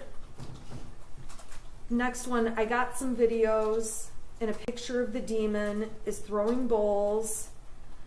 I'm not joking, it fucked up the kitchen. I'm just going to be an outsider for a while. Can you at least text back? Okay, do you recall this day on March 17th, 2021? It didn't stick out to me until this whole. No, I don't. I don't recall it exactly. I just remember it ever since we got discovery on this case. Okay, so on March 17th, there was a point when did you ever see these texts? I probably didn't. Not at that time. Do you recall seeing these texts at any point prior to this case? I'm sure I did, but they weren't. No, I don't know. I mean, I'm sure I saw them, but they just didn't stick out to me until this case. Why didn't they stick out to you? Because it wasn't anything that was anything serious. It was Ethan just messing around. You gotta explain to the jury, how did Ethan mess around? So he's been convinced our house has been haunted since 2015. It was built in 1920. Around that time frame, him and his friend would go down to the basement and play a Ouija board. So they thought we had a house ghost. So it was around that time when he would mess with us that things were going on in the house. Silverware was flying across the room. Doors were slamming. He actually took a video of the door and showed me when I got home. And you can clearly see where he's standing back with his phone, looking at the door that's open. You can see him walk up the door, and you can kind of see him slam it, and him trying to say, "See, our house is haunted." So it was that kind of stuff that he did. Okay, and did that continue on into 2021 when you'd get messages like this? Only a couple of times, but I think he just got over it. Like it wasn't. He got bored with messing around with the ghost. So. Did you mess around with him? Yes. Okay, what did you do to him? When they were downstairs in the basement playing Ouija board one night, I went and flipped the circuit breaker off in the house, and he thought it was the ghost they conjured up on the Ouija board. Did James ever mess around with you or with Ethan? Yeah, a little bit. Give us an example of what he did. He said a lamp fell off a ledge in the basement, and so he named the ghost Victoria. So he was convinced there was another house ghost. So just kind of like an ongoing, like our house ghost, we called it. My son named it Boris Johnson. My husband named it Victoria. It was just like a little phase. Was there ever a time where James pretended he got electrocuted? Yes. What did he do? We were remodeling our living room, and he was taking the old ceiling fan down and having to figure out what wires go where to the new ceiling fan. And as he was reaching up, he pretended to get electrocuted, and he fell on the ground and was shaking, and I ran up and I kicked him. I don't know why I kicked him, but I did. And then he stopped, and I realized he was joking, and my son had the phone recording the whole time. So this kind of stuff between you, your son, and your husband was like typical joking around kind of stuff. It was. Okay, so when you look back at these texts now and you see that there's a demon throwing bowls and things like that, now looking back, do you think, oh my gosh, he had mental issues? No. What do you think was going on? Just what I said, that it was just him messing around. He only did it when we weren't at home, and it was for a short period of time, and then he got bored. Okay. So on that date, the prosecution admitted all kinds of stuff to show you were with your horse, and James was with your horse, correct? Correct. And you guys were with your horse? Correct. How long would you have been out there? What was a typical trip to the barn? Usually about 3 hours. It takes about a half hour to get the horses tacked up and ready. We usually rode for about an hour, and then anywhere from a half hour to 45 minutes to cool them down. And with respect to the horses, did you and James go out there? Did you go every day? No. How did that work? Who went? How did you guys pick? Whoever felt like going or had the most availability. Sometimes I'd work late, past 6 o'clock at night. I couldn't go. There's nights that my son had to go to bowling that had taken. Whatever happened that day, we just say, I'm going, or you're going, or it just was a day-by-day thing. Okay, so I'm going to skip ahead. This has been admitted as Exhibit 84. This goes to March 8th and 9th. Okay, do you remember talking about those dates? I think so, yeah. Okay. Now, on those dates, the prosecution admitted Exhibit 84, which is up on the screen. These are texts between James and you, and it looks like you're saying you're going to have to skip the barn tonight. Do you recall that? Yes. Okay. And then you ask, is Ethan going to bowling? Correct. James says IDK. What does that mean? I don't know. All right. And you ask him about that. Okay, and I want you to describe, what are you doing in these text messages up on the screen here, these 4 in a row? Can you go back to the green one? Yeah. Okay. Here, I'm sorry. No, it's fine. I got it now. I was just texting him, asking him if he was home from school yet. Okay. And if he had his phone on him. So you're texting... I think, looking at this, we must have gotten into an argument about his grades and took his phone away the night before, which is why I was asking if he had his phone on him. Is it common for you to text repeatedly about someone? Are you home? Where are you? Yes. Okay, so in your messages, is it fair to say we're going to see that a lot from you? Yes. Okay. Your husband wrote back, he does not get home till 3:16. Did you know what time Ethan got home every day? I knew it was after 3, like shortly after. I wasn't sure to the minute. Okay, well then you wrote, I told you to pick him up because he's upset and I don't want him to do anything stupid, God damn it. What did you mean by that? I don't know, just if he walked home, I was worried if he was upset, he would just walk to Little Caesars or Frosty Boy and not let us know, and then I'd worry, or he'd take the route through, there's some kind of woodsy area to get to the trail to our house, and there's some homeless people that live back in there. It was just more or less, I was just worried about him just not wanting to come home because we got an argument the night before. So when you say, I don't want him to do anything stupid, were you worried he'd hurt himself or anything like that? No. And James responds, dude, chill, he is fine, and I am trying to fucking work. Your next question, does he have his phone? Is that right? Correct. Okay. And then he says he won't answer while he's walking. The exhibit speaks for itself. And then you start up with, I'm seriously freaking out. Is he home yet? And then it looks like a blank message. Yeah. Why are you freaking out so much? Because he didn't tell me he was home. So, and I think he must have, I don't know, did something with work. I couldn't get a hold of him. So it was like, why can't I get a hold of you? Why can't I get a hold of anybody? Okay. Did this concern you ultimately that something happened that day, or did this get resolved? I think he just got home and that was it. Okay.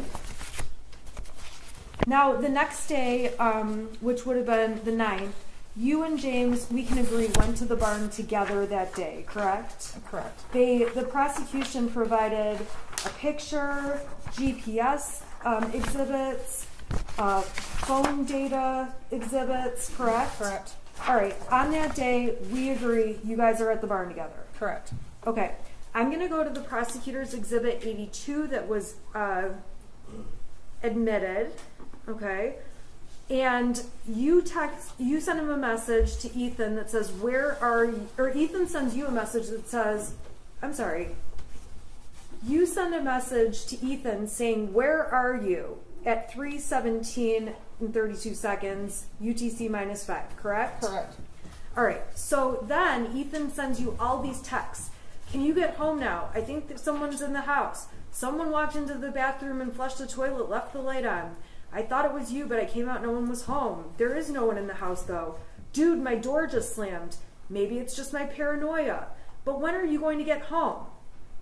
Okay, what was going on that day? So if you go back to the beginning of the thread, Okay.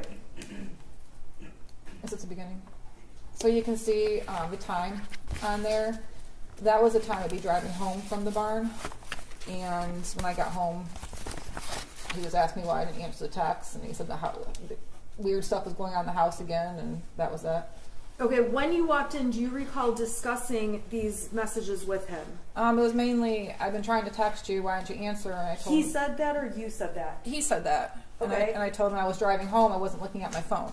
So why weren't you looking at your phone, or what's going on with your, did you have a signal? Do you not have a signal? What's happening? I could have had a signal, I don't know. I probably just had my phone in the front seat of the passenger side and didn't look at it. Okay. When you're out at the barn, do you get every text that people send you? No.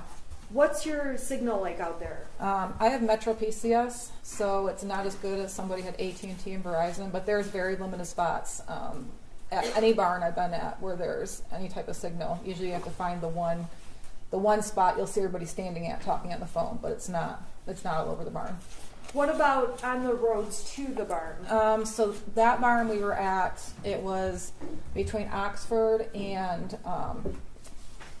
Groveland area. So all those roads, once I passed the market, there's no signal until I got to a fire station. Then I have a signal, and then once I pass the fire station, I wouldn't have a signal. When I hit a grocery store, I'd have a signal. Once I got past the grocery store, all the way to the barn, I had no signal. Looking back on these texts now from March 9th, okay, seeing him say, "There's someone in the house, I think. Someone walked in the bathroom and flushed the toilet, left the light on." Do you think he was having mental issues that day? No. What do you think, what is your conclusion about these messages at this time? He was just messing with us. Okay. Is this the kind of messing you previously talked about? Yes. All right. I want to go to March 20th. This is People's Exhibits 96 through 100. They established on this date you're out at the barn. This is you, yes? Yes. Okay. And another picture of you. Yep. And we've got data showing that you were out there, correct? Okay. And there's a text message exchange that was admitted as People's 96. I'm going to put that up on the screen for you, okay? Okay. So in People's 96, this is between you and your son, correct? Correct. He says, "Can you at least text back?" You're asking, "Where's your dad? Text me when you're done yet?" And he starts up with, I finished picking up the room. I cleaned until clothes started flying off the shelf. This stuff only happens when I'm home alone. I picked the clothes back up though."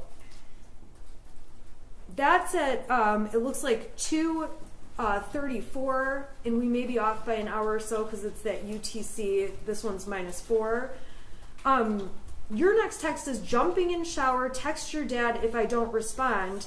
And your text, no matter what the time zone is 6 hours later. Do you recall getting these texts? It's 2 days. Messages? It's 2 days and 6 hours later. Oh, I'm sorry, you're right. 2 days and 6 hours. So do you recall, though, getting these couple on the 20th about, "I finished picking up the room, I cleaned until clothes started falling off the shelf"? Do you recall that? Only when we got discovery. Okay. Now, looking back on these days, are you thinking, "Oh my God, he thought things were happening that were crazy"? No. Do you think anything of it now? No. What do you think is happening in those messages? I just think he was messing with us. Okay, so those are 3 times where you guys are at the ranch and he's messing with you. Is that a fair statement? Yes. And at that time, that was months and months before November. It was in March. Is that correct? Yeah. Okay, so beyond March, was there other times where he was saying these goofy texts and messing around? No, I don't think so. So there's two more dates I need to ask you about. I'm going to go to April 4th, which was a Sunday, and that is going to be exhibit that was admitted 101, okay? So exhibit 101 are text messages, and these are between, who are these between? Those were between my son and his friend. Okay, now prior to this case, did you ever see any of these messages? I did not. Were you aware any of them existed? I was not. Okay, so this is from April 4th, and your son's saying, he's the one sending messages that say, I hear people talking to me and someone in the distance. I actually asked my dad to take me to the doctor yesterday, but he gave me some pills and told me to suck it up. Like, it's at the point I'm asking to go to the doctor. Was there ever a time where he asked to go to the doctor around this time? I don't think so, no. Then he says, my mom laughed when I told her. Was there ever a time where he's asking for help and you're laughing? No. He writes to his friend, and this is just later that night, but I'm having bad insomnia and paranoia, and I need help. I was thinking of calling 911 so I could go to the hospital, but then my parents would be really pissed. Okay, so this is all one long conversation. Is that right? Correct. He says, I'm going to ask my parents to go to the doctors tomorrow or Tuesday again, but this time I'm going to tell them about the voices. This text message or instant message thread, were you even aware of this? No. Do you remember any time where he came and talked to you and said anything about hearing voices? No. Do you recall there ever being a time where he asked you to go to a doctor or to get help and you said no? No. Or laughed at him? No. So when you see these texts with his friend, do you have any idea, and if you don't, that's fine, do you have any idea what he's doing with his friend? I don't have any idea. Okay. Do you know if him and his friend messed around with each other like you and your husband do with him? Speculation, Judge. I'm sorry. If you have to have personal knowledge. When you were testifying earlier, you mentioned that your son and his friend would play within a Ouija board. Is that right? Right. When did that happen in relation to 2021? I know he got the Ouija board for Christmas of 2020. So for a few months after that, they were really into playing it, and then they got bored with it. And it's probably sitting on our shelf getting dust. Okay. On April 29th, I'm going to turn your attention to that day. Do you recall texting his friend's mother? And I'm going to put up Exhibit 104 on the screen. Okay, do these texts look familiar to you? They do. Okay, who are these between? These are between me and his friend's mom. Okay, and you start off with my son is in bowling tonight. I just want to let you know, not sure if he needs a partner. Why are you texting that? I don't know why he wasn't bowling tonight, off the top of my head, but they had partners on certain nights of the week, and so him and his friend were always partners, so I was letting her know that he wasn't going to be there. Okay, and this is on one date, April 29th. Did you talk to her on other dates, or is this like the only time you talked to her? We've talked back and forth quite a bit. Okay. Now, on this date, you say he's been acting kind of depressed. I don't know what's going on. I'm not sure if there's something bothering him at school, but he doesn't really feel good. I can't get anything out of him. Friend's mom mentions he stayed home from school today, too. The only time they're happy is when they're together. Talking about grades. You mentioned, this is all new to me. I'm not used to my son being moody. He's usually pretty happy and will talk about anything. I do know he's been stressed about school and his grades. We called the school, but she wasn't in social. Do it tomorrow. I think his grades have a lot to do with it. I just got to a point where he's got so far behind and we were out of town. He's having difficulties making it up. Where were you guys out of town? In Florida, my mother-in-law had passed away, so we were gone for a couple of weeks in the middle of April, taking care of funeral arrangements and everything. And at this time, when you describe your son as being moody or depressed, did you think it was anything that warranted getting medical attention? No, he was just being quieter. He's a quiet kid. He was just being quieter than normal. And I'd ask him if everything okay. He'd say fine, but I could just tell he was a little sad. And I thought maybe I didn't see his friend in a couple of weeks. I don't know if maybe they got into a fight and they weren't talking. So I was asking her if there was anything going on with his friend, which might have caused my son to be quieter than normal. But I think he was just really stressed out because those 2 weeks that we were in Florida, he got pretty far behind on his grades. Okay, so then it goes on and you end up saying, yeah, me too, I'm glad they're getting along, and it wasn't an issue with those two as to why he was being depressed. The online school is horrible. I've given up too. I told him just to do his best, don't worry about it, next year's a new year. And then maybe if his friend is feeling better, he wants to come over to work, and then you're talking about shooting up a gun range in the backyard, correct? Yeah, targets. Okay, so did this issue of him feeling depressed or acting moody, this one period of time, did that go on or did that discontinue? It discontinued. I mean, it was a little phase, and he seemed to be fine. Him and his friends started coming over more. I think it was more or less his friend wasn't coming over as much, and he just seemed quieter than normal. And you guys were out of town. You had just been out of town, for right? Yeah, and he just lost his grandmother, so that was sad too. Okay. All right, and then there was one other conversation that you had with his friend's mother that the prosecution introduced as Exhibit 105. I'm going to put that up, okay? So this is actually from, let's see here, starts off on, I'm going to go to Halloween, so 10/31 of 21. You say to her, James filled me in on his friend last night. I'm so sorry you guys are having to make such a hard decision. Please let me know if you need anything. What was that about? We had found out the day before Halloween that his son, my son's friend, went to Wisconsin to an OCD treatment school. We didn't know. We had Halloween plans. And we were texting with his friend's parents, about his friend still coming over to carve pumpkins on Halloween, because they do that every year, and then they go out and trick or treat. And we didn't hear from him, and all of a sudden my husband found out through his friend's dad that they drove to Wisconsin, and he's at OCD treatment center for at least 90 days. So it hit us really hard because we didn't really expect it coming. He didn't expect it coming. It was hard. Did you do anything different as a parent when his friend was taken away, essentially, to the hospital or the other school? I don't understand. Did you do anything different as a parent in terms of spending time with your son? I mean, we did as much as we could.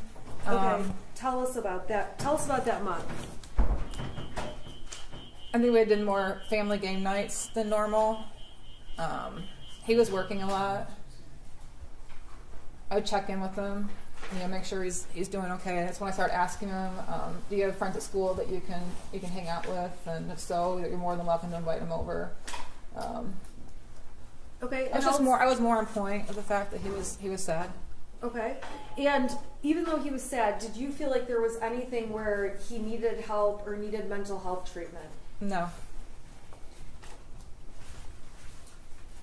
Was his loss of his friend being in his life anything that made you think he needed counseling or a therapist? Not to that extent, no. I'm going to unplug this so that we can go back to go to questions that don't involve exhibits, okay?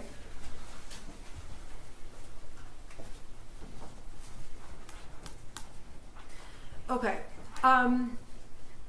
So we were talking earlier about the mother-son gun range day, right? Correct. You've already told the jury how the gun was put in the car and taken out. Okay. Now, did you ever tell Brian Maloche about the mother-son day at the range? I'm sure I mentioned it, yeah. Did you ever tell Brian that the gun was in your vehicle? Yes. Okay, when did you tell Brian that the gun was in your vehicle? On the day I went to the shooting range. Did you tell Brian you put the gun in your car the day the shooting happened? No.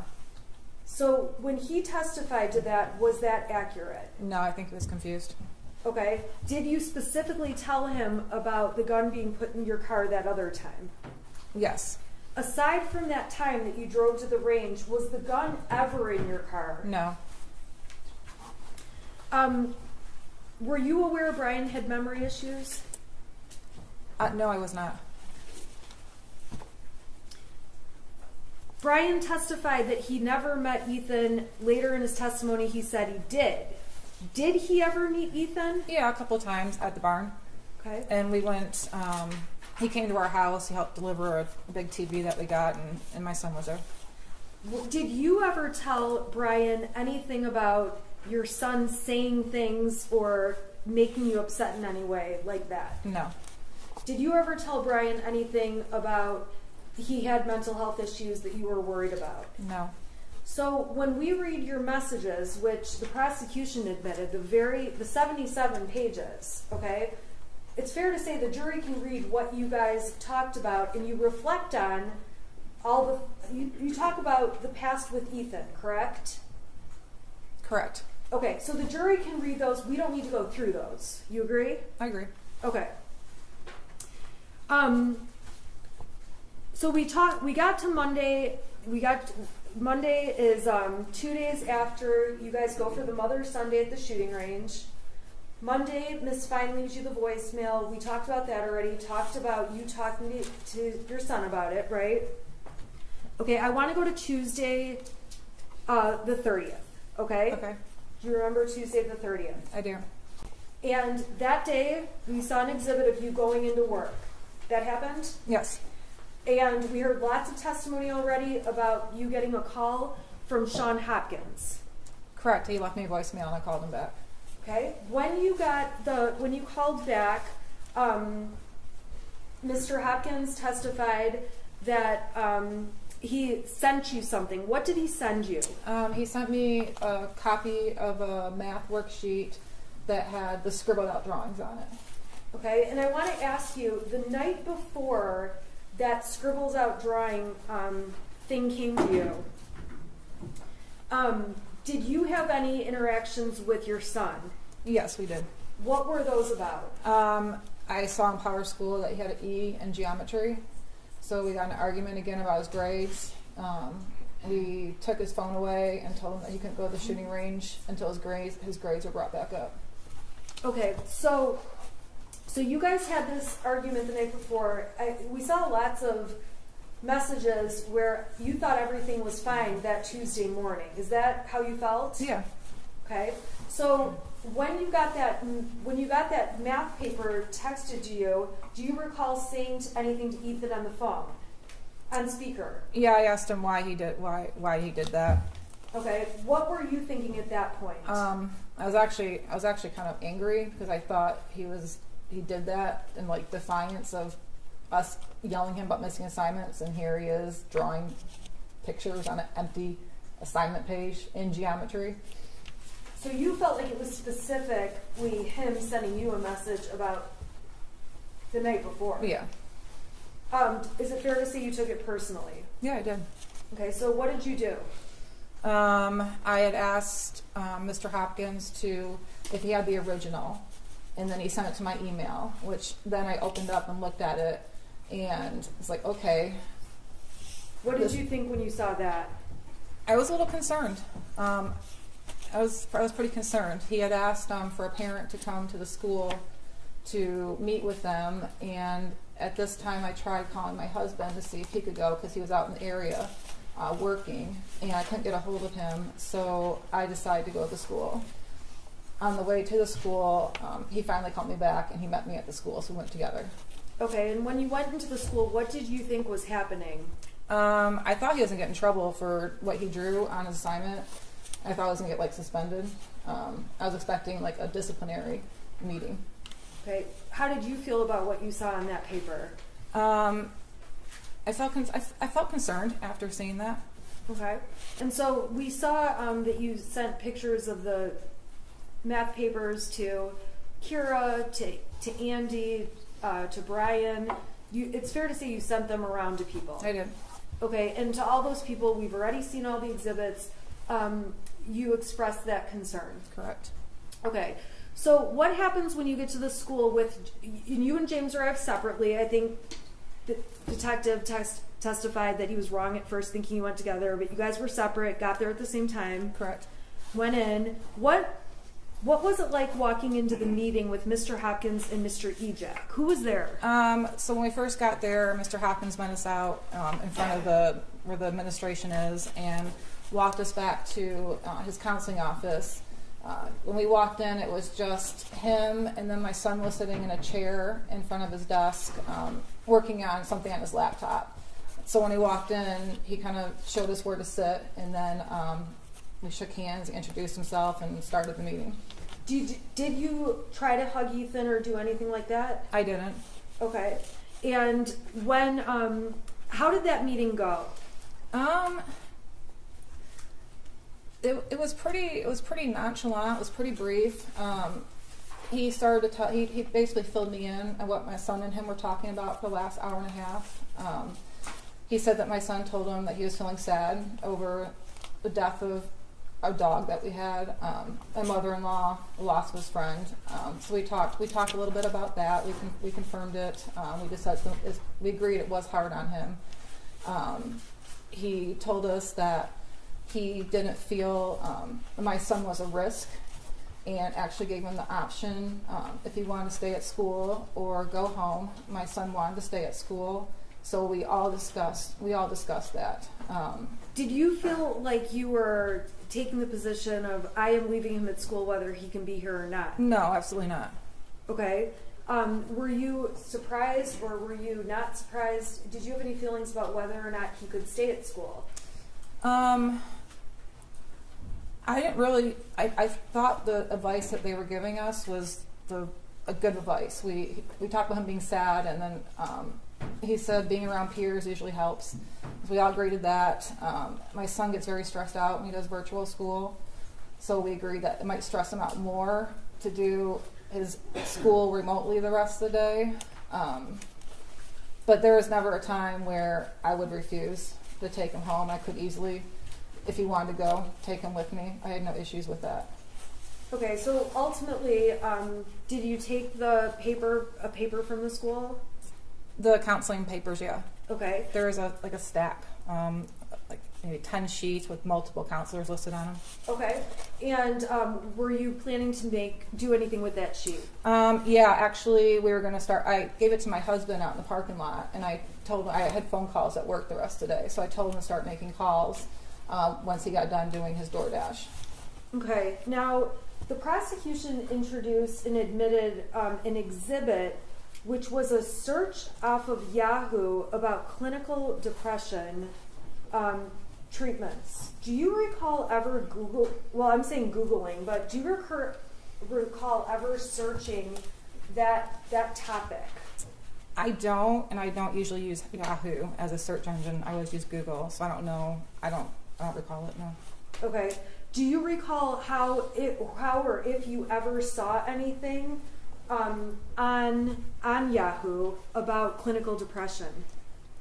I don't remember specifically seeing anything. I might have looked at something when my husband was going through a really hard time after his mother passed away. He was he was drinking a little bit more than usual, and you just tell that he wasn't right. So I might have looked at something at that time, seeing if he was depressed, but not. I don't know where Yahoo came from. You don't know how the Yahoo came to No. be? Okay. When you're on Facebook and Instagram and all those things, do you ever hit the clickbait stuff? Sometimes on accident. Sometimes I do on purpose. Okay, so that search on Yahoo, you don't remember ever putting that in the search bar? No. Okay. But you are saying it's possible you looked at it. Is that? It's possible. Okay. All right. So let's go back. So you're at the meeting. How did the meeting end? So we all decided that my son was going to go back to his class. So we wrote him a pass to go back to class. After he left, all four of us were in the meeting, and they asked if we had any questions, and we did not. And then I said, I'm going to go back to work. And we left, and I went to work, and my husband did DoorDash. And Did you mean to be abrupt about ending the meeting? I didn't think I was abrupt. Did you think you ended the meeting? I think it just automatically ended when they asked if we had any questions, and I said no. Okay. So when there was testimony about that, I'm sorry, strike that. Let me ask Ms. Smith, I don't want to interrupt you. I'm looking for a natural break. We could do it now. Well, does jury need a break? Yeah, Yeah, that's fine. I just want to be considerate of. No, we can go anytime. That's fine. Okay, I don't want to interrupt you. You're not. You're fine. That's fine. So, can you take a break until about 5 after 3? Second? All right, for the jury.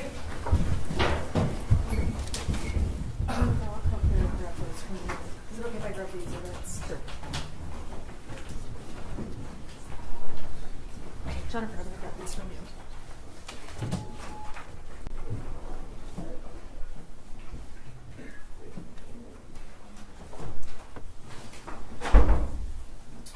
Not to be seated. I don't usually like to interrupt people's direct, but I know you have quite a bit more, and they've been at since 12:30.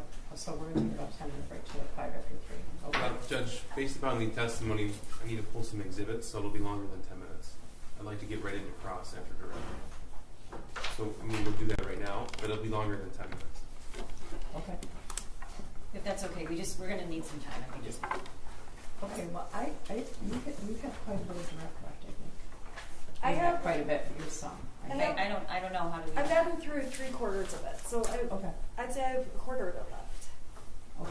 And a lot of it is probably going to go pretty fast because the exhibits speak for themselves, and they've already admitted videos of all of it. So. Okay. All right. So you can take them now, and can you guys let me know then? I don't like to let them sit very long. If you let me know, Sure. I mean, you're not talking about half an hour, right? Not an hour, no, but There's, we're trying to avoid standing up and saying we need a time and having to take another break, but No, I get it. we'll go as fast as we can. There's a lot of things you testified about. I think that Mr. Keese Okay. wants to. right. Well, I just Your wanted Honor, I moved fast with their exhibits. Oh, I it's kept good, going. it's I good. didn't take breaks in It's between. Good. It's good. I'm more concerned about the jury sitting than anything. Sure. Okay. Yeah. Sure. Thank you. All right.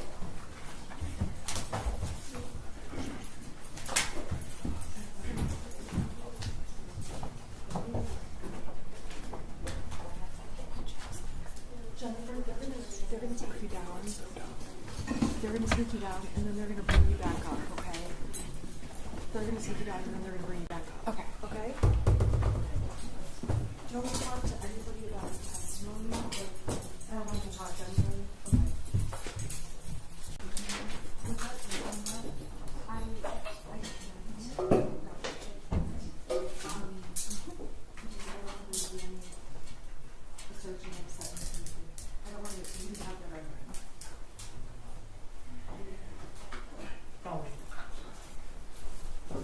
Okay.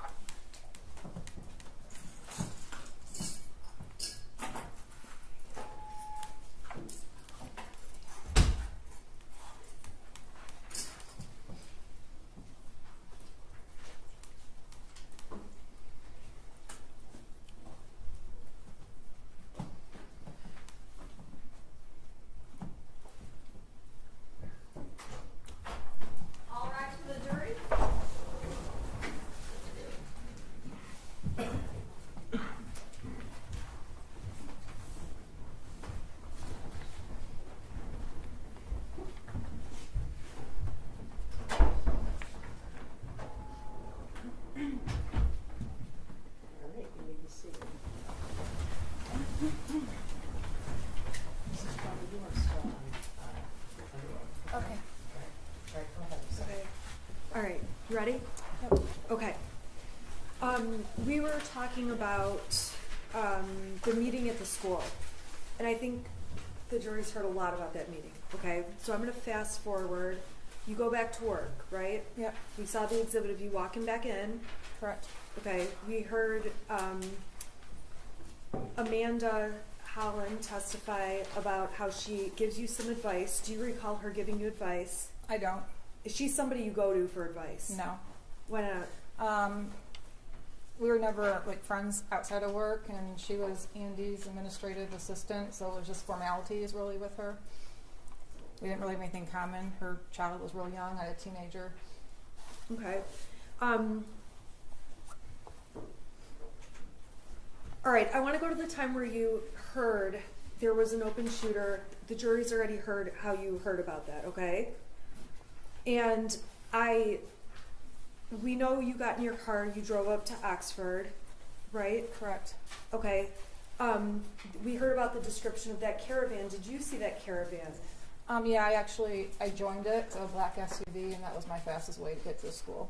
Okay, so you actually were a part of that with all the law enforcement officers all headed up. Yep, I just kind of jumped in. What is that, Lapeer Road? It started on 75. I work at Square Lake and Telegraph, so I got on 75 from Square Lake there. And it was well before the M24 exit. I would say about a quarter of a mile. Tractors backed up. Okay. Now, you sent a text, and if you need to see it, let me know. You sent a text to your son that says, "You can talk to us." Why did you send him that? After I left the meeting, I knew that he was sad about things, and I just wanted to let him know that he can talk to us about anything. Just wanted to make sure I opened that door. Just let him know that we're there for him. We love him. Okay, and he said he loved you. Do you recall that? I do. Okay, was there anything unusual about that?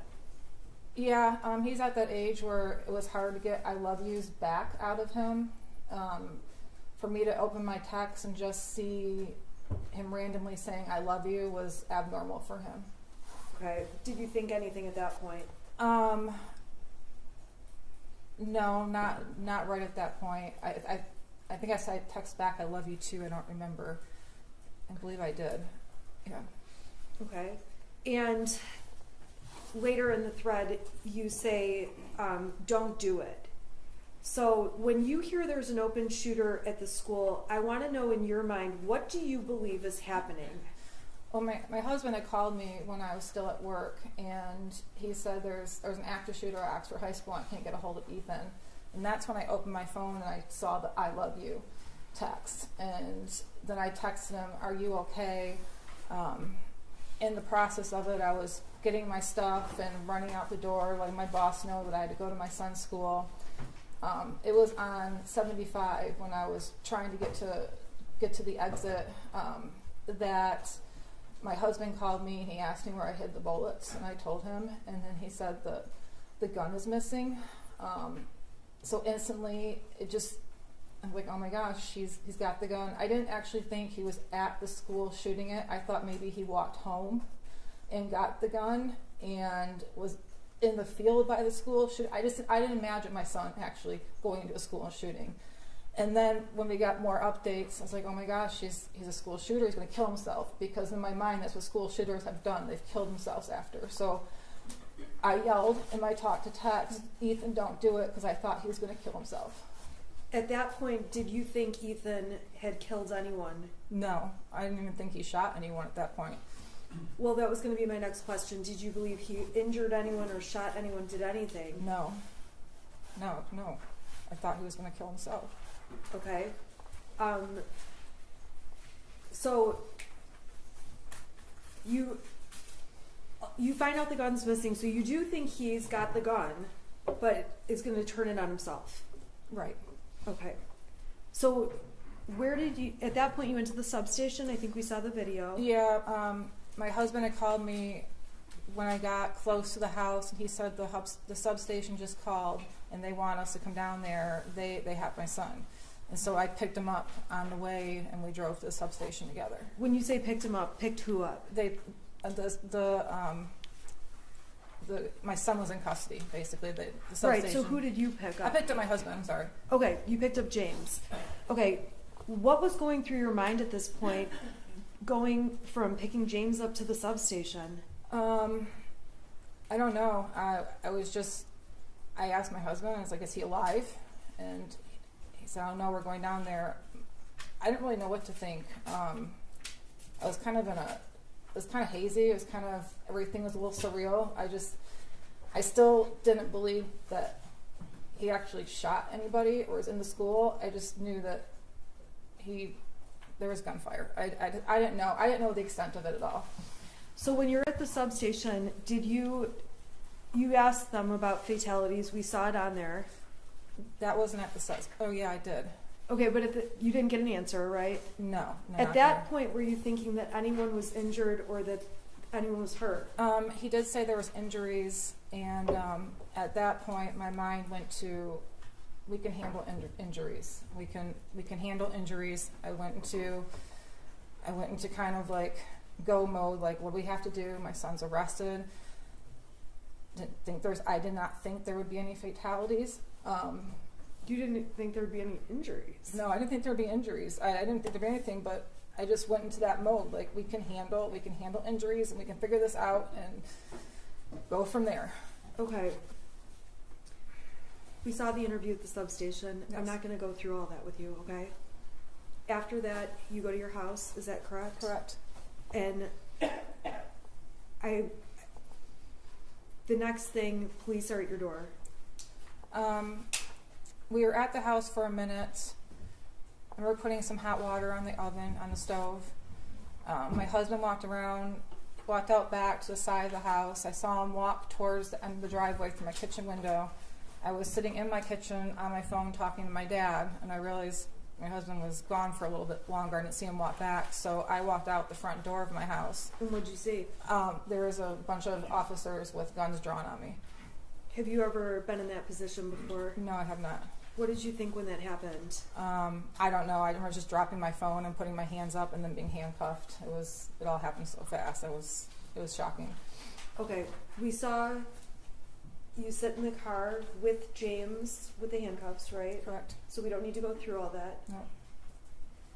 After that, we saw a video where you're sitting in the car and you talk to police for a long time. There's a lot of long pauses in it, right? Right.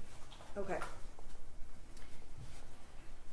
I'm not going to go through that whole video right now, okay? But if there's something you need, you can let me know. During the substation meeting, while you're with Joe Bryan, Judge, this is direct examination. I'm What, where, I'm then, what asking a happened? question. I'm just putting us in a space. I'm going to ask a non-leading question. Okay. So we all can see that you are using your phone while you are speaking to law enforcement. I want to know what you're doing on your phone. It's not leading. What were you And the doing whole on your jury can hear you constantly saying phone? object. What were you doing on your phone? I was first I was looking for the paper to show the officer that was sitting next to me. The first one I pulled up, I couldn't get to zoom in, so I had to search through my emails for the other one to get that pulled up. Once I got my phone back, I'm pretty sure I was going through the massive amount of text messages and Facebook messages I was receiving from family and friends asking if my son was okay, because at this point in time, nobody knew anything. I was also messaging with my my boss, who happens to be an attorney, trying to get his advice on what to do. I was on my phone, I'm not going to deny it. I was probably looking at text messages and Facebook messages and just trying to get updates on anything. Is that the same or different when you're in the back of the patrol car? What do you mean? There's a point where you're in the patrol car by yourself. Right. Okay, you've got your phone. Tell us what you're doing on your phone at that point. I know I was messaging with my dad a lot because I had dropped the phone when I was talking to him and I got arrested, so I was filling him in what was going on. I was also messaging immediate family members and close friends that my son was okay, but he was the shooter. So that's mainly what I was doing. What was your state of mind like at that time? I don't know. I was It was pretty numb. I didn't really believe. I had a hard time. I don't know. I was numb. I didn't really believe like everything was happening the way it was. It was surreal. My mind was in all different places.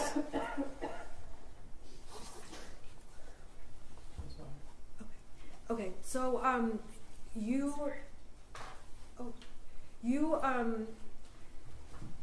when did you find out there were fatalities? In the back of the car when I was by myself, and I asked the officer, and he told me there's 4 fatalities. That's on the video. Yes. I'm not going to ask you questions about that, okay? All I can hear is object, and it's very distracting. I would ask them to write notes or something because it's very distracting. Okay, I can hear them, but just try and keep your voices down, please. I didn't say the word object. Okay. Okay. We're not saying object. Okay. Well, she can hear you saying something apparently. So. Okay. So this is the time where you find out there's fatalities. I'm going to move on to a different topic. On your cell phone, do you have a habit of deleting messages? Usually it's threads. Okay, explain to the jury what you do, because go ahead and explain. Well, on Facebook, I do a lot of Facebook Marketplace, so I get a lot of messages. What's Facebook Marketplace? Where you buy and sell things. So the first main screen of my phone will get clogged up with Marketplace messages, so I'll just delete threads to my main people come up that I talk to on a regular basis. If that starts getting full, I delete those threads too. Same thing with text messages. I delete threads until the main people I talk to are up on the main screen, so I don't have to scroll down to find them. Okay, so is that a habit that you started that day, that month? When did you start doing this deleting text thing? Pretty much when I got a cell phone. I've always done that. Okay. Did you go out of your way, in this case, to delete like certain messages? Not intentionally, no. And so when there's a message they say you deleted that indicates the gun was locked, do you recall deleting that message? No, I completely forgot I sent that message. Or unsending it, I'm sorry. No, I don't remember. Okay, there's another message that is unsent talking about we did everything right, that kind of thing. Do you recall unsending that message? No. Okay. So when law enforcement got found that there was a lot of deleted content, does that surprise you in any way? No. And you don't dispute, you've seen a lot of text message threads that have been admitted.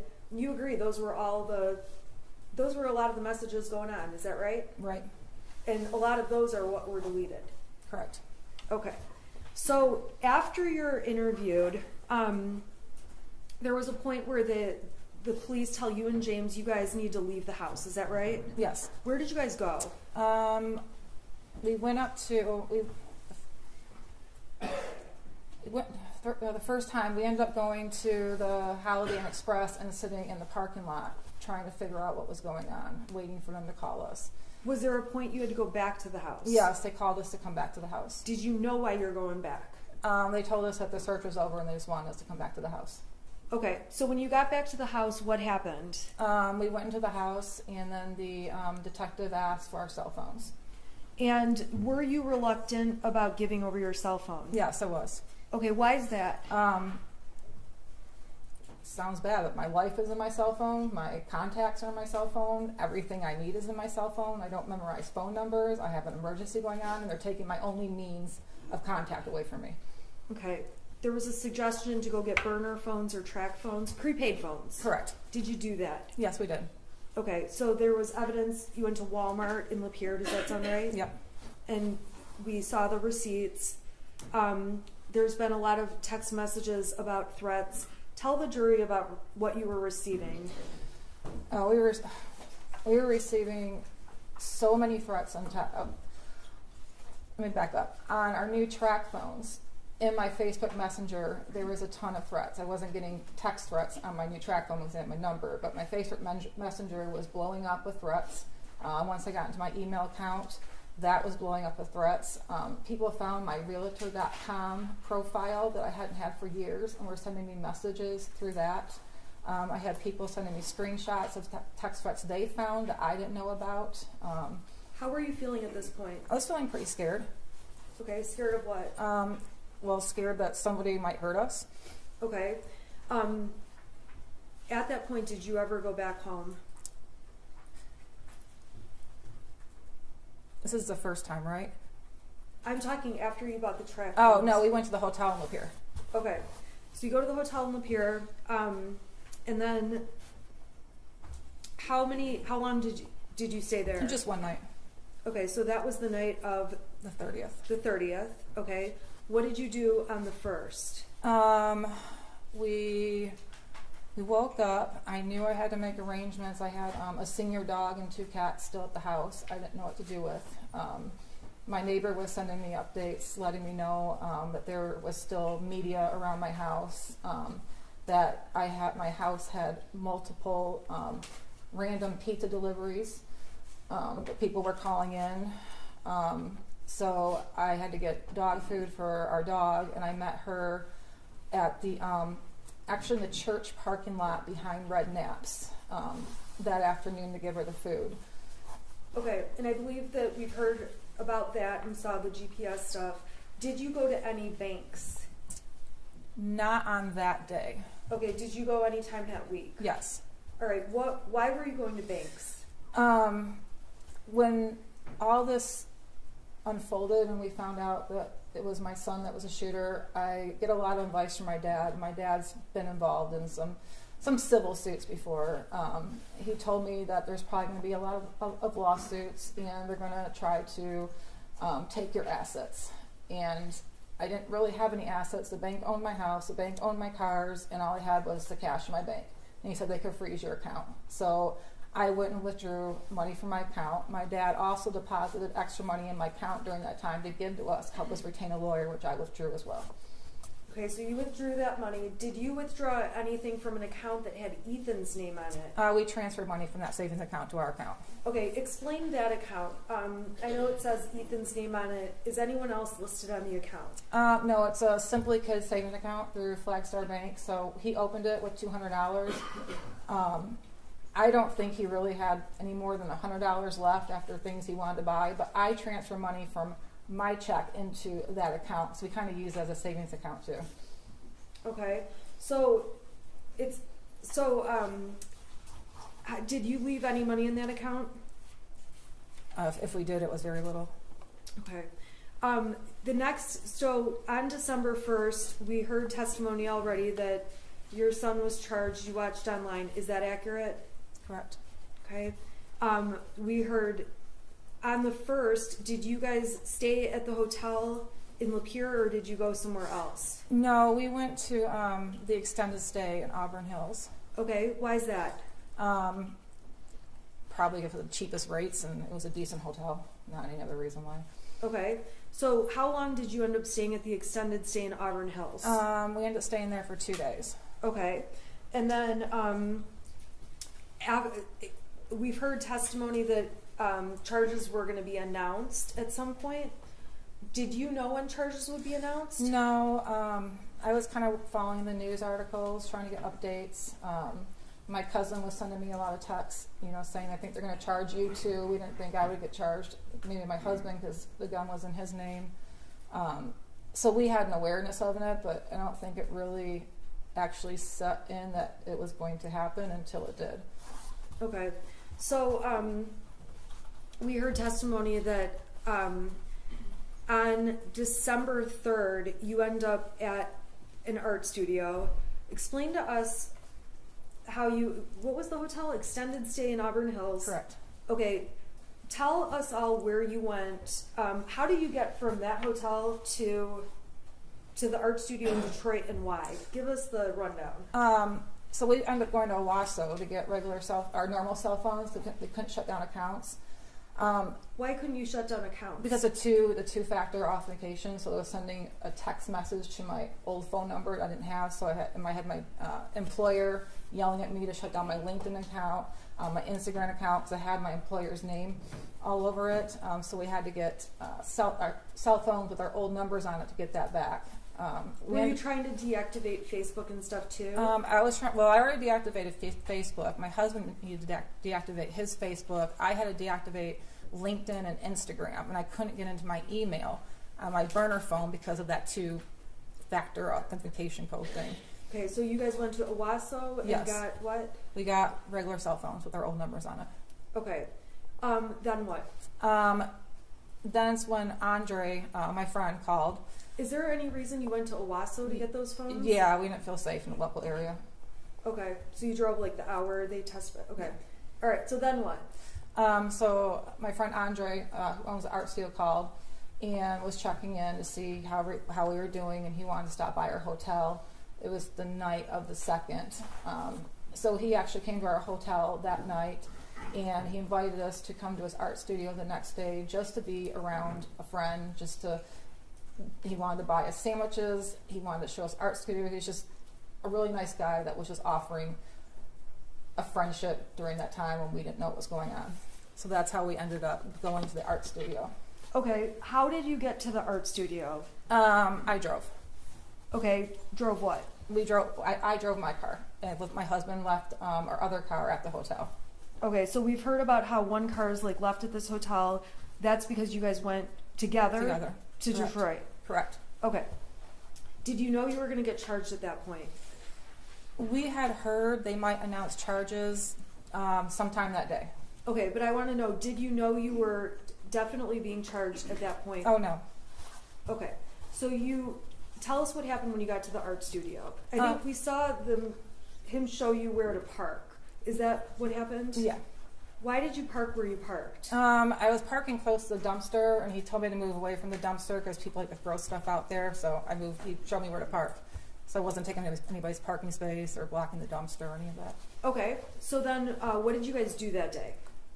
He showed us around the building, and then we went to the art studio. Andre had a business meeting, I think at 11 o'clock that day, and so he left the building for a little bit. He came back after charges were announced. So he came back when we found out we were getting charged. He brought sandwiches back.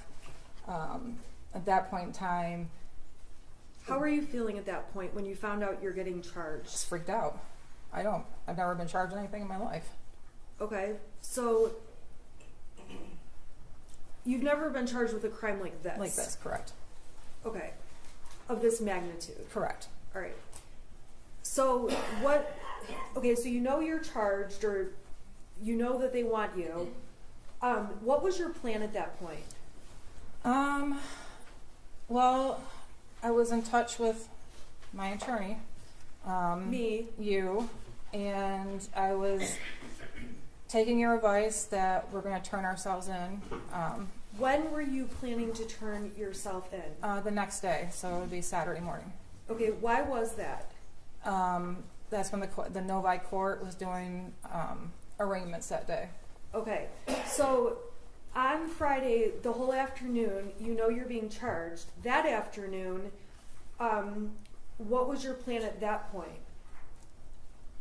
Or what were you doing at that point? I was debating whether or not to go back to Auburn Hills and stay at the extended stay. And I think this is before we even knew there was a manhunt out for us. Okay. Your Honor, may I approach the witness with the defense exhibit, proposed exhibit A? The prosecution has received it. Okay. No objection. Do you object to submission? Nope. Okay. Thank you. Okay, A is admitted. Can you tell the jury what that document shows? It's a Priceline.com travel itinerary, year trip from December 1st. Okay. Last visited 12/3/2021. Okay. So when you're on 12/3, are there also searches for another hotel?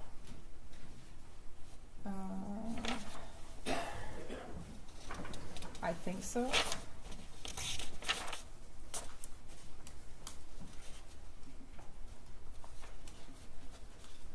Yeah, there's a Priceline checkout, Auburn Hills, 12/4, 12/5. So I think I was looking at for those dates. So you were planning to, is it fair to say then you're looking for a hotel? Objection deleting.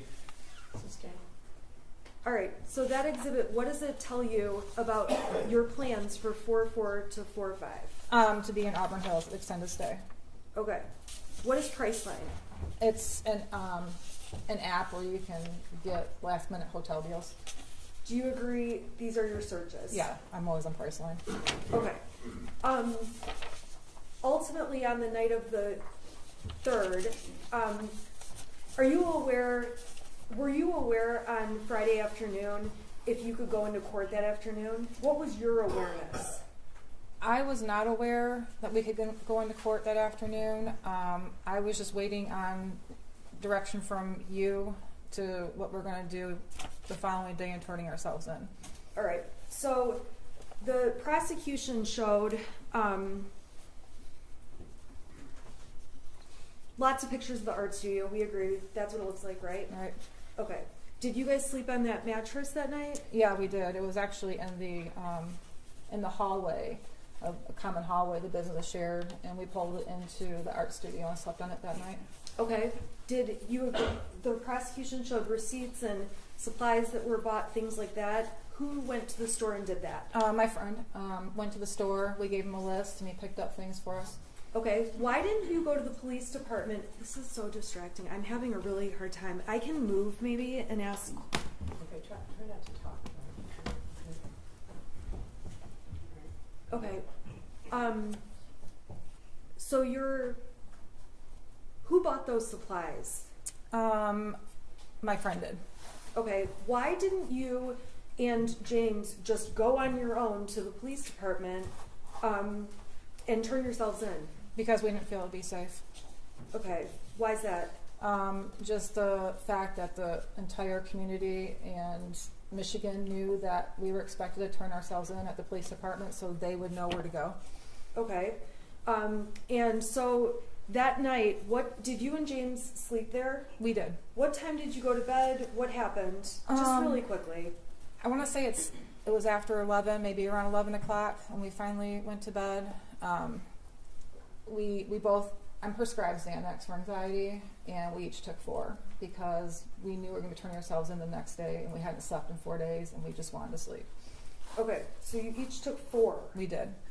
Okay, and so the next thing, the next piece of evidence we saw was them coming into that art studio. Do you recall that? I recall my husband screaming, and there's people with guns again in our face, officers. What were you doing prior to hearing your husband screaming? We were sleeping. Okay. Were you aware there was anything going on? No, I was not. Okay.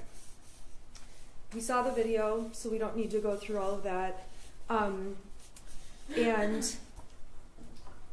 the prosecution admitted, I'm going to put it up on the screen, People's Exhibit 150, and I just want to verify with you. I'm sorry, can you turn it on, actually?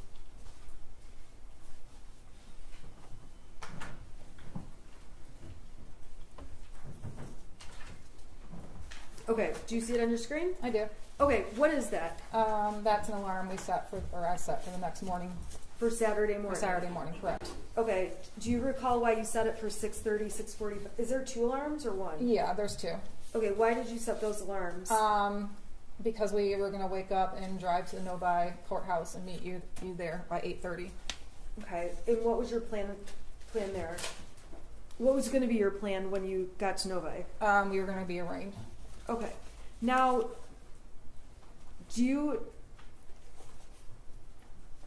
there was Everything's still evidence. up. Oh, whoops.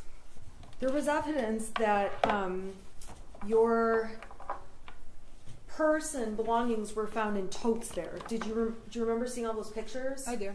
Okay, tell the jury why those were, your purse and personal effects were in those bins. I didn't know if we were going to jail. I didn't know if we were going to be bonded out. I didn't know what was going to happen. So I had told my friend where I left my purse and my backpack, where I did have pretty much all my money in it, to grab those the next day, or when he's at the studio. He's not usually there on the weekend. So I put them in the totes just for extra precaution.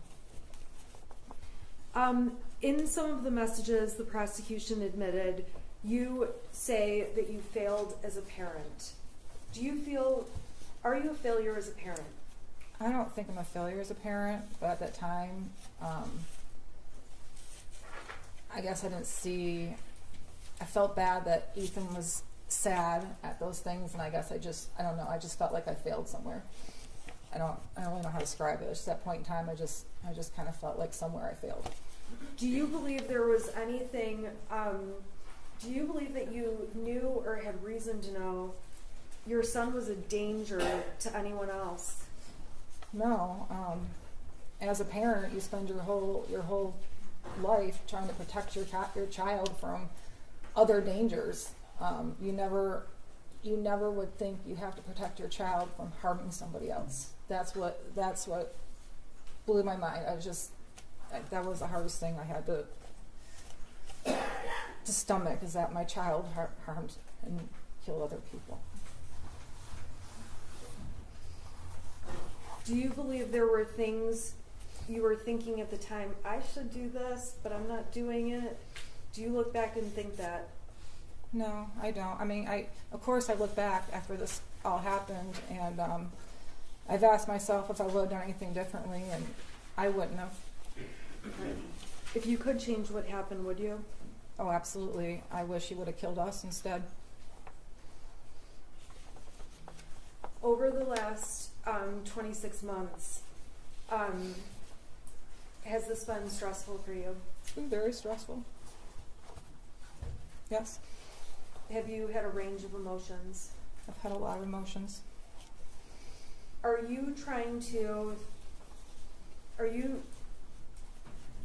Do you believe you are the victim here?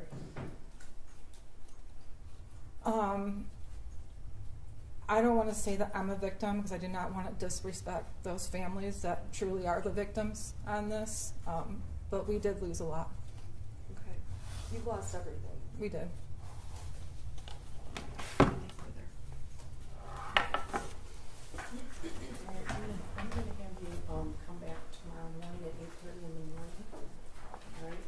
I'm always looking for the natural break. I need to instruct you during the trial, do not read, listen to, or watch any news reports about the case. Under the law, the evidence you must consider to decide the case must meet certain standards. For example, witnesses must swear to tell the truth, and the lawyers must be able to cross-examine them. Because news reports do not have to meet these standards, they could give you incorrect or misleading information that might unfairly favor one side. So to be fair to both sides, you must follow this instruction. Do not go on social media, do not post, do not go on Facebook, do not do research, do not discuss the case with anyone, do not watch the news, do not read a newspaper. You guys have been really great, and we appreciate it. All right, so I'll see you tomorrow at 8:30. All rise for the jury.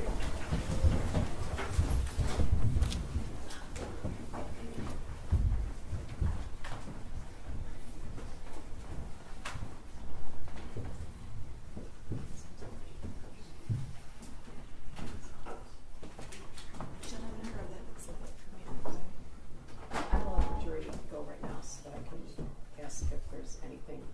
You can sit. Is it okay if she comes out? Yeah, she can step down. You can be seated. This is another jury though, so we'll have these agreements. You're going to do a cross tomorrow Yes. morning. And then do you know what you're going to do next? I don't. Your Honor, my client and I have a number of witnesses on our list. Okay. And to be quite frank, I'm going to go to meet with her. Okay. Or I have arrangements to meet with her. Okay. I have opinions about what we should do. I know that our opinions have not matched, and so we need to have some discussions. Okay. I just don't know who I'm going to be calling based on that. But the prosecution has my list. Okay. It's the same as it's been. Nothing's changed. Okay. I actually have 2 names I can give them that I know I'm not going to call. Okay. Judge, shortly before trial, the people filed a a notice been intended to admit something should the defense counsel assert a privilege, that privilege being attorney-client communication. Questions asked of the defendant, I believe, cause a revisiting of that ruling. Okay, you know what? Meaning that there was a thumbnail photograph recovered off of the defendant's phone from a time period where the police were on scene at 1111 Bellevue in Detroit. The defendant has testified that she was waiting to hear for instructions from Ms. Smith. She can't testify to any communications between herself and her attorney without waiving the privilege. That privilege has been waived. We should be now entitled to explore what that text message was. The timing of it was very important, especially considering the timing of the 911 call in Detroit, as well as the timing of the fugitive team's arrival in Detroit, and the timing of the arrest of the defendants. Are you talking about the text that I already saw?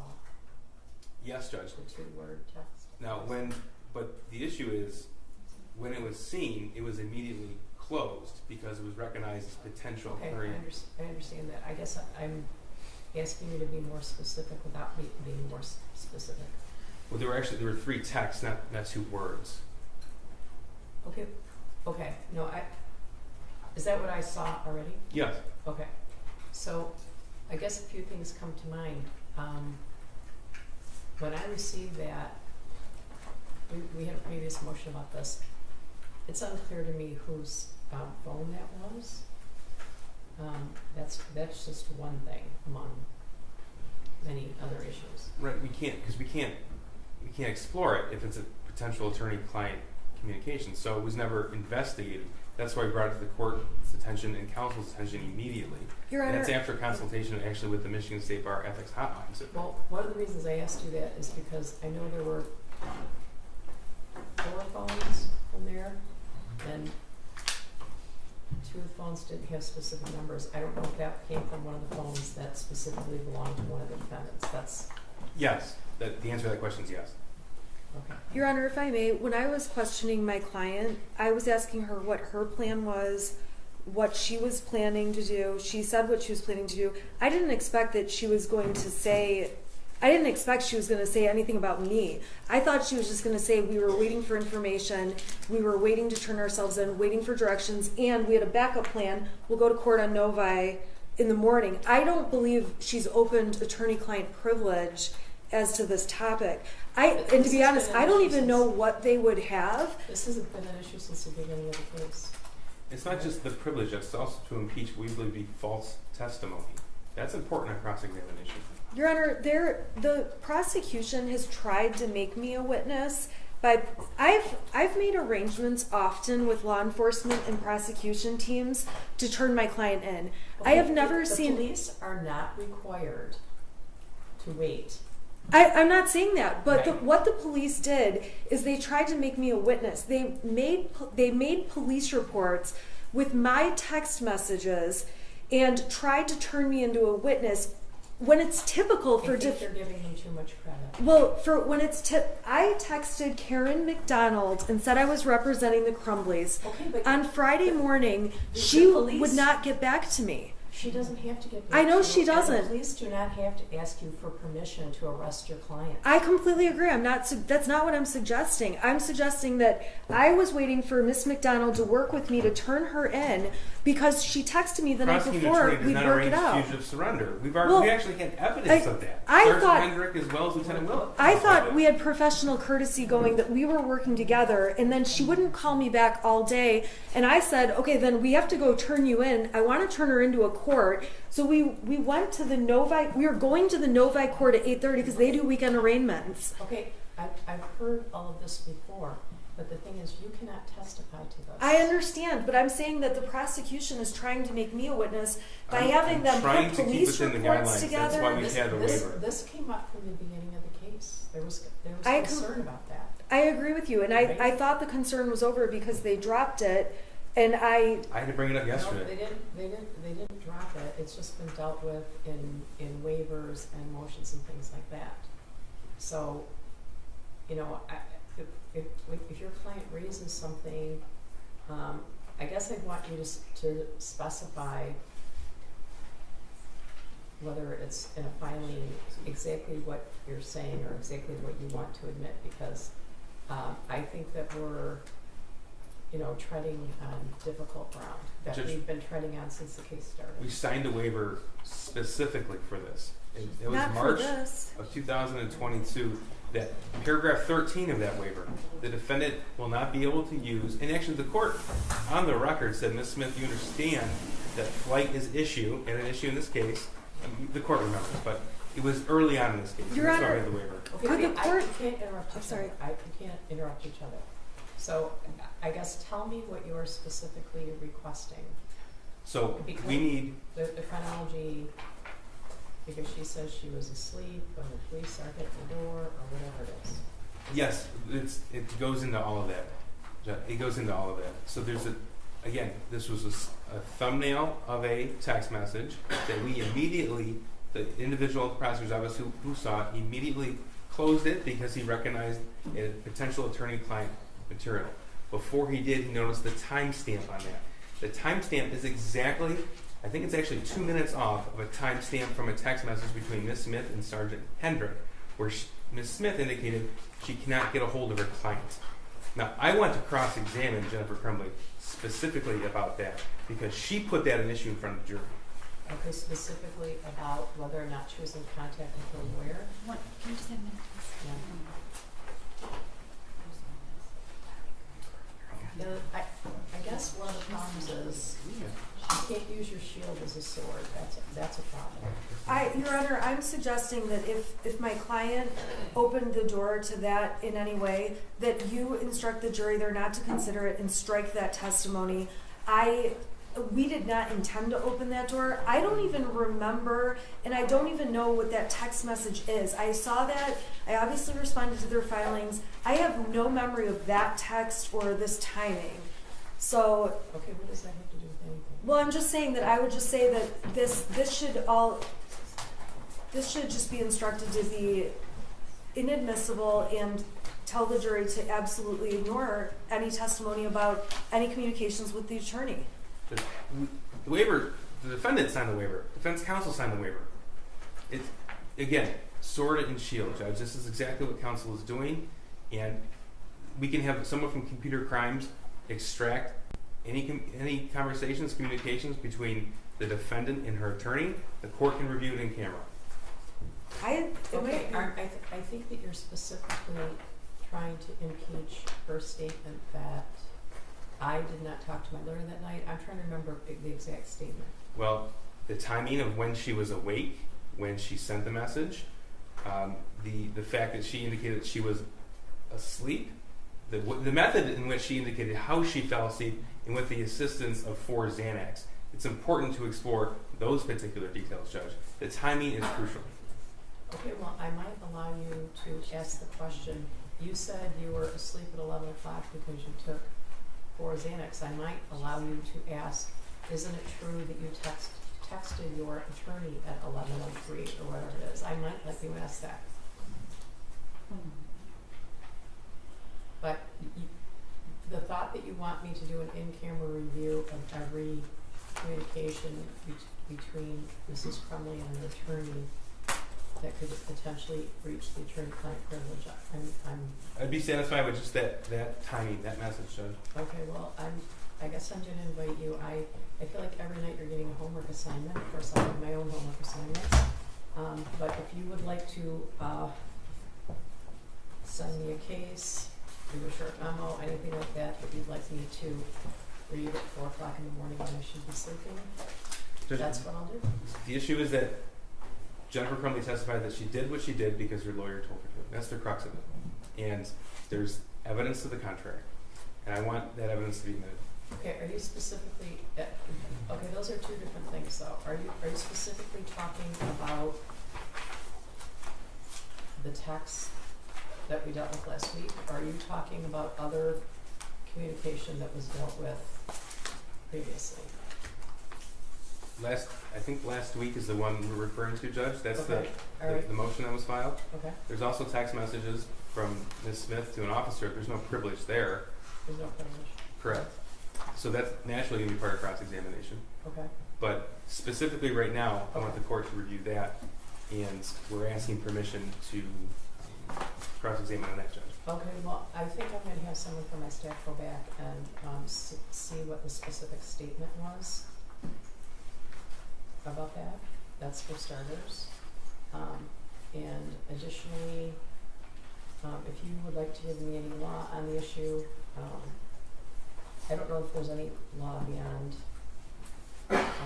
what we briefed last week, but Well, that's why the waiver. yeah, the waiver.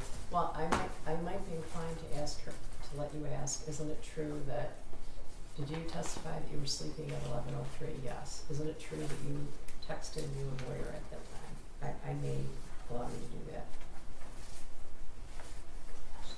Anything else? I don't think so, I'm going to have someone from my staff review the record and determine exactly what was said. I think that's important. It was in March of 2022 on the hearing we had. The waiver, it is, and the initial waiver. I'm sure I have the waiver. Yeah, I have all those waivers. I'm familiar with the waiver, but what to review the record to see exactly what Mr. Crumbley said. That a quote from her. Okay. I'm trying to be careful. Anything else? I don't think so, Judge. No, Your Honor, thank you. Okay. I will email the prosecution tonight, who I plan to call. All right. Thank you. Have a good evening. Thank you, Judge. All right.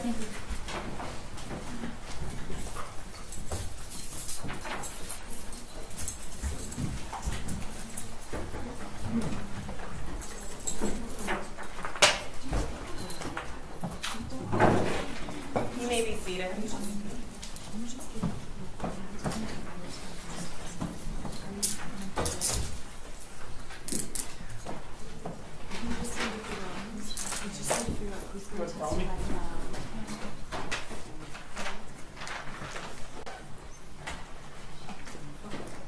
I will see you.